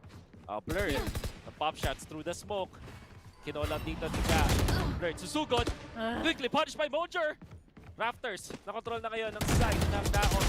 Tala, Micro on to him. Makakuha na dalawa. The bulldog. They transfer. Gets the start with the wall. May access ultimate. At mag-TP out. Waits to take out Micro because that hindi umabot yung TP. But that means dalawa na lang ang tira sa NAOS. 2v1 scenario. Action PH. Kay KFC sila nakasalalay sa ngayon with this bulldog. Fortunately para kay Papi Chulo, meron pa siyang isang smoke. So mas-smoke na yung Raptors. Kailangan na ngayon na sirain yung door for at least more information. KFC, makapagkuha na ngayon ng Vandal through Garden. Does have the recon. Immediately will reveal the area. Makakita na isa doon sa Gen. Not entirely sure kung alam niya kung anong meron dun sa may main. Pero sa ngayon, nakikipaglaban siya. Yun na nga, sakto-sakto timing ni Wits. Third point para sa NAOS. Yun na yun, Wolf eh. Buhay na buhay si Micro doon. Akala ko makaka-exit na siya after niyang ma-deny yung tatlo mula sa kabila. It was such a huge play dahil imagine, yung naging entry dito, coming in from NAOS, sobrang nagpapala yung mga gold sa dito. All the way from C. Tapos, buti na lang nandito nga si Micro. Ang problema, mas na naig dito yung firepower nga na meron ng NAOS to overwhelm the players inside of the site. At kahit na ninais dito ni Micro umexit ka agad, ayun eh, naunahan ka agad siya ni The Wits eh. Nakita mo naman ang bilis na hindi pinalabas or hindi pinatakas man lang dito ni Wits yung TP out. So yun, dalawa na tuloy ang lamang dito. At punish na ulit ang Action PH. That is very true. So ngayon, ang mangyayari, kailangan na mag-save up ng Action PH. Understandable naman kung ba't pa rin sila nag-buy into round number 4 despite losing so much in their bonus. But it is what it is. NAOS, susugurin ngayon. Dalawa ang nakaparke. Munti ka na mag-linya. Munti ang gado. KFC, hindi rin makakaisa. May likod. Meron ng aggressive lang. But uubusin lang sila. The NAOS, that's gonna be a flawless round. Action PH. Naka-eco din naman nun, but the timing didn't go in their favor. NAOS was a little bit faster on the trigger dun sa may B-side. Pa-set up pa lang sila doon, Wolf. Doon palabas pa lang yung recall eh. Hanapin pa lang nila dito yung distraction play against NAOS para hindi sila matutukan. Pero wala eh, naunahan ka agad sila dito ng NAOS. Ang bilis ang entrada ng NAOS. Alam nila kung ano yung gusto nila maging decided na site at alam nila kung paano ito aatakihin. APH, they tried na ma-overwhelm nila yung mid-take dito ng NAOS. Pero wala kang tao doon. Tingnan mo naman. Diretso na naman dito si Jao. We have the paranoia connecting onto him, pero he immediately backed away. The players of APH, ligtas pa rin naman for retake on the next scenario. Paranoia, dalawang natin na agamit na niyan. Ja! Napakatapang to the smoke. Actually, taken out by Blurt. Tinatry din nila makakuha ng extra dito. And Blurt already activating naman yung Blade Storm. May kontra. Attackers yan. Gumamit ang Hunter's Fury. Makakaisa, micro out. And they're buying enough time. Pati na rin yung lockdown na ginamit dito ni Gado. Buying so much time para sa NAOS. Kahit ma-naisan sila. Kahit na napatumba doon si Ja. Now Wins will want to go for the repositioning. May nakita nila. May subukan din dito. That's gonna be Blurred. Blurred still trying to make a play. Pero naubos na kanyang mga kamplay. Di Papichulo. Si Papichulo makadalawa. It comes Blurred to take out finally si Papichulo. 1v2 scenario. Samantala, Auto Gen. No time na nga. Tama ka dyan. Puts up the Vandal. There's in your crowd to take him out. NAOS. 5 points sa Ascent. One enemy remaining. Oh my God, si Wits! I saw his recon! Imagine, ang dami nang nangyayari dito in heaven. Tapos, nakapag-decide siya kaagad. Gamitin dito yung kanyang ultimate and then use in the recon para mang-distract dito kay Blurred na nanggaling nga ng gate, nanggaling nga ng cubby. So, it makes a lot of difference kasi hindi siya makatulong eh. Akala natin yung atensyon na punta dito in heaven. Pero again, nung nagpatuloy nga dito yung mga naging firepower na ibinuhos ng NAOS Esports sa mga magre-retake from Action PH, eto na yung dapat na go signal nila to make a timeout happen. At ito na nga yun, kinuha ito ng APH. I really hope for sure na sila yung kumuha dahil grabe, what a landslide, Wolf. 5-1 na kaagad for NAOS. Isang mabilis talaga mula dun sa NAOS. The way na yung decisive yung kanilang mga pagsugod, Ja, talagang na-feel natin yung chemistry from the team and the trust na binibigay sa kanya. Kahit yung pagsugod niya dun sa may bandang rafters and sa may bandang heaven na may smoke, tries to go for the play. Eventually, dahil dalawa din naman yung nagsispray down dun eh, napatumba siya. But it was enough. Tapos, the fact na itong si Wits was able to utilize yung kanyang Hunter's Fury ng perfect timing for NAOS Esports. Na-control yung part nga na yun, rafters, entry point, and then it was supplemented by the smoke mula doon kay Papichulo. Yes. Parang strategically speaking na nalaman nila yung timing na gustong pag-retake ng Action PH, they were able to answer. Yun nga eh. Ang sobrang buy time no na na-extend pa nila yung possibility na sa kanila or angkin pa rin nila yung site after planting it out at ina-hope na natin dito yung retake na gagawin nga ng Action PH. Pero wala eh.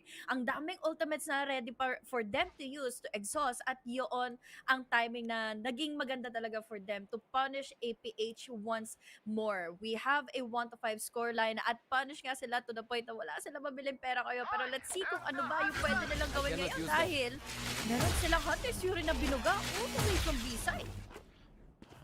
Curious to see yung decision ni KFC, especially eco nila, di ba? Sa mata ng normal na tao, syempre sabihin natin, uy, sayang, ba't ka pa nag-Hunter's Fury dito? But I guess ang idea dito is they really want to get a point at least kahit pa dito sa kanilang eco round. They want to buy time! Ja! Oh my goodness! Typical na peak mula doon sa under rafters. Na-punish nga naman ni Ja instantly. Napakahirap ng shot na yun, but he was able to do it. And then, doon sa may gitna, na-control na rin ng side ng NAOS. And now, they will be able to plant. No lurk whatsoever. Hindi na yan nila Mojer, especially with alarm bots. At si Ja naman, naka-abante na dito sa may rafters. The control is there already. Nakakita ng isa. Through with this shot, takes out Kevzi. Here. Ja, on point with this one. Okay, nakapag-dash out doon na kanya katapat, which was blurred. And after ng paranoia, talagang wala silang oras dito. Gagamitin pa yung Prowler. Everything being thrown. Utilities dito. Hindi magpapatay Gakshot. Oh my God! As they get out wits, take out wits. Wala dun sa may glass.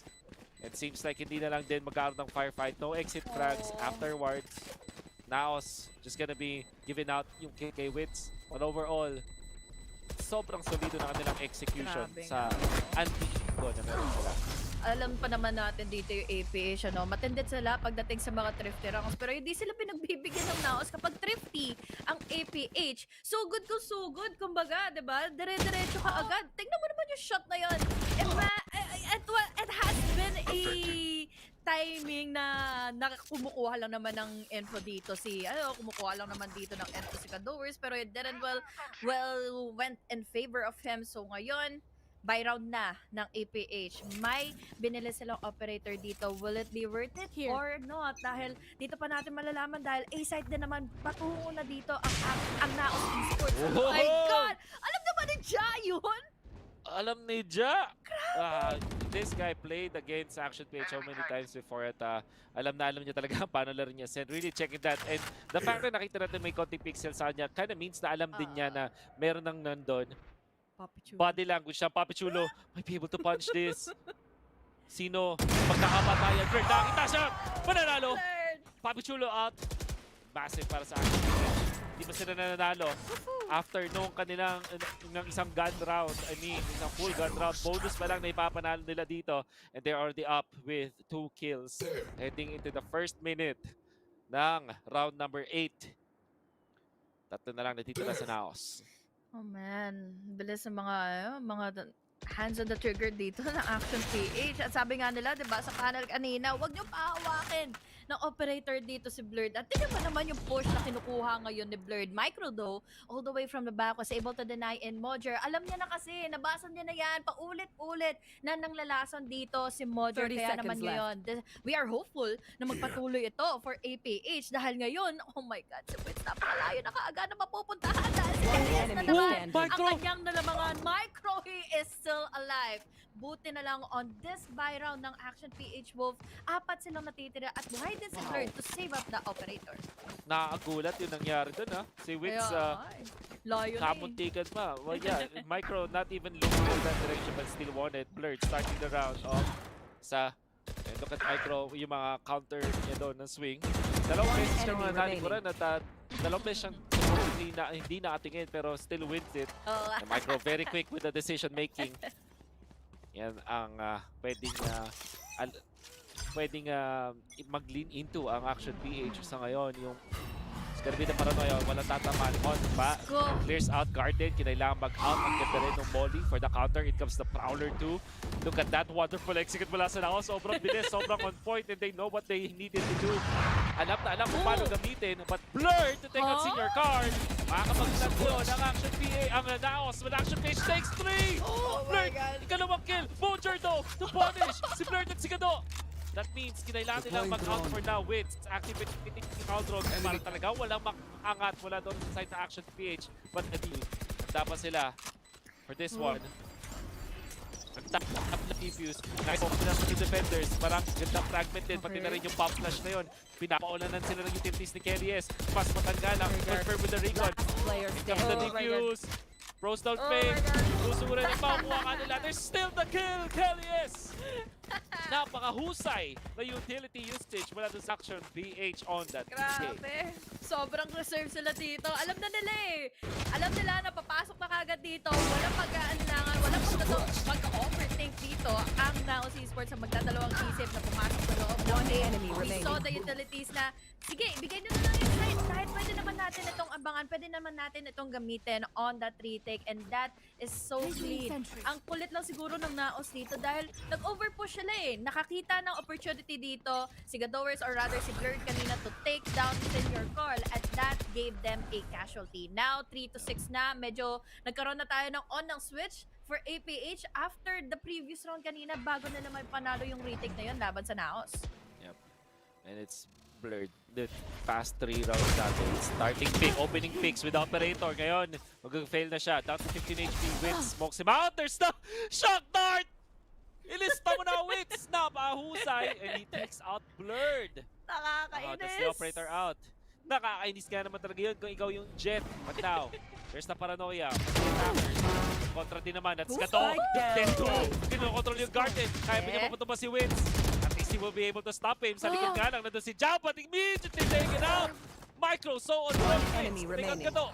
Nandun si Micro para patayin si Papi Chulo with 7 HP. Going up against 3. Members of Action PH. Nakahanda din doon yung KO. KDS, notice, and KDS to take him out. Grabe. 3 straight rounds para sa Action PH. At papalapit sila sa score ng NAOS dito sa Ascension. Ganda, ang ganda na nagisagot dito ng Action PH. Bakit? Isa-isahin natin dahil we saw the hold of the Doors and Micro sa loob ng A. All the way from Kabi or rather, etong best niya na ito nakuha nga. All the way from Kabi gave him such an opening para hindi ito mapantayan kaagad or hindi ito ma-reactionan kaagad ng NAOS Esports. Yes, mabilis nga yung naging entry dito ni Jan, na mabilis ang nakapasok all the way from heaven, pero ibinigay naman ni Gadowers dito yung responsibilidad kay Micro all the way from A main to finish it out at yun nga yung nakuha niya. He had the info, he had the advantage, and now he is making their way, or they are making their way para mahabol na nga nila itong half na ito to a 6-6 dahil hindi malabong mangyari. At ang maganda dito, binibigyan na nga tayo ng magandang laban ng dalawang teams.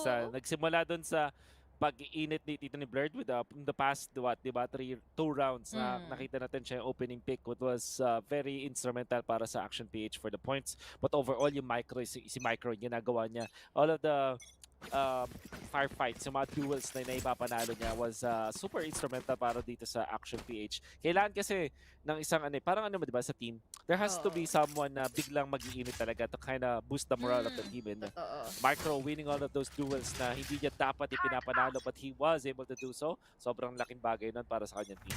Tsaka nakikita ko dito for NAOS na nababasa na yung mga entrada nila. Meaning to say, na kapag naglabas na sila dito ng utility dahil magkasama yan nila yung nagamit We had the hunt, we have the recon, na etong nagiging go signal din naman for Action PH to react on time and decide kung ano ba yung pwede nila maging plan B after seeing those utilities. And now, they are moving in forward na yes, may pera pa nga sila, pero hindi enough dahil half armors lang ang kaya nilang i-sustain ngayon. Micro din makakatakas dun Muntik sa na siya. sa Kabi. Actually, madaming mga utilities na nagamit for that. Prowler tapos isang shock dart. Yung owl drone already being used. Can argue na matagal na nga ito kaso si Blurred ay ispatan. Actually, habang ito operator, sinasabi na binibait nga kung sino man yung nandun. NAOS, ever so patient. Yung bait out. Ayun yung alarm bot. Alam nila na may tao talaga dito. At dahil dyan, sa lahat ng information na nakuha ngayon ng NAOS, mid ang decision. Papasukin. And B-side is the take. Nag-set up dito ng mga smoke Blurred. Still holding on. Dun sa angulo dun sa may B-main. Pero syempre dun sa market, nandun na si Adja. That's the Jet. Oh! Look at them go! Mojo with the timing! Napatay dun si Blurred. Kepsi to take out Blurred. Kailangan nila dun may sa ba. Ja will take him out. Ang gandang timing ulit. Catching that Soba off guard. But Micro, ever so with his aim. Mapapatay nga lang afterwards. 10 seconds left. As Papi Chulo will be able to take him out. Busan na siya ng bala. 7 seconds left. But they will still be able to plant. Papi Chulo para kay Kelly S. There's the lockdown. Para lang sure. Kahit na nila dito si Gado. Hindi nagtatago si Gado. Susugod talaga si Gado. Tatiming na talaga dito. But unfortunately, with the lockdown, kinailangan niyang umalis. Naubusan ng oras. We'll still try to fight this. Smoke already. Nilagay na nung Omen doon sa may stairs. Mukhang exit frags na lang, Honey Glaze ang kanyang makukuha. Yan nga eh. Makukuha niya nga ba doon? Hinaabangan na siya rin dito ng NAOS. There goes the double pick and that is another wise decision made by NAOS na take mid, Last control round and before- market, tapos yung very needed shot dito ni Blurred, hindi pa nag-connect yun ng Molder at yun na sana yun eh. Yun na sana sila magkakaroon ng standing. opportunity na maisa-isa din dito ang NAOS Esports on their entry and they can be completely denied. Pero wala eh, nahirapan sila doon. Kenzie though was able to at least take himself a kill laban dito sa NAOS. Ang kaso nga lang, ready kasi yung NAOS dito after burning some time, nag-exhaust na kaagad sila dito, pumasok in B-side, kaya naman ngayon, eh pera pa rin naman ang 8 Wow. pero this is close to a 7-5. Grabe yung tapang doon ni Blurred. Identifying that, but having to utilize the dash, hindi naman ganun kasama din. The fact na at least may clear nila at makakabili sila ng oras dun sa may gitna, pati yung Kabi. That aggression coming out from Blurred allowed them to at least control yung bottom mid, pati itong Kabi pati sa may gitna for a few seconds of their time. Pero kaya kailangan nilang umout muna. And really just take this on a different level. Kevzi, mula sa spawn, titingin-tingin, tatalon-talon mula doon sa doon sa talunan na yon, sa plataforma na yon. For now, Wala siya makita eh. yep, I will not be able to get anything out of this. So, ang nagiging setup, dalawa doon sa may A, it's gonna be Blurred and Micro. But after area, position ng NAOS. It's gonna be the Nightfall utilized mula doon sa attackers, mula matataga sa ngayon. Kinda confirming to clear itong side Jado. Mababa.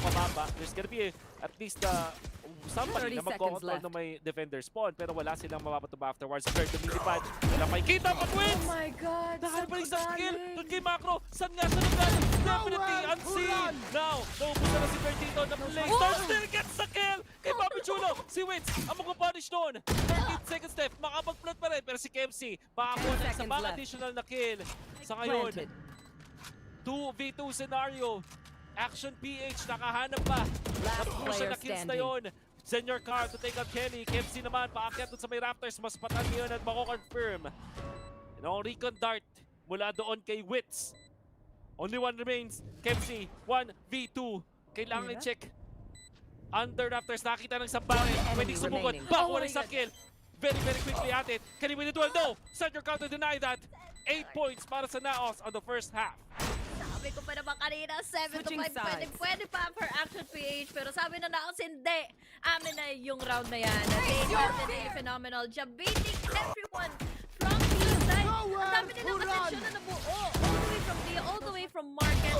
Kala natin na ang magiging entry nila dito is market, going into doors, going into B. Pero yun nga, ang different story dito na gustong ilista ni Witz is A-site is open. Bakit hindi na lang ito ang puntahan natin? Bakit hindi na lang ito yung ating atakihin? Kaya naman ito ay nagpatuloy na naman with NAOS on their favor. Litong-lito na ako kung sino yung nasa B, kung sino ba yung pupunta talaga ng B. Dahil yung Hunter's Fury nanggaling pala ng heaven dito sa A-site. Ganda nung nung sagot. Sobrang perfect sana nun kung hindi na ulit tumingin doon si Papi Chulo, but nakakuha pa ng isang kill dun si kay Blurred. So still very commendable dun sa paggamit ng kanyang operator. But now Action PH is their time to be on the attackers. Habang di ka mamakay sa Molder will be out. In fact, Witz ang makakuha ng trade kay KFC, pero napatay pa rin si Senior Carl. And that means na makakapasok dito ang Action PH onto site. Si Gado, long range shot kay Ja. Nahanap yung ulo gamit ng classic 2v4 scenario. Ngayon, look at Witz. Sobrang tindi no kanyang spray control with the frenzy. Kahit pa paubos na yung kanyang spasyo doon, nakakuha pa rin siya. Witz spotted.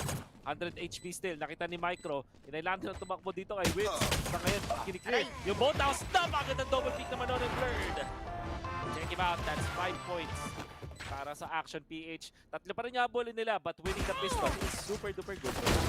Yeah, definitely. Para naman magkaroon sila ng momentum dito all throughout the second round. And dahil nung naging atake nila dito, dahil nalinlock nila kaagad yung mga nasa loob ng site kung paano ba sila entra the video all the way from stairs and then there goes Speedway. Tapos yung utility pa nilang naka-hinder din from Moder onto holding onto the site. Kaya naman ngayon, they have the buy round, so most likely pwede itong magpatuloy in their favor. Pero syempre, let's not disregard, magaling pa rin ng NAOS dito pagdating sa mga ganitong eco. That is true. Action PH. Gonna take it slowly actually, kahit naman na sila yung considerable na nakakalamang. And it means na talagang yung Action PH really don't want to give anything to NAOS. Ang idea dito is manalo ng madami talaga, makakuha ng maraming kills heading into their anti-eco. At ginagamit na rin yung, na-clear out na rin nila, kumbaga, etong copy. Still, i-double confirm nila with Alt Drone being out there. Wala magpapakita so far. Nakakita yata ng paa. Nakita yata yung paa, no? Huli. So, alam nila na might consider just B this time. Lalong-lalo na pag wala silang narinig na mga killjoy ults. Clouds controlin. Poacher, should be ready for that. Pero si Blurred magtatago. Through the smoke, wala makakuha sa Poacher. At hayaan muna nila makapasok dito ang Action PH. At least na control pa nila itong defender spawn entrance. But market, as well as main, totally wala na. Isa na lang yung pwedeng panggalingan dito ng mga miyembro ng NAOS. Pwede silang bumuhos. Pero hindi na wala yung smoke. At ito na, susugod na sila. KFC nga lang. Take ang Senior Carl. Kenny S. holding corner sa may runway. Now overwhelmed by Ja. Short in distance. Doon, isang kill. There's a trade-off. Wits and Mojer combining for 2. And now, only 2 remains. Makakuha pa sila ng isang Phantom. Mojer ang hawak niyan. Micro. Spectre. Short distance. Close corners. Meron pang smoke na yung structure na wala. Sige na talaga dito. Dry picks. Micro wins that. Pero si Mojer for the trade. 1v1. Mojer with the Phantom. There's the fake. Oh! KFC with the flick. Was enough. Scary pa rin yung nangyari. NAOS. Take it out. 4 members of Action PH on their eco. That should be okay. Okay na okay yun, Wolf. Nako, parang nalagutan ng hiningan dito yung APH. Imagine, mga klaseng lang ang pumatay sa kanila.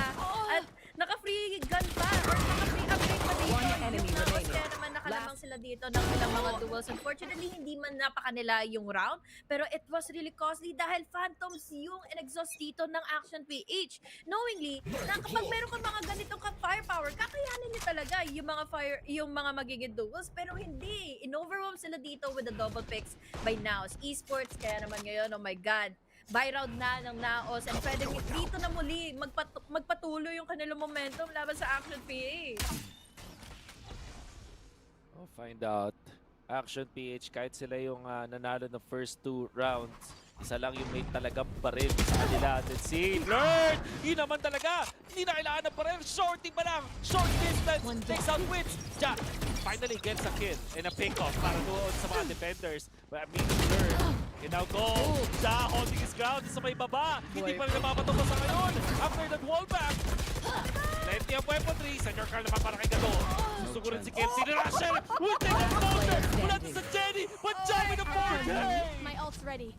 Para sa ikasyam na puntos ng NAOS. An expensive round, but still a win. That was such a sweater for round. Yes, it was really expensive, pero imagine, a round is a round para sa side dito ng NAOS Esports. Ang daming nagalaw sa loob ng side. Parang ito lang din yung mga potential winning moments ni Micro kanina, di ba? Nandito na even sa hell, sa ilalim na rumaraga sana sa loob ng side, sa loob ng 8, trying to plant a little spike. Pero ang lupet ni Ja, buhay na buhay, was able to gather himself before close to an ace. Pero let's see now here kung ito na ba ang time ng Action PH bumawi laban sa NAOS, or magpapatuloy na naman ito para sa NAOS na makuha nila yung simultaneous rounds at double-digit scoreline. And so far, ang weapons ay full buy from Action PH.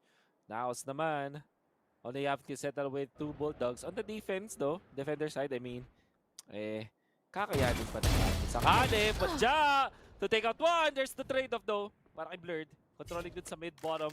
And mabubuhay at mapapatumba na Action PH, yung duelist ng NAOS.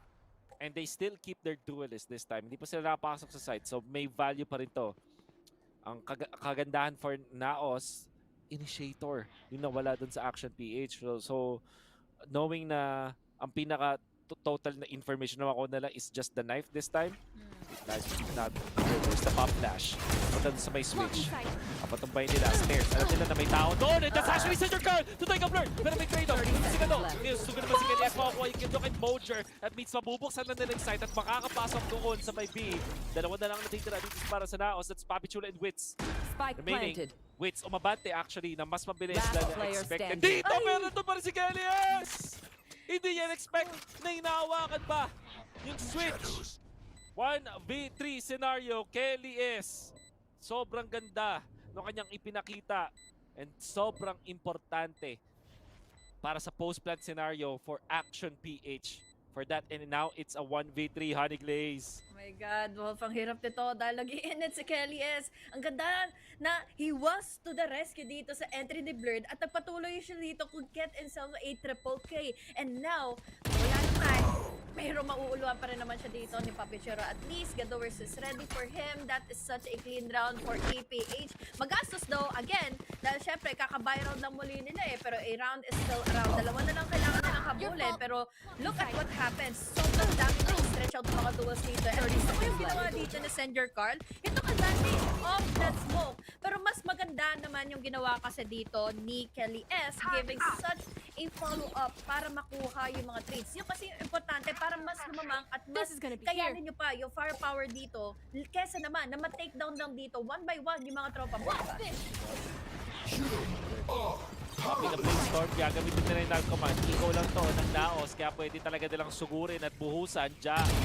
Actually, does have the bandal to take a blurred! Isang investment dito mula sa Naos. Ano makakuha pa si Wits? Ganda katalikod na si Gado. That's gonna be the killjoy out. Mojer as well. What is happening? Inuubos na sila. Mojer, nakakuha pa rin kalawang kill. Doon kay KFC. Eventually si Micro, mapapatumba si Wits. Pero tatlo na ang natitira dito sa Naos. Mag-isa na lang si Micro onto Lugs.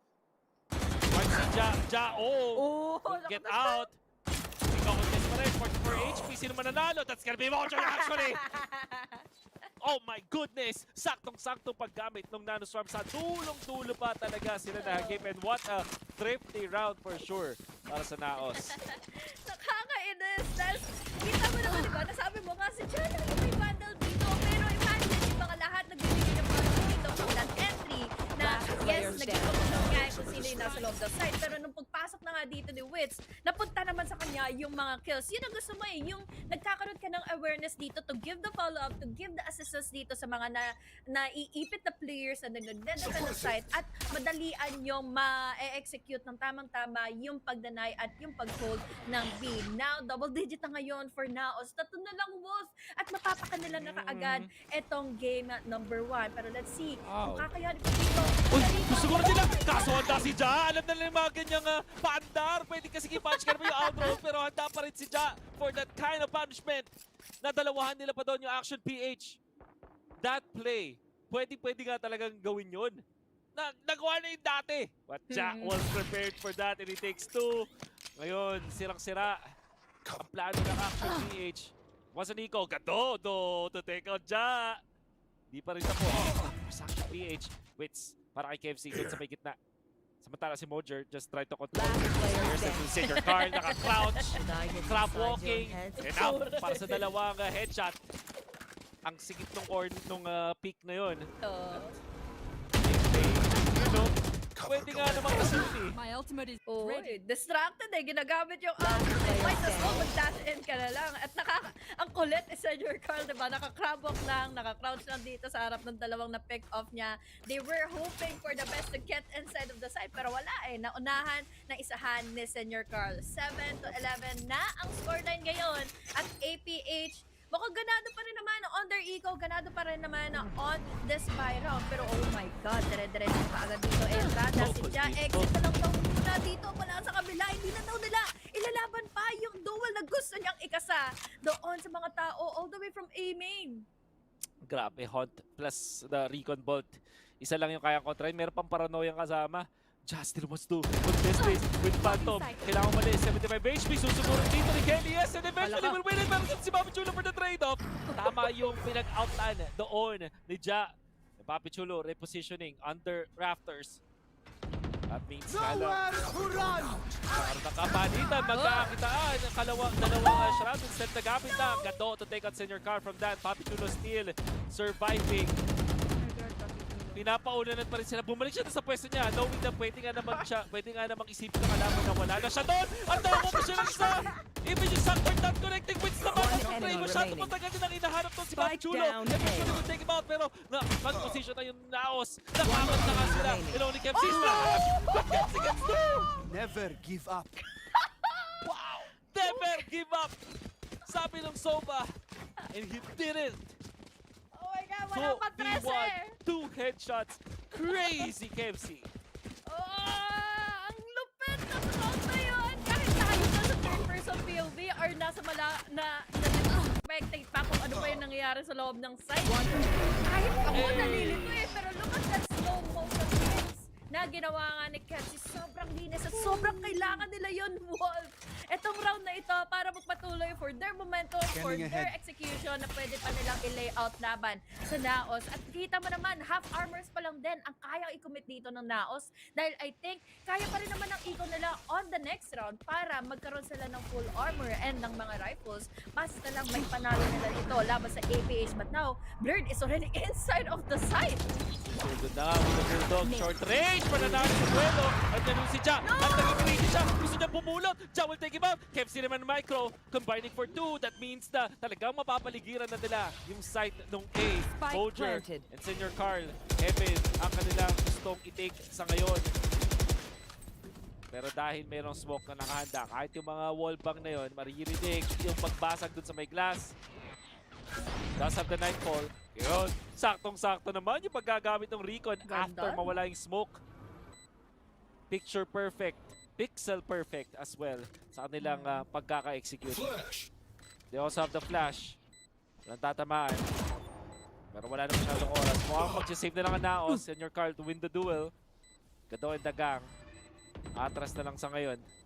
And NAOS will just recover 2 of their guns. Heading into round number 21. 9 points to 11 para sa side. Parin na NAOS. But Action PH, palapit ng palapit. Ay, nagiging maigpit na rin yung mga laban na ito. And imagine, sa lahat ng mga naging lead dito ng NAOS laban sa APH, hindi rin nagiging masama yung mga rounds na, na nakukulangan yung APH dahil NAOS is just really deliberately strong pagdating sa kanilang mga holes and yung duels, napakalikot nila pagdating sa paggamit ng mga utilities. And we can also see how APH is being hindered every time na magkaroon sila ng duel. But this round, that specific round itself, sobrang linis lang din para sa APH dahil alam na nila yun kung ano yung gagawin nila dito after getting in those skills, and Bird was just really confidently strong, dominating the duel din mula doon sa mga tao sa backside pa. This is gonna be, this is starting to be a very close map. Kanina akala natin one-sided na, pero yung Action PH hindi basta-basta susuko. Never give up, sabi ng character ni KFC at yun nga yung kanilang ginawa doon. And look at them go. Mukhang ang kanilang uunahin dito is A side. They do have lockdown. Consider nila. Counter-lockdown din. Dito nagagamit yung loud command. Bolger, hindi makakapag-defend sa first team. Wala sa kanila yung Killjoy utilities. In fact, kumapatok pa siya ni Blurred. Gato, makakuha ng dalawa. Diyan naman para kay Micro, pero hindi enough yun. 4 versus 2 scenario. Napahusay ng pagkagamit ng loud command na yun. Catching off guard ang mga membro ng NAOS, but Blurred. Taken out by Senior Carl. Revealing area. 5 HP din. Dalawang initiator ang matitira. They can confirm information kung sakali. Senior Carl ang tapa kahit 5 HP. Sumugod dun sa may tore. Oy. Turret, kailangan mag-ingat. At yun na nga, Kelly S to take him out easily. One shot lang kahit wallbang pa yun. Wins. Will fight one. Si Gado for the trade. Double pick para na malayong magkalayo sila doon.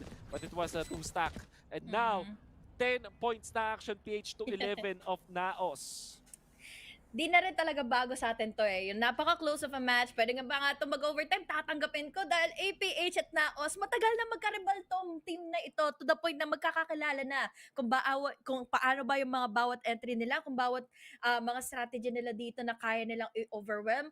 pag-usapan din natin kung ano yung naging strategy dito ng APH para ma-overwhelm din nila. Yung nag-hold ng dalawang players doon sa A site. Walang nagawa si Mojer, walang nagawa si Papi Chulo dahil sa assist sa ginawa dito ni Micro with that paranoia. Sobrang linis lang ng mga inatake nila ditong space nung nag-push na or nag-dash in na dito si Blur dahil meron ding Molly na nakasama dito all the way from backside na pwedeng maipit dito si Mojer kaya wala siya nagawa eh. Gusto niya sana dito tumulong dahil blinded nga si Papi Churo pero hindi na ito naging enough. Blurred was already there. He was able to take down 2 players laban sa NAOS Esports kaya deserve nila ditong umabot sa punto. Pwede pa mag 11-11 at overtime dito.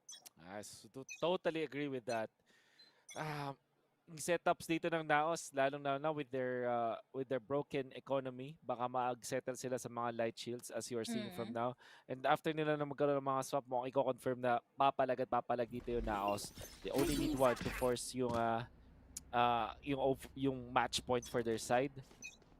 Action PH, may chance pang sila pa mauna sa 12 points kung sakali. Papi Chulo, susugod sa ngayon, one-way smoke sa entry point dun sa may main. Walang mapipitas for now. Just jiggling. Samantala, yung long lurk na nakikita natin dito mula kay Gado, controlling B main at least para mapigilan kung saan dito doon. Very much of a default. There's the KO knife. Only confirming one. And Papi Chulo. Sugod. Jaha. Dun sa may likod ng box. Medyo malapit. Pwedeng hindi maging expected dito. Si Blurred ang susugod. Through the smoke. Biskot-bigot, nakita yung pare. Oh! May pagdash siya! May mamarch ka na dito pa si Ja pa rin yung nakakuha ng kill. Akala natin, that is gonna be Papi Chulo. But they did take out the duelist. Interesting decision mula doon sa Action PH na hayaang mag-isa si Blurred. And the cross was there. More than enough. Lalo na sa pagkaagamit doon ng paranoia, napigilan totally yung pagsugod ng Action PH. Ang maganda rin dito kasi sa Action PH, may plan B na kaagad sila eh. Yes, umentry man dito si Blurred, pero ilang beses ba nila dito inatake yung A-site nang dire-diretso lang silang entry. Pero ngayon si Ja, oh my God, nakakuha pa ng isa, nakapick up na siya, pero wins naman dito, pumatok dalawa, kaya naman tuloy-tuloy lang silang eksena dito to deny an APH from trying to get inside the Wins holding on. Oh my God, Oh! My God, Wits! Nakakuha pa ng 3K. Grabe. And the fact na na-trade off siya, Ja getting 2. Sobrang importante na para sa NAOS Esports. And then, controlling the garden. Hindi nila binitawan basta-basta yung garden. And then, re-pick pa doon. As you can see, let's see, Wits. After the trade-off, nakita nila that swing mula kay Wits. Ginawa pa yung angulo na to. Gato, cannot check that quickly, di ba? Kasi parang check mo muna yung papunta dun sa may switch area, dun sa actual A site. Naturally, at hindi naman kayo pwedeng literal na sabay doon kasi there's a lot of like potential na guns na nakatutok sa kanila doon. And decision coming out from Wits, young veteran for the NAOS squad, holding on doon sa may part na yun na nakita nyo doon sa may garden. At nagbigay sa kanya ng off angle na hindi din talaga makokontra ng Action PH. Totoo. Nakakainis nga yung angulo na yun. And nakakainis din yung factor na naipit doon kasi yung spike eh. Ang daming tao doon sa A-site. Ang problema dito ng APH. Sana hindi na lang siguro sila nag-3 or gumapang going into A. Okay na yung pumanta na sila ng market eh. Pero parang nagkaroon sila ng naging tension dito na merong utility ni Mother all the way from B-site. Kaya naman tinuloy nila yung A. Ang kaso nga lang, tatlo kasi Wolf yung nasa A. Kaya naman naging problema ito for APH to continue. And now, match point pa ang ngayon ng NAOS Esports. Sayang yung naging gapang dito ng APH para lang mahabol nila or ma-overtime nila dito ang NAOS. That is very true. Wonder what their decision will be. Full buy pa rin naman sila dito. Actually, hindi pala totally full buy as Blurred will have to settle for the Stinger. Kasi the Blade Storm though. So, ang kailangan ng goal dito na NAOS, kailangan pigilan niya. There is lockdown. Sa tapos, susugutin sila. Outroad ang mangunguna. Confirmation. Exactly what will happen. Stay doon si John natin. Sobrang aggressive. Hindi rin mapapunish. Papi Chulo din ka Blurred na naka-open doon sa time na yun. Micro, eventually, mapapatupad na nila yung aggression mula kay John. There's the nightfall mula sa defenders. Magandang practice. Para doon sa may nasa head. As they spoke about, but it comes Wits to get 2. Si Gato taken out. At mag-isa na lang si Micro. Dahil doon sa nightfall na yun, napigilan talaga yung pagsugod nila ang NAOS. TP. Is it gonna be the time for them? Meron nga siyang ultimate. It's gonna be able to let him reposition. Pero mas maganda atang pumitas. Naiintindihan yan. Side ng NAOS. Look at Wits. Controlling this. 30 seconds left pa. Pwede pa talaga mag-teleport. Pero yung NAOS, talagang nag-commit dito sa may A. Hindi na talaga careless. Kinansel nga. Kaso narinig yan. At handa pa rin. Ako po. Pwede. Padali lang ang retake kung sakali. Ayan pa mag rapid step. Isa na lang. Prowler. Saktong-sakto yung time. Making it so that Micro will be very difficult para kay Micro. After the lockdown, nakita siya ng isa. TP. That's the third. Holding on. Abot ba? Oh, Abot! gets the day. Abot nga siya. And that's Mojer to take him out. NAOS will take map 1.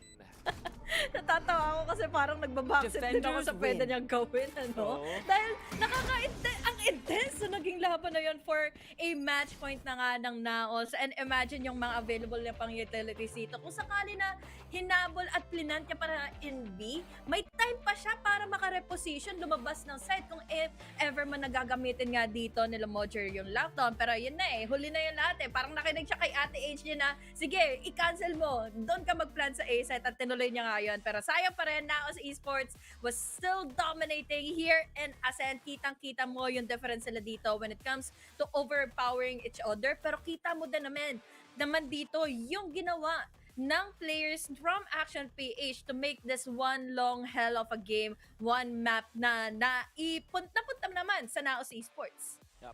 Very good na pagkapang sana mula dun sa Action PH. Nakita natin they have their own ways to really take over the map. Lalo na sa mga ginagawa ni Micro at stepping up dun para sa kanyang team. Yung naipanalo niya mga duelo, malaking moral booster for the team. Winning the duels that he should not be winning. Pero nandoon si Wits, ang daming mga rounds na naipanalo na NAOS dahil sa kanyang pag-frag at as well as usage of his utilities. Nakita natin, syempre, madami naman standout plays coming out from NAOS. Lalo na sa mga ginagawang aggression doon ni Ja.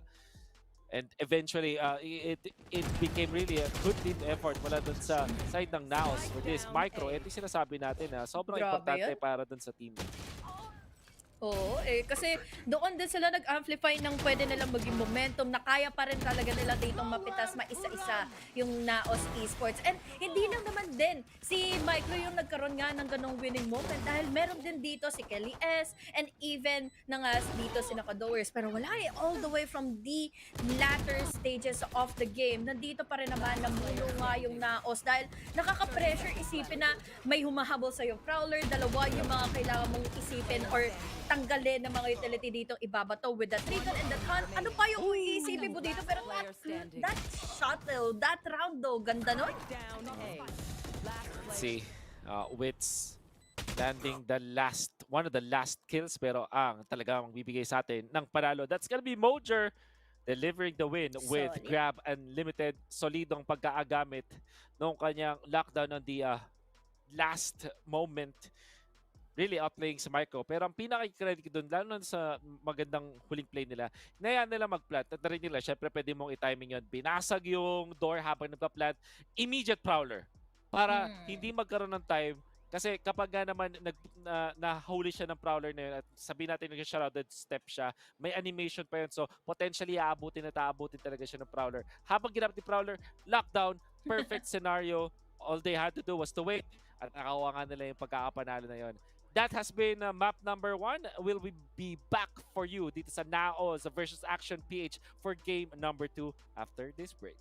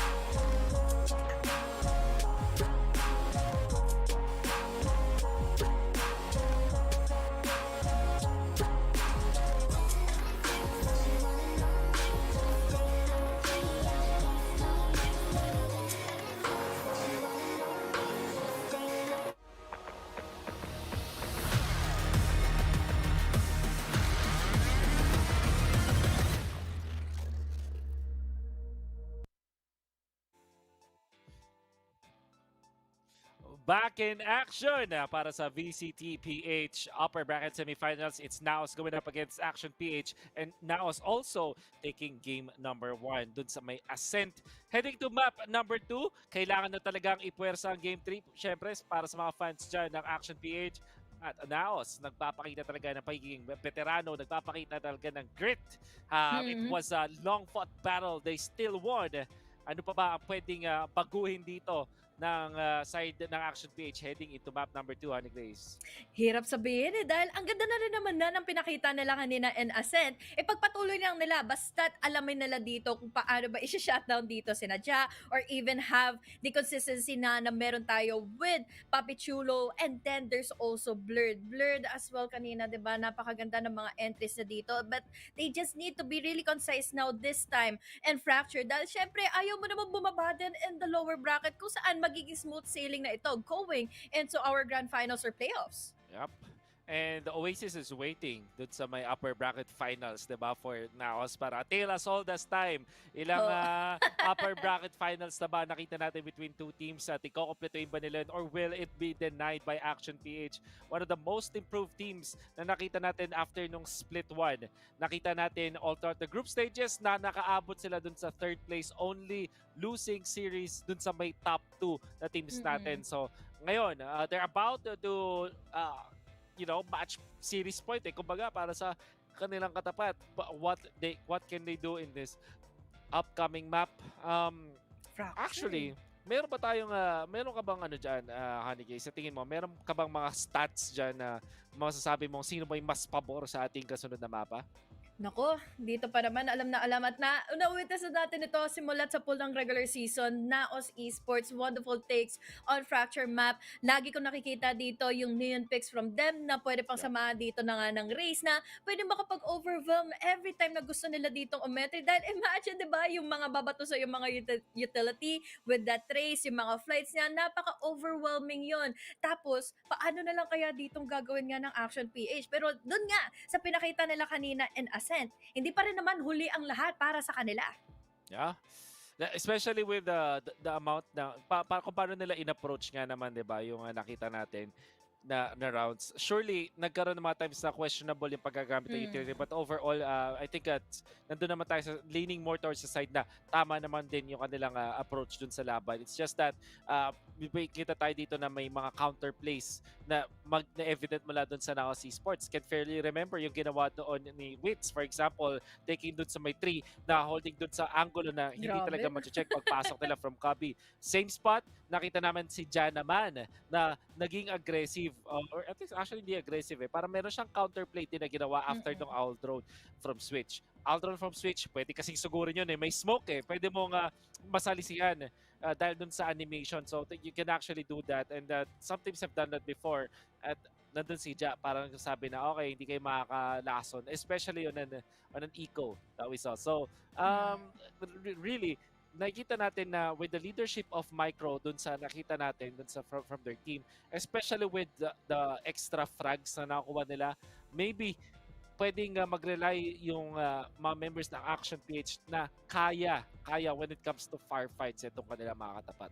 Oo nga diba? Yung parang nagiging boost nila ng mga moral doon sa mga rounds na yun na Kaso nga lang, may nagiging answer lang dito going back and forth nga ang NAOS. They're just really witty pagdating nga sa kanilang usage of utility. Pero there are times naman na nai-hinder din naman sila dito ng Action PH. Kanina, nung first half natin in Ascent, it was 0-6 na kaagad. Pero nakabawi naman dito ang Action PH dahil alam nila there are times na nababasa nila unti-unti kung paano ba umentry, kung ano bang utility ditong susunod kapag umentry na nga nag-dash in na nga si Ja. So, yung little bits of execution na yon at yung mga nababasa mo dito from that point on, pwede itong mag-amplify as a win for Action PH. Yun ba ay mangyayari na dito in Fracture?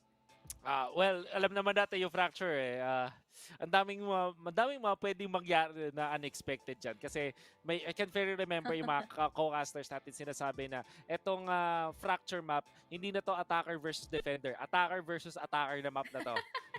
So, there's a lot of tendencies or natural tendencies na magkaroon talaga ng parang brawl-ish kind of battle dito sa Fracture na parang susugod at alabas-labas kayo dun sa may main site ng B, sa A main, magkakapatayan kayo doon and you will forgo yung tao, yung arcade kumbaga, tapos hayaan na lang pumasok. Then for the counters, there's gonna be a lot of firefights for sure. At yun yung klase ng chaos na pwede nga naman makapag-topple ng mga top teams. So maybe that is something na pwede ring i-consider na Action PH as their, quote-unquote, plan of action. Ayun. Hirap nga lang ito for Action PH, dahil simulat sa pool pa lang na naglaro sila dito in Fracture, parang hindi pa sila sure on whatever their composition may be. Dahil yun nga sa mga naging history nila, mas nanaig pa dito yung chamber pick nila. Pero ngayon na nerf na kasi si chamber, hindi mo na lagi siyang magagamit inside of Fracture, mahirapan ka talaga to work around it. So, you need someone na pwede nga dito maging anchor para naman ma-hinder mo dito yung dalawa magiging aggressive pushes from NAOS Esports. Pero hindi pa rin natin malaman dahil kanina, it was already good. Pero will it be good enough to push this to a game number 3? Yeah, we'll see.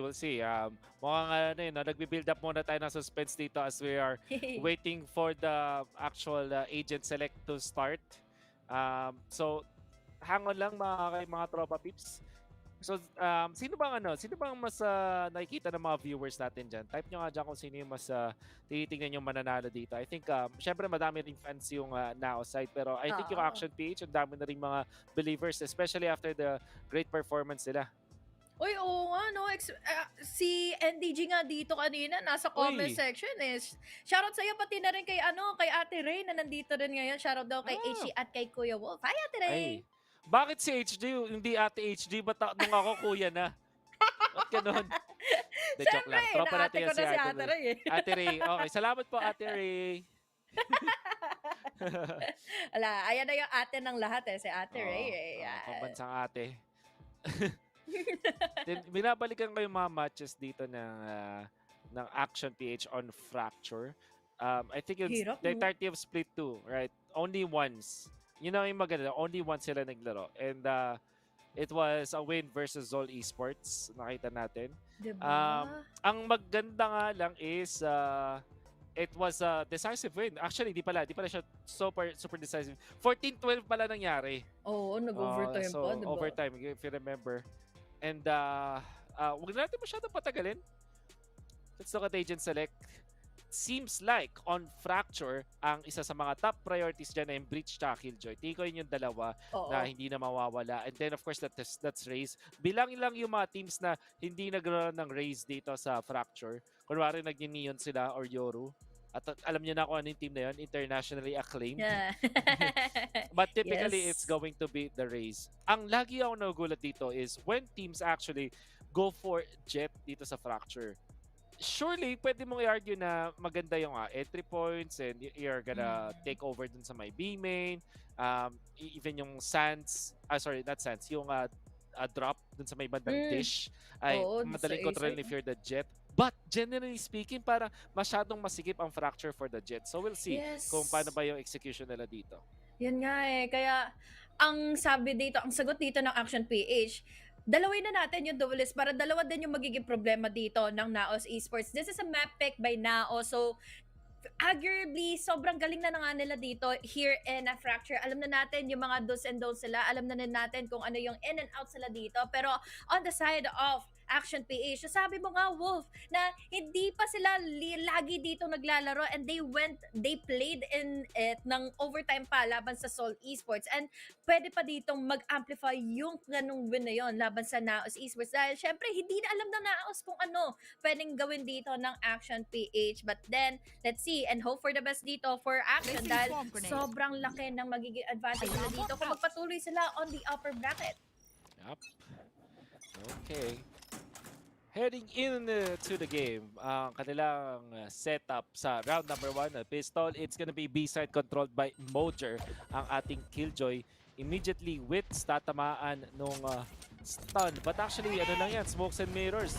Akala tuloy nila dito doon nasusugod, pero yun pala talaga, blur confirming. At yun yung sinasabi natin mula doon sa may dish. Pwede nga naman gamitin to blur. Set your guard! Mula sa baba, makakuha ng 2 wits naman for an additional kill. And only 2 remains. All of a sudden, in a snap, at dahil yan, sa pinakita doon ni Wits. Micro. Last player standing. Will it? Isa ni Mojo to win it as well. Makakuha ng punishment si Gato. Pero makapag-stack. At nakaangat na rin si Papi Chulo at si Wits. Super duper important kills. At nakapag-upgrade na siya ng Frenzy. Hirap ng ng ginawa nila doon, dahil rush kung rush ang APH, hindi na nila hinahanap ang players ng NAOS, kung sino pa ba yung nasa ilalim, kung sino pa ba yung hindi napansin na nga dito ni Blurred, as in made an entry dito all the way from top side, pero yun nga yung naging problema we have NAOS was able to cha-cha it out pagdating doon sa mga pumasok na at trinay na nga dito i-secure yung spike. And yan again, another pistol pa ang napunta dito ngayon for NAOS. Okay.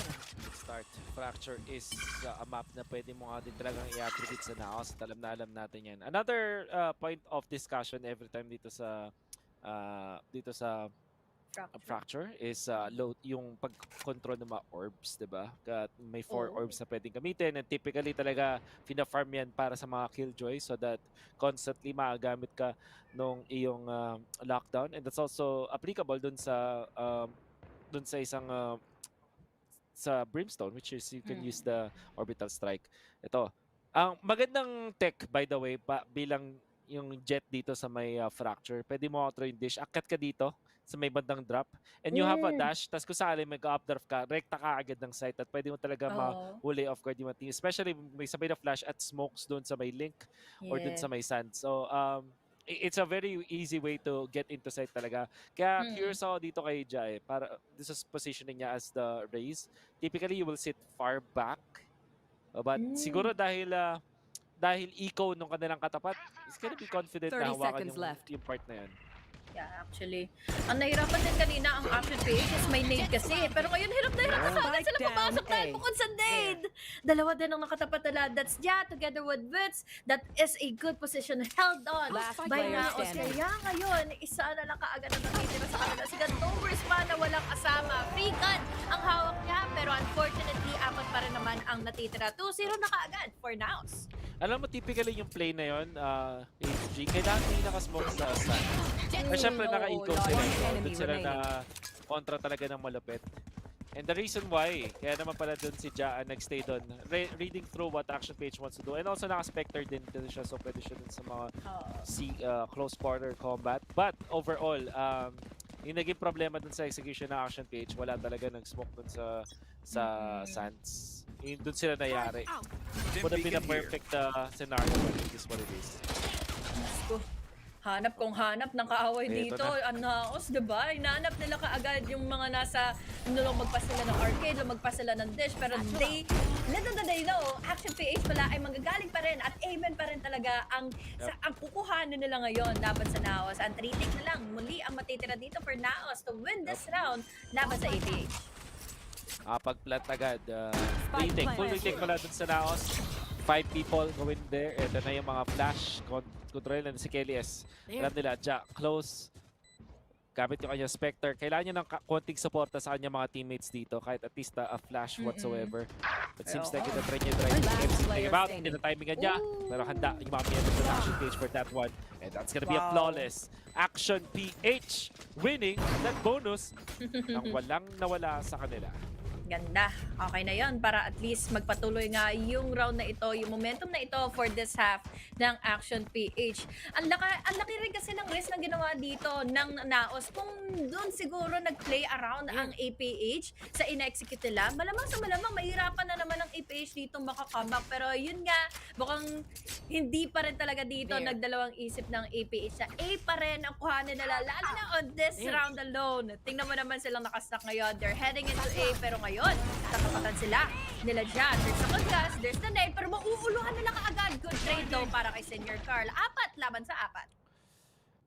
Yes, Kellyes and Ja, yung dalawang race na mapapatumba. I think Ja will definitely have access sa kanyang ulti after. So, could be true for Kelly. Ang Action PH, mag-decide na ba sila pumunta ngayon sa may B? Kasi for the longest time, diba? 3 rounds. Puro A yung kanila gagawin. Makakuha sila ng isang orb that's on to Gado. Napakahusay nito. Makapag-ulti nga naman. And that will prompt Mojer to reposition. Immediate smoke. Ito magandang supplement para sa ating team. Malayo din naman, no aftershock whatsoever to take care of this. Grabe yung aggressive smoke na to. No? Tama-tama. Layo eh. Ang layo talaga. Pwede nga nilang kontra doon. Mojer. Oh, look at him go! Sinasabi ko pa lang!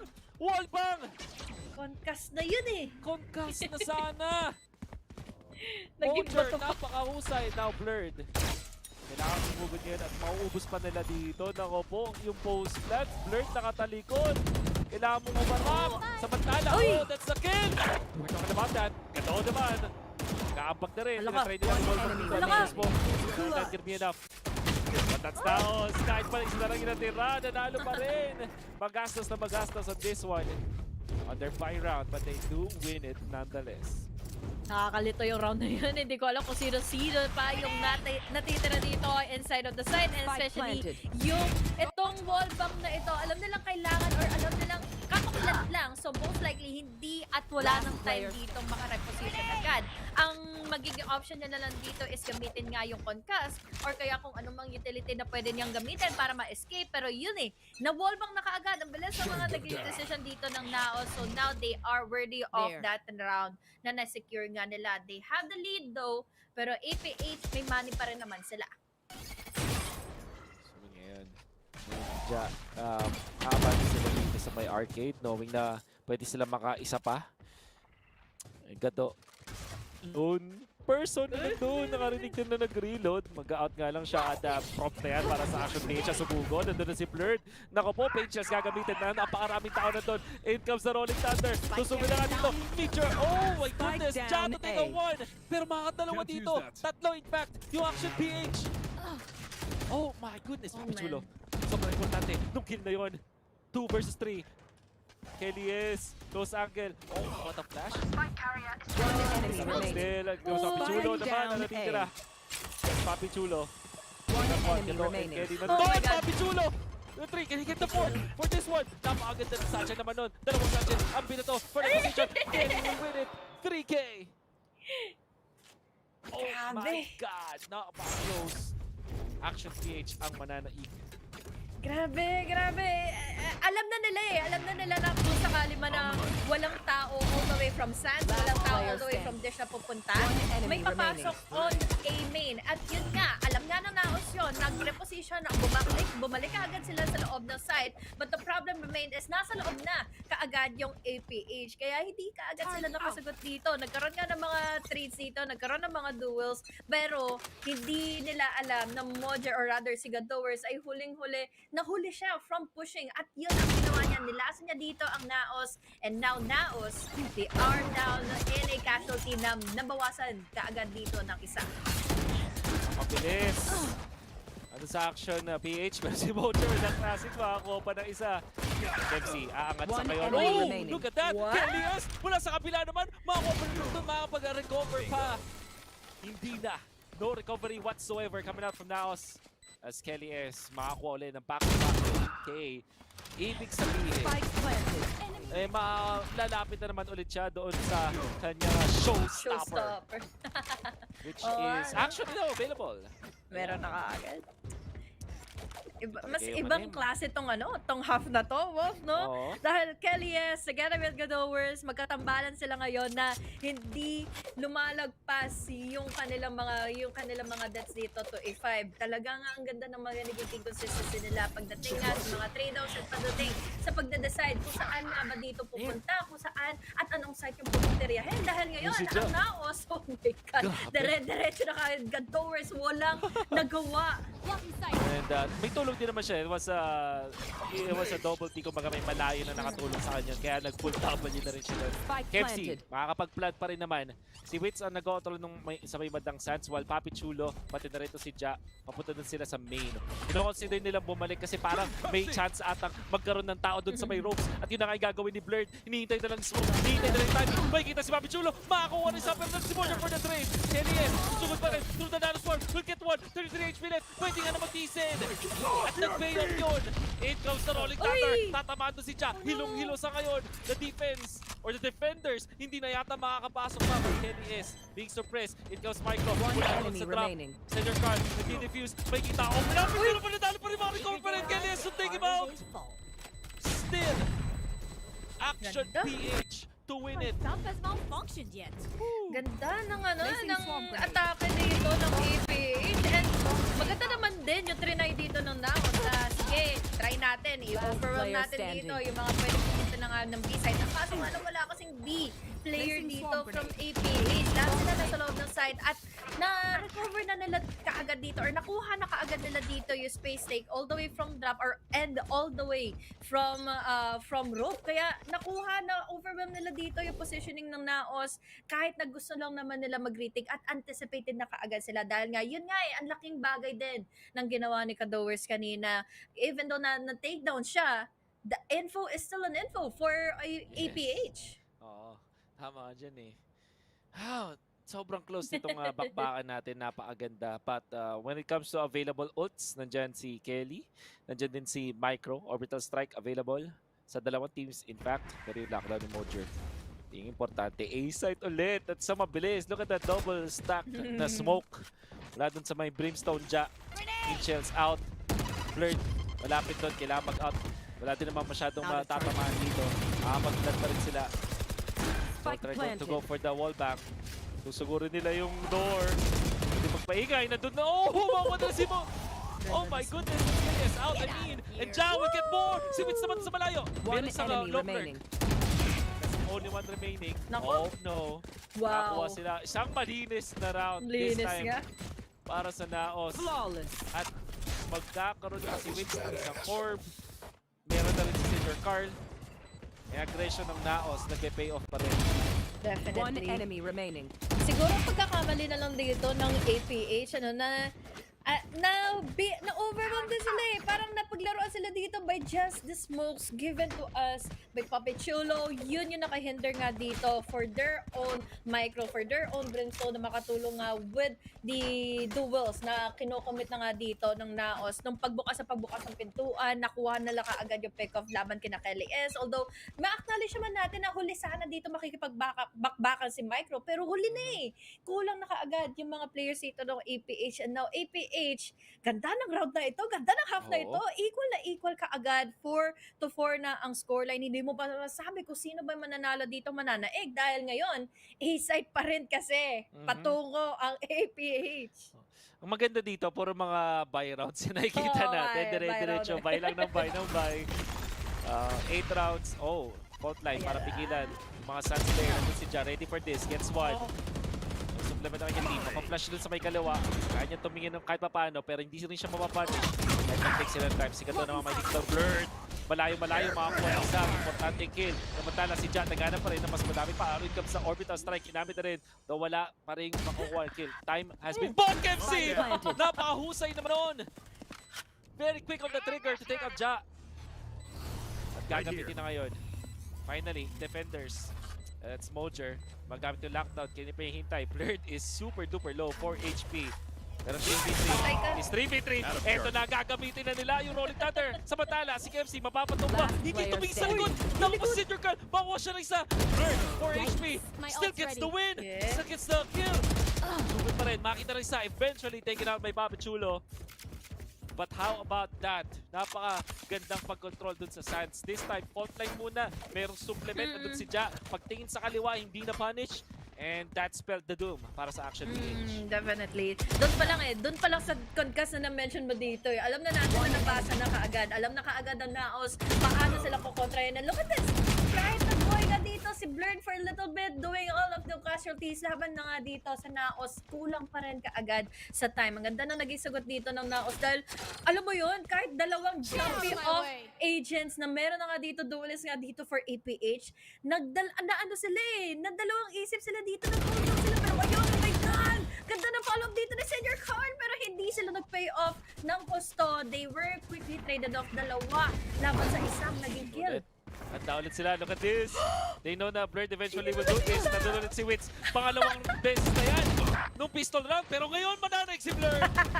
Alam rin niya, nandun yung magiging reaction ni Witz. Mojer, makakuha ng isang kill ng MC. Pero look at that, Papi Chulo take out Gado. Blurred, ikatlong kill.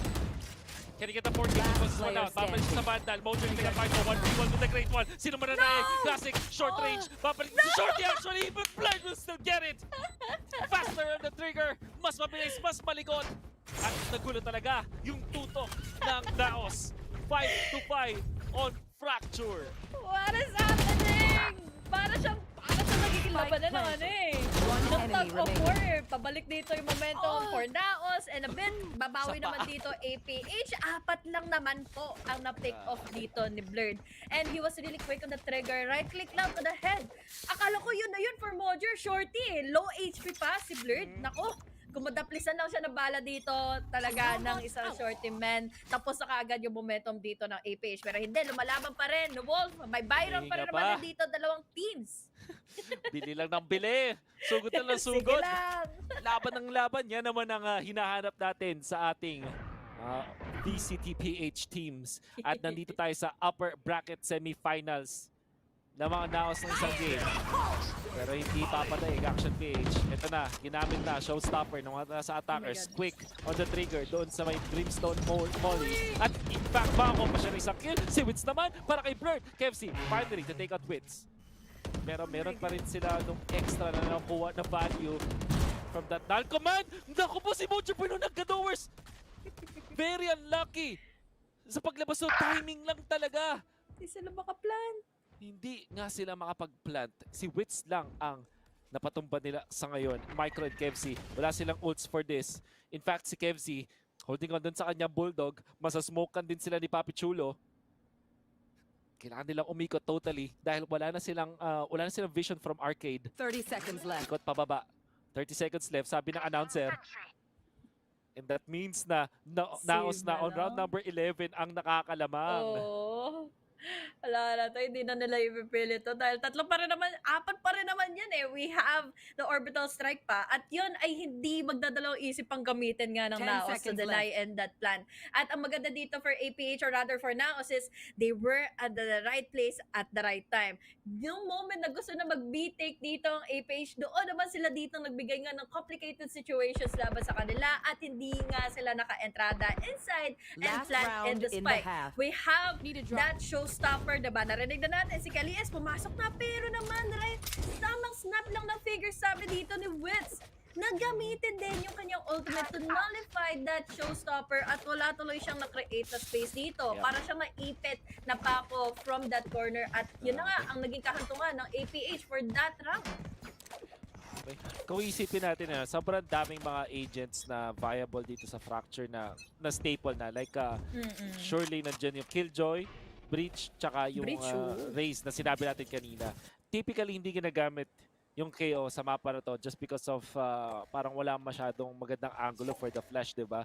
Pero bigla naging value yung null command kasi dahil dun sa timing na pwede mo gawin, as you saw, pwede maging sobrang awkward para doon sa isang race. Parang nasa gitna na siya eh. Ibabato na lang niya tapos ang null command lang, sakop agad yung site. Ganun kaliit ng Fracture. So, gandang tech na ipinakita kay Wins. NAOS, si Ja. Ay, grabe. Holding on sa operator. Kailangan tumakbo pero nakahanda naman. Ako po. Don't try this at home guys ha. Pero siguro pag round number 12, okay na. Pwede na. No. Pwede na. Ang lagi natin nakikita sa compe yan eh. Mag-operator tapos may nakahandang Phantom pero round 4 pa lang.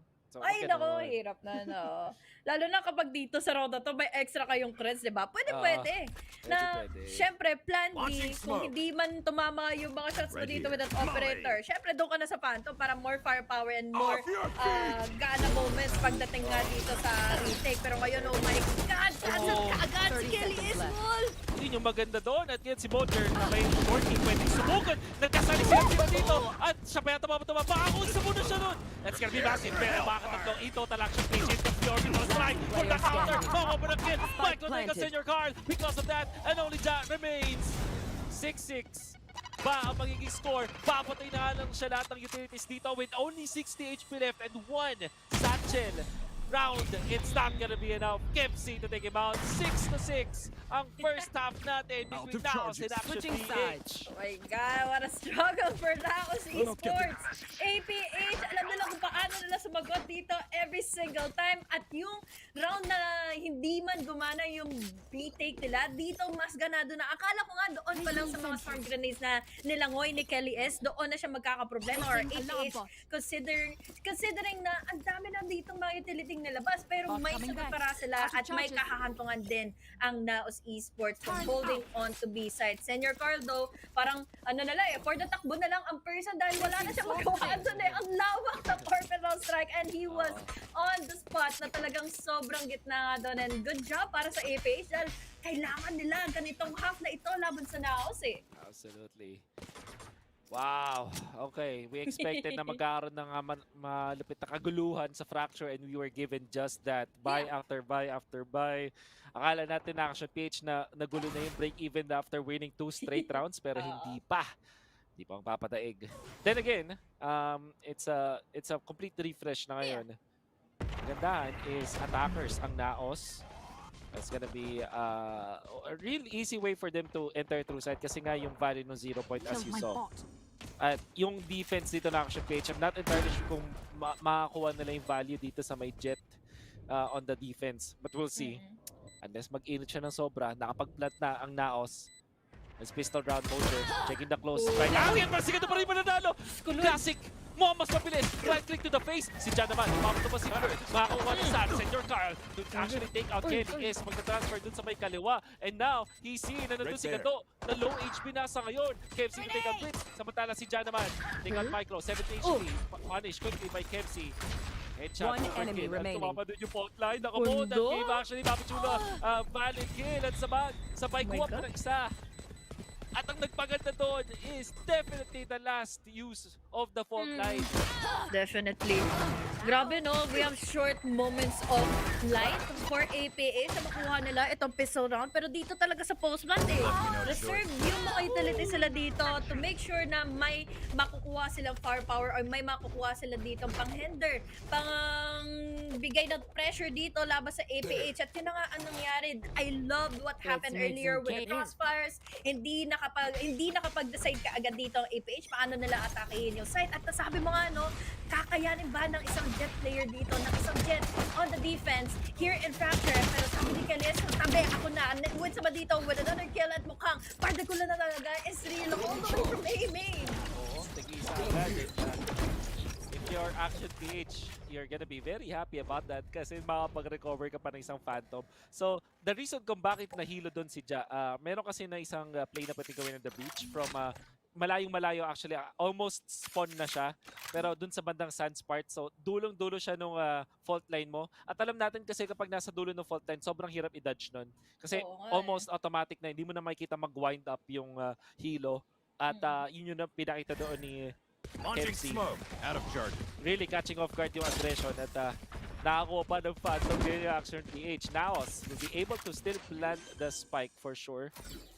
At in comes the retake. Arcade magiging kill ba ito? Of course, Papichulot. Look at that.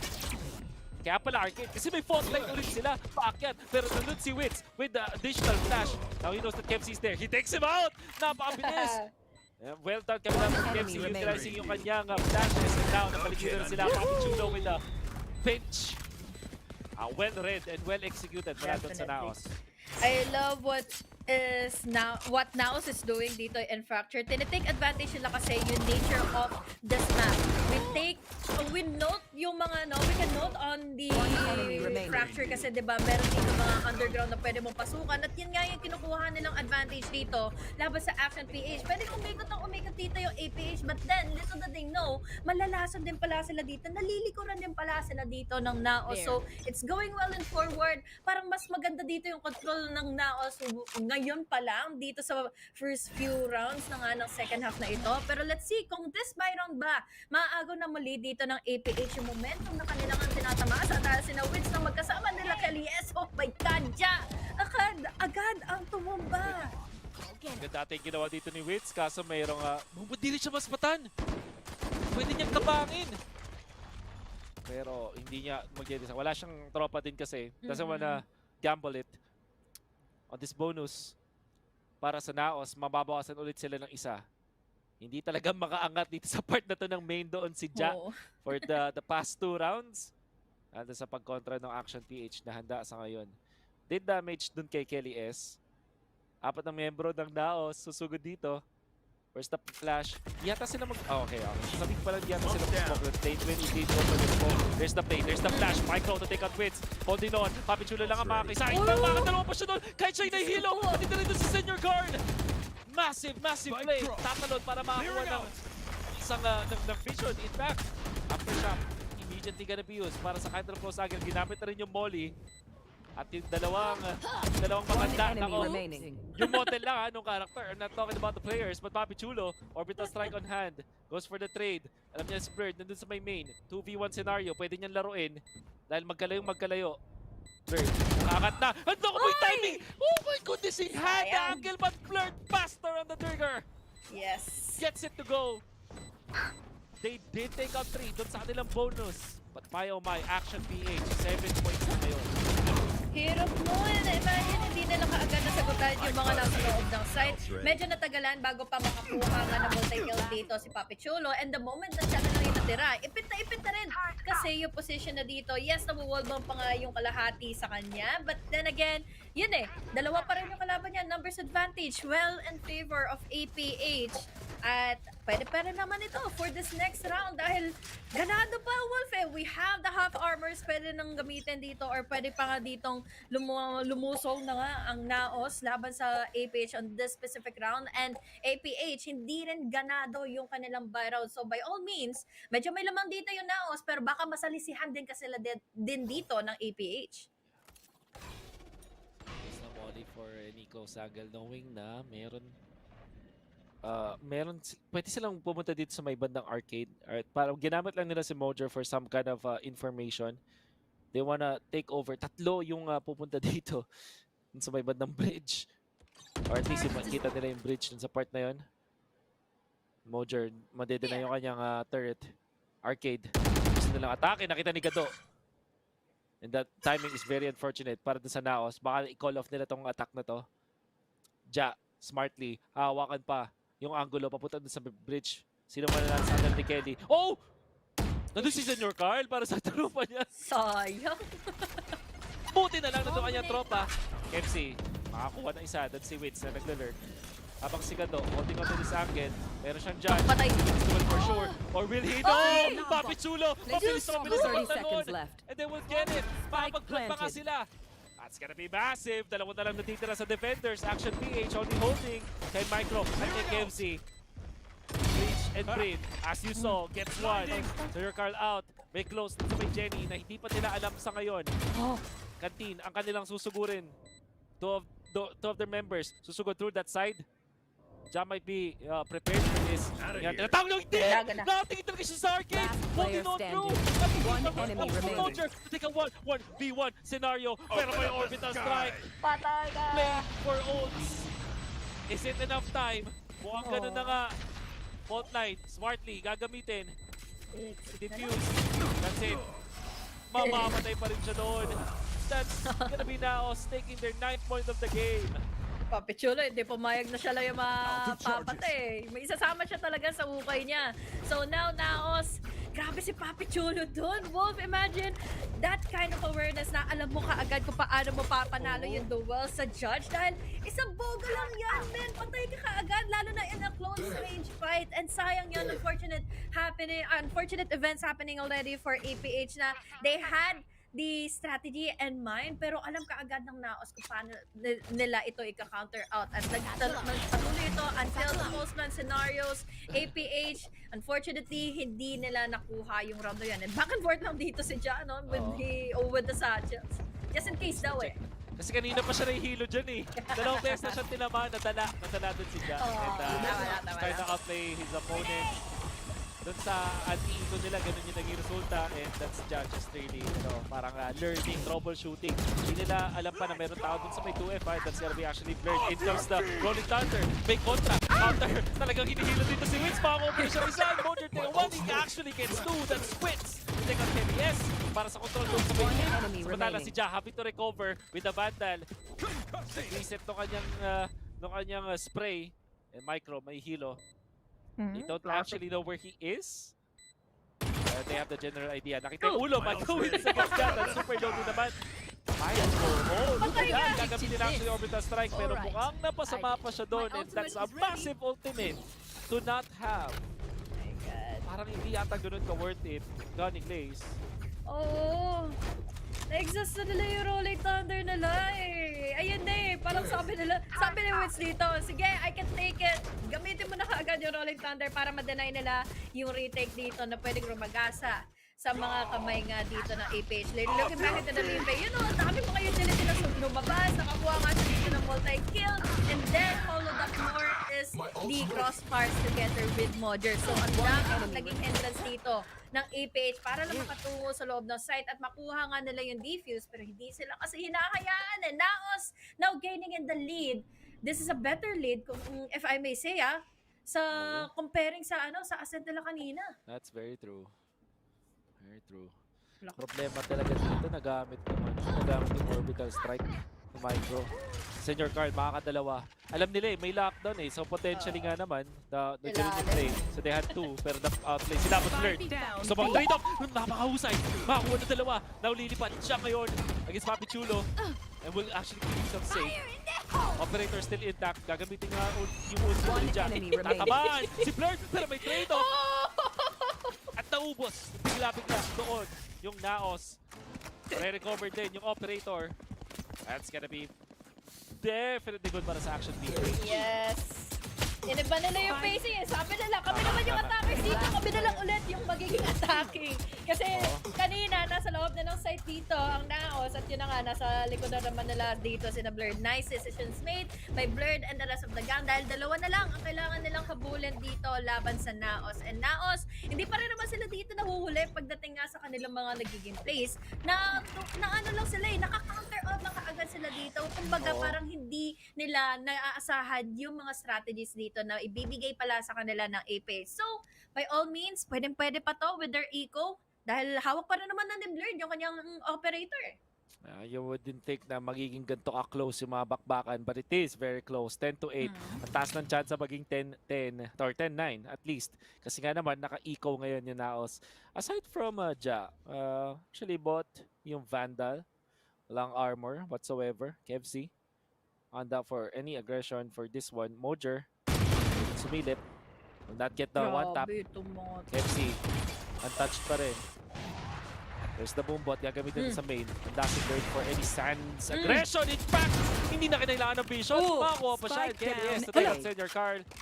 Dagdag ng mga kills. Only Modger and Papi Chulo remains. They know where they are. Nakaikot doon si Modger eventually through ropes. Oh! No way! Papi Chulo! Winning against the operator. Mas mabilis ka naman siya doon. Hindi pa siya tapos. Makakuha ng ikalawa pa. It's gonna be a wall back. At nakakita ulit. Nandun si Kempsey pa rin. Babalik dito. 19 seconds left. Gusto kumuha ng isang baril. Dinay ni Kempsey. Eventually will get it. There's the aftershock. Nandal on hand. Pwede pang subukan. Online. Hindi tatama. But Kempsey still wins the duel. Great slicing coming out from Kempsey. But overall, akala mo one-sided na yun para sa Action PH. Kaya nga Grabe, Papi Chulo. Alam mo confidence dito sa Kempsey sa shot dahil pinipilit niya pa rin yung pick na yun laban kay Blurred na naka-operator na rin. One shot is all he needs through the head of Blurred. Kaya naman ngayon, this is a good, well-needed timeout na nga for NAOS after that thrifty round or after that eco na meron na nga sila from that previous round at patuloy naman din yung eco dito ng Action PH. What I like about Action PH is ang ganda ng pagsistand nila underground at ang ganda na rin na nananalo sila dito against the duels. Ang hindi ko lang talagang pagtanto dito yung ginagawa nila Modger na ang bilis na awareness nila na kapag may napipick sila dito in a very tight corner, ang bilis silang maka-exit hindi nila pinipilit yung mga duels. Kumbaga parang they're picking their fights. Yep. And noticeable din yan sa mga sa gantong klase ng I would say ng role na ginagawa, like hindi ka talaga parang hindi naman literally yung mga klase ng agents na gamitin like a sentinel whatsoever, pero parang role na parang like the lurk, for example. You wanna keep the quote-unquote yung pagiging paranoid ng kalaban mo na nandun ka, buhay ka. It's important na palagi kang issue para sa kalaban na hindi mabibitaw yung angulo na yun. So that the other part of your, you know, after part ng attacking party ay magiging, at least may isang less problem dahil nandun ka, information ka. So, yeah, Mojo really just taking advantage of that. Kelly, as well as Gado, pwedeng magulat dito sila dyan. Rose left ang kanyang pinili. Oh, hindi niya na-transfer pero doon pa rin siya trade-off. 2 for 2. Senior Card getting 2 kills. Super duper important for team. Nakakapag-land sila. Through sands. No counter whatsoever. Spike planted. At with the 3 members left ng Action PH, ang kanilang decision maghintay talaga. And they are all coming from A-Link o kaya naman through sands, through ropes.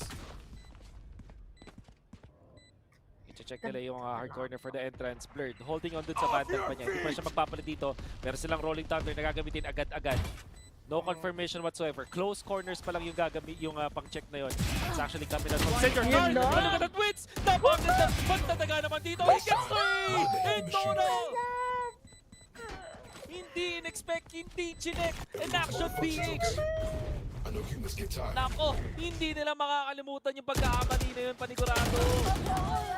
Dahil you had one job to check that very specific corner na pwede ka matugaan dito ng mga attackers at ng mga defenders kung sakali man na mag-entry nga sila dito inside of A. That is such a well-needed round for NAOS na hindi na nga sila dito maabutan pa ng APH dahil dalawa na lang ang natitira para ma-2-0 na sila. Pero NAOS, that ultimate, that lockdown coming in from Mojo was just a really big of a space take. Sobrang laking bagay talaga nun dahil ang layo ang layo ng Action PH. That took time para makapag-diffuse at makahabol pa sila for a retake. Ano pa ang sumagot pa sa kanila, di ba? Yung rolling thunder pa ni Senior Carl. So ang daming naging layer of problems dito na kailangan tapatin ng Action PH. So that round is just too clean talaga para sa NAOS Esports. And by the way, di ba, 10 points sila before that happened. So smartly utilized yung kanilang ulti, lockdown, pati yung rolling thunder. Senior Carl hindi na nagdalawang isip, ginamit na agad. It's preemptive nga, no? Hindi pa siya nagita ng kahit anong cues, wala mong kahit anong confirmation. Nag-process of elimination lang na pwede talagang link yung panggalingan. Ginamit niya agad to buy enough time, knowing full well na kapag naipanalo nila yung round na yon, and just looking at the economy, they're up 11 points. Eco yung katapat nila, madaling makaabot dun sa match point. So, really, the way na inisip to ng NAOS na mag-commit na that way was super duper good. At tapos, na-control pa nila yung dish part. Ngayon, pwede sila maging aggressive knowing na Eco, there's the flight. Hindi na check yung may batang cannon or will they actually do. This is their card for that kill. May trade-off si Blurred. Gamit yung sheriff niya. All the more though, NAOS nakapag-plant pa rin. At pati na si Mojer, susugurin na yung spawn through pump. Lilo ko rin yung mala sa kantina. Doon si Kepsi, very late dun sa kanyang reaction. Ja will take him out. Dalawa mga galing sa main. Samantala, Blurred naman, mapapatumba so easily by Senior Carl. At kahit pa napatay doon si Papi Chulo, this is considerably a very clean round. Nakakuha pa tatlo si Senior Carl. Siya nga yung, parang silang dalawa ni Ja. Pag nakakuha sila ng multi-kills doon, lalapit sila sa ult. A very clean round mula sa NAOS. Ikaw round din kasi yun for APH. And kung kailan ka man kailangan ng mga magkaroon ng thrifty round dito, yun na yung round na yun. Ang kaso nga lang, daming mga nagganap kasi sa loob ng site at kulang ng firepower dito. Kulang ng manpower pala ang Action PH to hold on to B at mailaban nga yung mga duels dahil nandun lang sa loob si Micro. And then exceeding on forward nga, yung mga nagiging duels pa dito or yung mga nagiging trade-offs kasi ng NAOS, sobrang clean, sobrang linis to the point na hindi nakakasagot yung APH at sure na laging may trade. Yup, and that wins. Immediately, gagamitin yung null command as they want to enter through side. It comes Ja. Oh! Denied by Kepsi! Holding on sa side. Bakit nagkaroon si Kepsi? Sobrang laki yung factor. Na-deny na nila yung null command. Pigilan nila. At makakuha ng tatlo doon si KFC. Now, having access doon sa kanyang sariling Rolling Thunder. One enemy Papasok remaining. doon. Oh, look at that Gado to deny wins. Napaka-line shot. Still gets it to Right go. there. Roger, the only one left. Hindi naman kailangan mag-save. Pero ito si Gado. Flawless! At dahil yan sa ginawa doon ni KFC, perfect timing. Hinayaan nila makapasok muna yung dalawa. Yung isang natira doon sa may drop, hinayaan nila yung pag-satchel. So he actually wins when it comes to the duel. At tapo pa siya ng additional na dalawa. Kaya nga Kaya doon na tayo nagkaroon ng moment of truth. Hindi na daw nila kailangan ng thrifty round. Doon na lang sa buy round sila makakabawi, makakawagi dahil yun na sana yung pwede nilang maging match point dito for NAOS. But then, they were immediately cancelled. Bakit? Dahil hindi nila napaghandaan dito si Kevsi. And moving on forward was the utilities pang given dito na nahinder nga. Nakapang-hinder nga dito sina Kelly S. And now, speaking of Kelly S, ganda nitong round na to dahil kompleto sila sa ultimates. Kailangan lang nila maging maingat dito kung kailan at saan sila makikipag-duel. Again, they need to fake out their fights. Pero ngayon kasi, tahimik dito lumulungga pa yung NAOS ng may nga yata sila dito sa loob ng A And especially, kailangan nilang gawin yan kasi looking at the utilities na available para sa Action PH, may Showstopper, may Lockdown, may Rolling Thunder. Hindi ka pwedeng basta-basta pumasok sa site in your NAOS. You have to get picks. Hindi ganun kadali. Susugod pa rin sila. Nonetheless, naghahanap ng tamang pick-off. Inialaw. And in comes the Showstopper. Layo ni Kelly. Malayo. Makapag-clear out ng isang parte. Stun! Ikot na si Gato para makapag-delay kay Ja. Kahit magkakaroon ng flash down Wits. So makakuha rin sa Rolling Thunder. Gagamitin lang nila. Eventually overwhelming yung si Bird. Pero dahil sa senior card, gagamitin na yung aftershock. Gato! Lockdown! Oh my God, Gato! Hindi niya chiniconnect! Nauna mo si senior card! Last player Hilong-hilo standing. na! Pero 30 makakalawa seconds pa! And Bobby Chulo to take out KFC! Micro ang natitira. If he gets a kill, eventually, planted. pwede siya magka-orbital strike. Pero kakayan ba? Ito na yung Rolling Thunder. Hinilo na nga. Alam ko nasa siya. Susugurin na nga. Nilabas.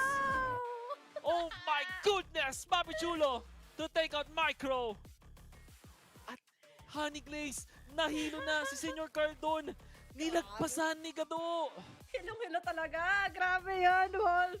They had the moment of light para makabawi nga dito inside of Fracture para magpatuloy nga yung kanilang momentum. But then again, sobrang wrong decision made yun by Kelly S. Sayang yung showstopper niya dito to deny in that entry coming in from the side of NAOS. At yun nga yung nagpatuloy pa nga dito for NAOS, no? Na take advantage nila yung mga maling decision dito ng APH. Kaya they took over the fact na pwede pa ditong kumabak ang APH dito. Tingnan mo naman yung half natin, diba? Nagsimula ito to a 6-6 scoreline. Yup. And Senior Carl pala si KFC, nagkaroon ng duelo ng dalawang breach natin. Totoo. And I would say, kahit natalo doon yung Action PH, good reads doon sa NAOS nakita nila. Especially the way na dininay nila yung round 2 and 3 na aggression mula doon kay Ja. Utilizing yung innate strength ng isang breach dito sa mapa na to. Yun nga lang talaga ang NAOS solido when it comes to their utilities, the way that they're reading through it, and especially yung mga depensa nila dito na napapunish nila yung lack of diligence mula dun sa kanila nakatapat. And really just getting so much frags dito sa laban na to. But Senior Carl, as well as yung nakatapat niya, ito nakasama niya, minsan si Papi Chulo, ang daming ding rounds na dun sa duo ng Bridge tsaka ng Brim para sa NAOS. Nakakuha sila ng extra rounds. Hindi rin naman ito masama na for APH. Ang ganda pa rin naman ang mga nagiging sagutan nila. And like I said earlier, it is a battle of tag of war. Yung game na ito, laging bumabalik na lang dito yung momentum. Laban nga natin na Blurred, and then there's also Witch. Tapos may moments of truth din naman dito na mas nananaig dito when it comes to the duel. Sina Kuya mo dyan and Papi Chulo. And speaking of Papi Chulo, he knows where to use in the utilities. Ang daming sayang moments dito, lalo na para sa APH. Oh, delivering the win. Brought to us by Grab Unlimited. Ayan, si Papi Chulo. Yung combination nila ni Senior Carl. Many times this game, and lalong-lalo sa pinakahuling round, nagbigay pa ng pagkakapanalo. Even utilizing yung dun sa yung natitirang smoke mula dun sa may Brim. The fact na hinayaan niya, tinulungan niya makapag-plant doon yung kanyang breach after getting 2 kills, nakuha ng isang plant. easy access dun sa kanyang Rolling Thunder at nagbigay pa nga sa kanila ng magandang advantage sa dulo. And this is the reason why NAOS will advance dun sa may playoffs. Still, gonna have to give credit to Action PH. Talaga naging napaka-close na yun. But yeah, thank you so much, HG. That has been my last cast for VCTPH League 2. So, maraming salamat sa lahat ng mga viewers out there. Babalik na natin to sa ating panel for their discussion.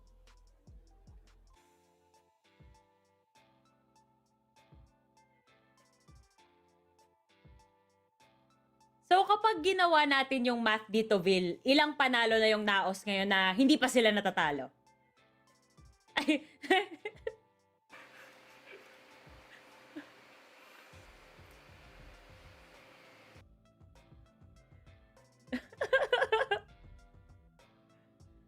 Ay, ang dami nangyayari. Ang dami nangyayari. So, ibabalik ko ulit yung tanong. Vil, andyan ka na ba talaga? Totoo na ba to? Oh. Ako, nandito rin ba ako? Ay, ako pa din. Nandito rin ba ako? Okay na. O, yan na. Okay na. Hello, Check, testing. mic, check. Ay. Check. Hello, testing. Pag pinagsama-sama talaga tayong tatlo, chaos talaga eh, no? Mula sa pre-panel natin hanggang dito sa katapusan. So, yun nga, Vil, ilan na tayo? Ilan na tayo ngayon? 16 na winning streak ng players ng NAOS dito. So sa lahat ng nilaruan nila, ang score nila is sobrang dami na. At least diba, talaga nakita natin dito sa game na to, yung 2-0 na clean sweep nga na ginawa dito ng NAOS Esports. Pero kung napapansin natin, sobrang dikit ng laban dito sa Ascent and dun sa Fracture. Hindi natin masasabi na talaga one-sided to. Grabe yung pinakitang laban ng Action PH. Totoo yun, no? At syempre, no, actually, we were talking about it na parang baka nga umabot pa ng Game 3, pero syempre una parang naging joke siya, but actually watching the series, the entire matches na meron tayo dito, Laika, sobrang lapit ng mga rounds natin to the point na hindi mo alam kung kanino mapupunta yung mapa. And I just wanna say na talagang props para kay NAOS dahil napakalinis. Pag malinis talaga yung round take nila, mapapansin mo na sobrang every corner mache-check nila dito. But a huge props as well for the side of APH dahil nasasagot pa rin nila yung ganun kalinis. Nasasagot talaga nila dito. Sinasabi ko nga kanina nung nasa backstage pa tayo, na etong si Kevzi, pag nakitang match point na grabe yung step up niya. Sabi niya, ayokong matapos yung series ng ganito-ganito lang. Ayokong matapos tong mapa ng ganun kadali lang. Lalaban ako hanggang kaya pa. Pero dito, Vil, props talaga dito sa NAOS. Kahit anong utility ibato mo sa kanila, kahit stun pa sila, makakakuha si Papi Chulo ng dalawa. Pati na rin si Wits, ganun din. Dito sa VCT, dito sa buong Pilipinas, NAOS sa pinaka-solid nga na may coaching staff. Kompleto sa rekado sila. If ever titignan mo yung coach, yung mga mental coach, kung sino man talaga. Actually, same goes with Oasis Gaming as well. Pero if ever gonna talk about it sa game number 1 muna, kahit saglit lang, this is the first time na naglabas sila ng fade dito sa split 2 sa Ascent at sa Senior Carl pa yung may gamit nun. So, yung mga ganong klaseng mga compositions talagang might give you that big advantage that you need in order for you to take down your enemy. And as you can see, Wits being the top dog ng ating best of 3 ngayon, unang-una pa lang, maaga pa lang nagpa-pop off na agad siya. Grabe naman si Wits. Nakita naman natin, no, from even using yung kanyang null command just at the right moment, mapigilan lang yung showstopper o kaya yung mga ultimates ng kalaban.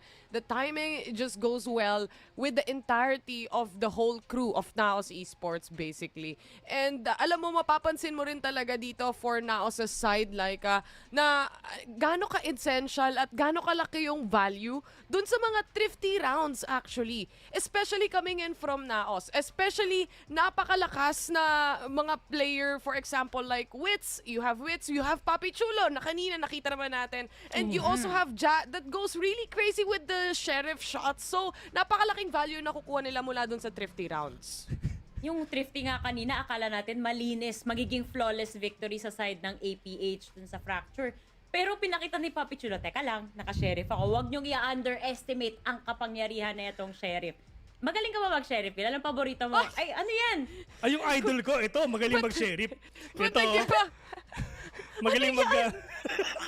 Omen ka ba, Bill? Baka ikaw si Omen na nagka-teleport ka bigla.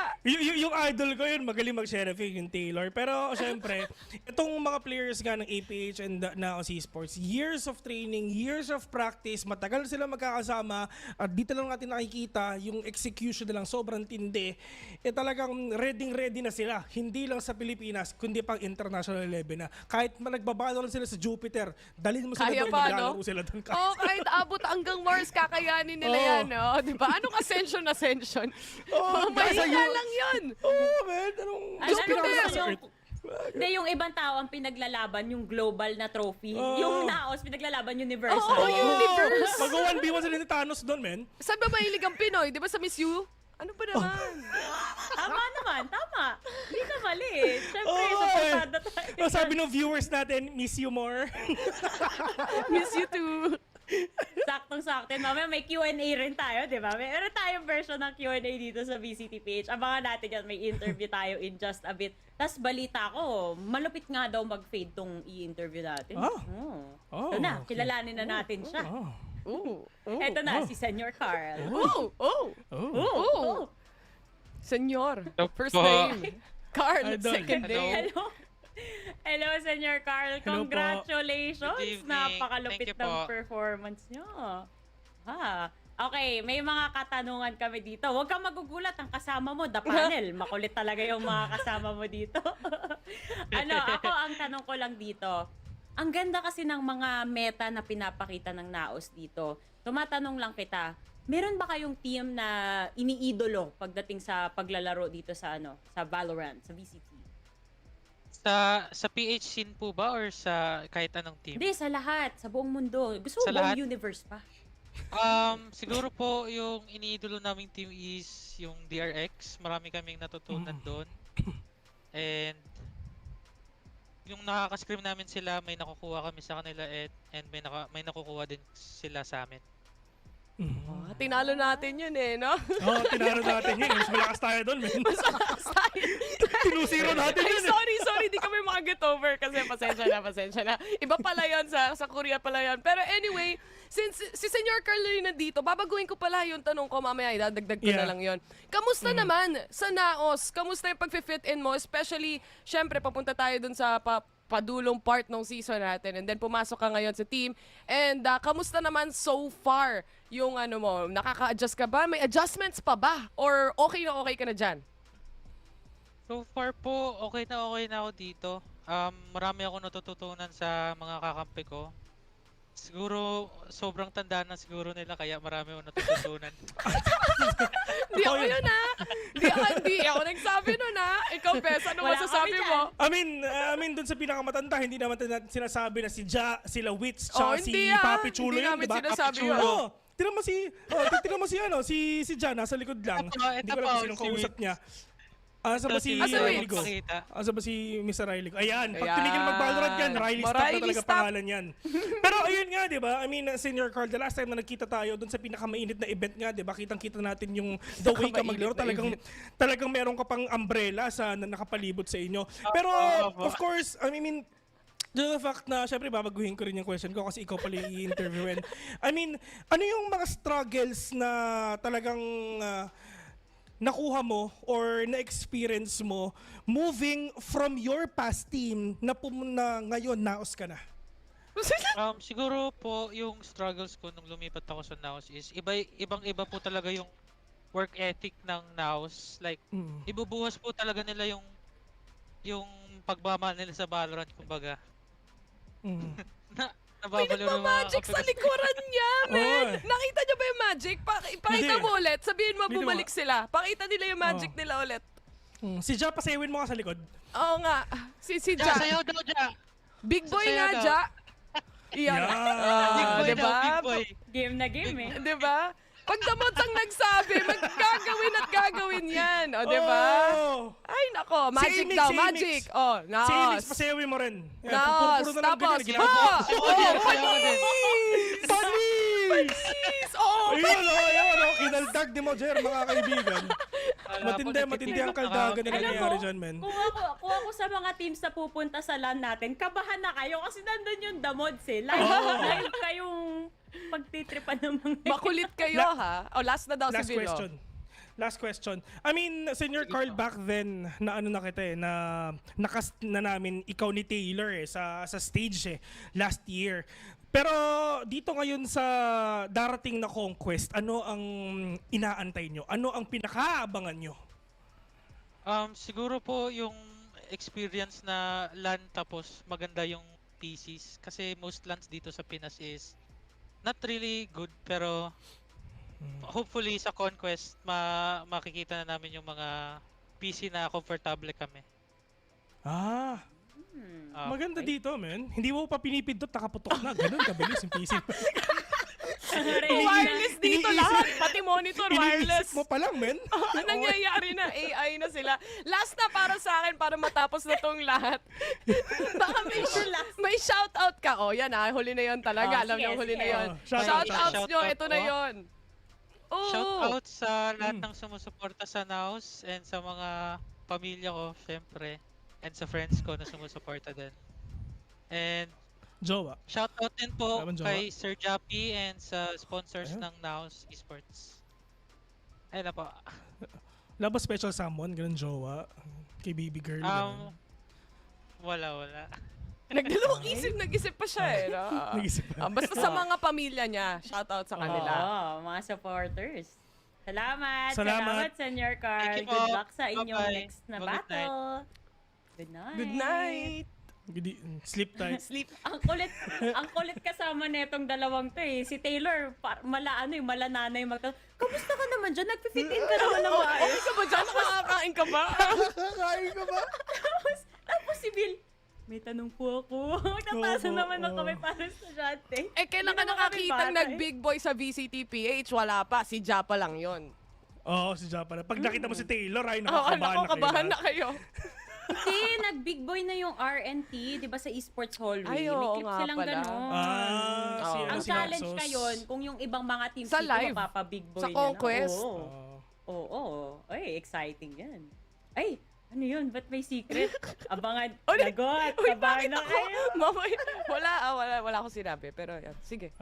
Okay, wala kang sinabi. Eto, may sasabihin na tayo pag nakita na natin yung updated brackets natin. Kasi syempre, nag-update yan. Alam na natin kung sino ang mapupunta sa ating LAN. Kita na rin natin kung sino yung nasa baba. Vil, makikita natin APH versus Zol, tapos GLab versus MVPE naman. Ang marami dito sa lower bracket, syempre, is makakapasok nga rin sa LAN. So, can't wait na mangyari ngayon. Makakasama nila, of course, ang NAOS Esports and Oasis Gaming na nasa upper bracket finals na. And manalo syempre, pupunta nga sa grand finals. Pero syempre, dito ngayon sa lower bracket, best mahirap ito kasi nga laglagan portion na. Oo, totoo. Kumbaga sa amin kasi huling sayaw, di ba? And finally, kasi naman si Bill tumatawa. Seryoso naman kasi ako. Seryoso Siyempre, para dito sa mga natitirang teams nga natin, kumbaga, it's the final chance to make it to the top. Alam natin, napag-usapan na natin na this is actually the last bago pumunta tayo sa Ascension hanggang magtuloy-tuloy pa champions. So, ito na yung perfect opportunity really for them. Nothing more, nothing better, kumbaga, para sa season na to, Laika. So, they really have to go through it. It's gonna be painful, but I'm excited to see kung ano yung, gaano kalaki yung improvement sa scene natin. Uy, agree ako dyan. Kasi nakikita naman natin, meron talagang growth tong mga teams na to. Ang challenge na lang dyan is, mas malaki ba yung growth mo or mas mabilis ba yung pag-adjust ng team nyo throughout the days, mga tournament days natin, versus sa mga nakakalaban mo. Tapos, lalo na yan, if alam mo na experience yung team, for example, etong APH, diba, kailangan talaga ready ka. Yung mindset mo nandyan, yung strats nyo na pag-aralan ng mabuti, at syempre, yung execution, hindi mawawala dyan. So, huwag kayong kakabahan, guys. Kaya yan, makikita-kita pa tayo sa CONQuest. Pero dahil nga nasabi ko yan, ibig sabihin, oras na para magpasalamat sa ating mga sponsors. So, maraming salamat sa Riot Games, pati sa Mineski Philippines, syempre, para sa pag-organize netong VCTPH 2. Ayan. At syempre kay Laika, na tinuruan akong mag-thank you. Thank you nga pala sa Grab. Syempre para sa ating Grab Unlimited, ace your game with your favorite go-to meals and enjoy 30% nga ng mga discounts natin on selected Grab food merchants when you subscribe to Grab Unlimited. Free yan sa inyong first month, kaya silipin nyo na. Free? Oo. Talaga? Libreng-libre. Pero syempre, Teshekula, thank you nga pala sa Games and Amusement Board kasi officially sanctioned tayo by them. Hello? Hello po. Oh, wag nyo rin kakalimutan, kanina pa namin hina-hype up at nagkaalaman na kung sino yung unang 2 teams na makakasama natin sa ating LAN tournament. So dahil dyan, punta kayo, kita-kita tayo sa CONQuest Festival kung saan for the first time magkakaroon tayo ng VCT LAN tournament dito sa Pilipinas. So wag na wag niyong palalampasin yan. Pumunta na kayo sa www.conquestph.com para ma-secure nyo yung tickets nyo. At kung sakali naman, may pag-giveaway rin tayo dito. I-check nyo na yung pinned comment natin that is powered by Grab Unlimited kung saan pwede kang manalo ng ticket sa CONQuest para sa'yo, pati sa kaduo mo. So ano pang inaantay nyo, di ba? Grabe naman pala, no? Grabe ang bait ni VCT, no? VALORANT Esports Philippines. Ang dami pinamimigay. Big shoutouts nga pala naman nanonood sa Facebook, YouTube, and Twitch. And shoutout nga pala sa inyo. And yun nga, kita-kits tayo sa mga susunod pang araw. Please don't forget to like and subscribe. And share. And click the notification bell. Ang hirap nung tatlo yung host. Kanya-kanya. Total, ganyan talaga tayo. Sanay na tayong tatlo dyan sa setup na yun eh. Actually, last day ko ngayon. Last day, kung sino man yan na maalam. Ako naman yung mamamaalam. Sino mamaalis sa'yo? Malungkot tuloy yung nasa likod ko. Parang nakangiti eh. Hindi naman malungkot. Malungkot yan. Malungkot. Deep inside. Malungkot Pero ba? ayun, ako rin gusto ko rin magpasalamat sa lahat ng mga nanonood, sumusuporta dito sa VCTPH. Di pa naman ito yung huli. Makikita nyo pa ako sa Sige susunod. na. Bakit?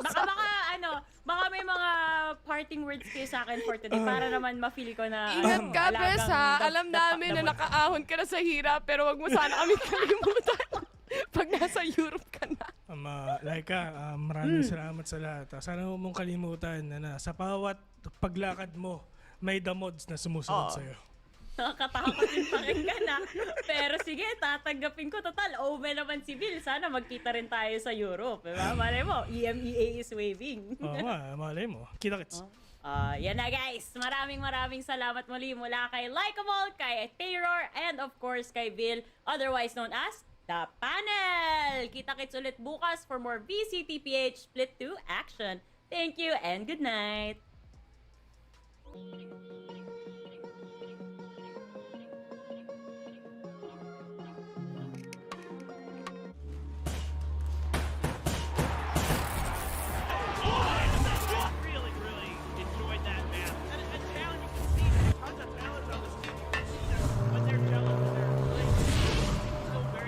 The door is open for these new teams coming into the league to really make it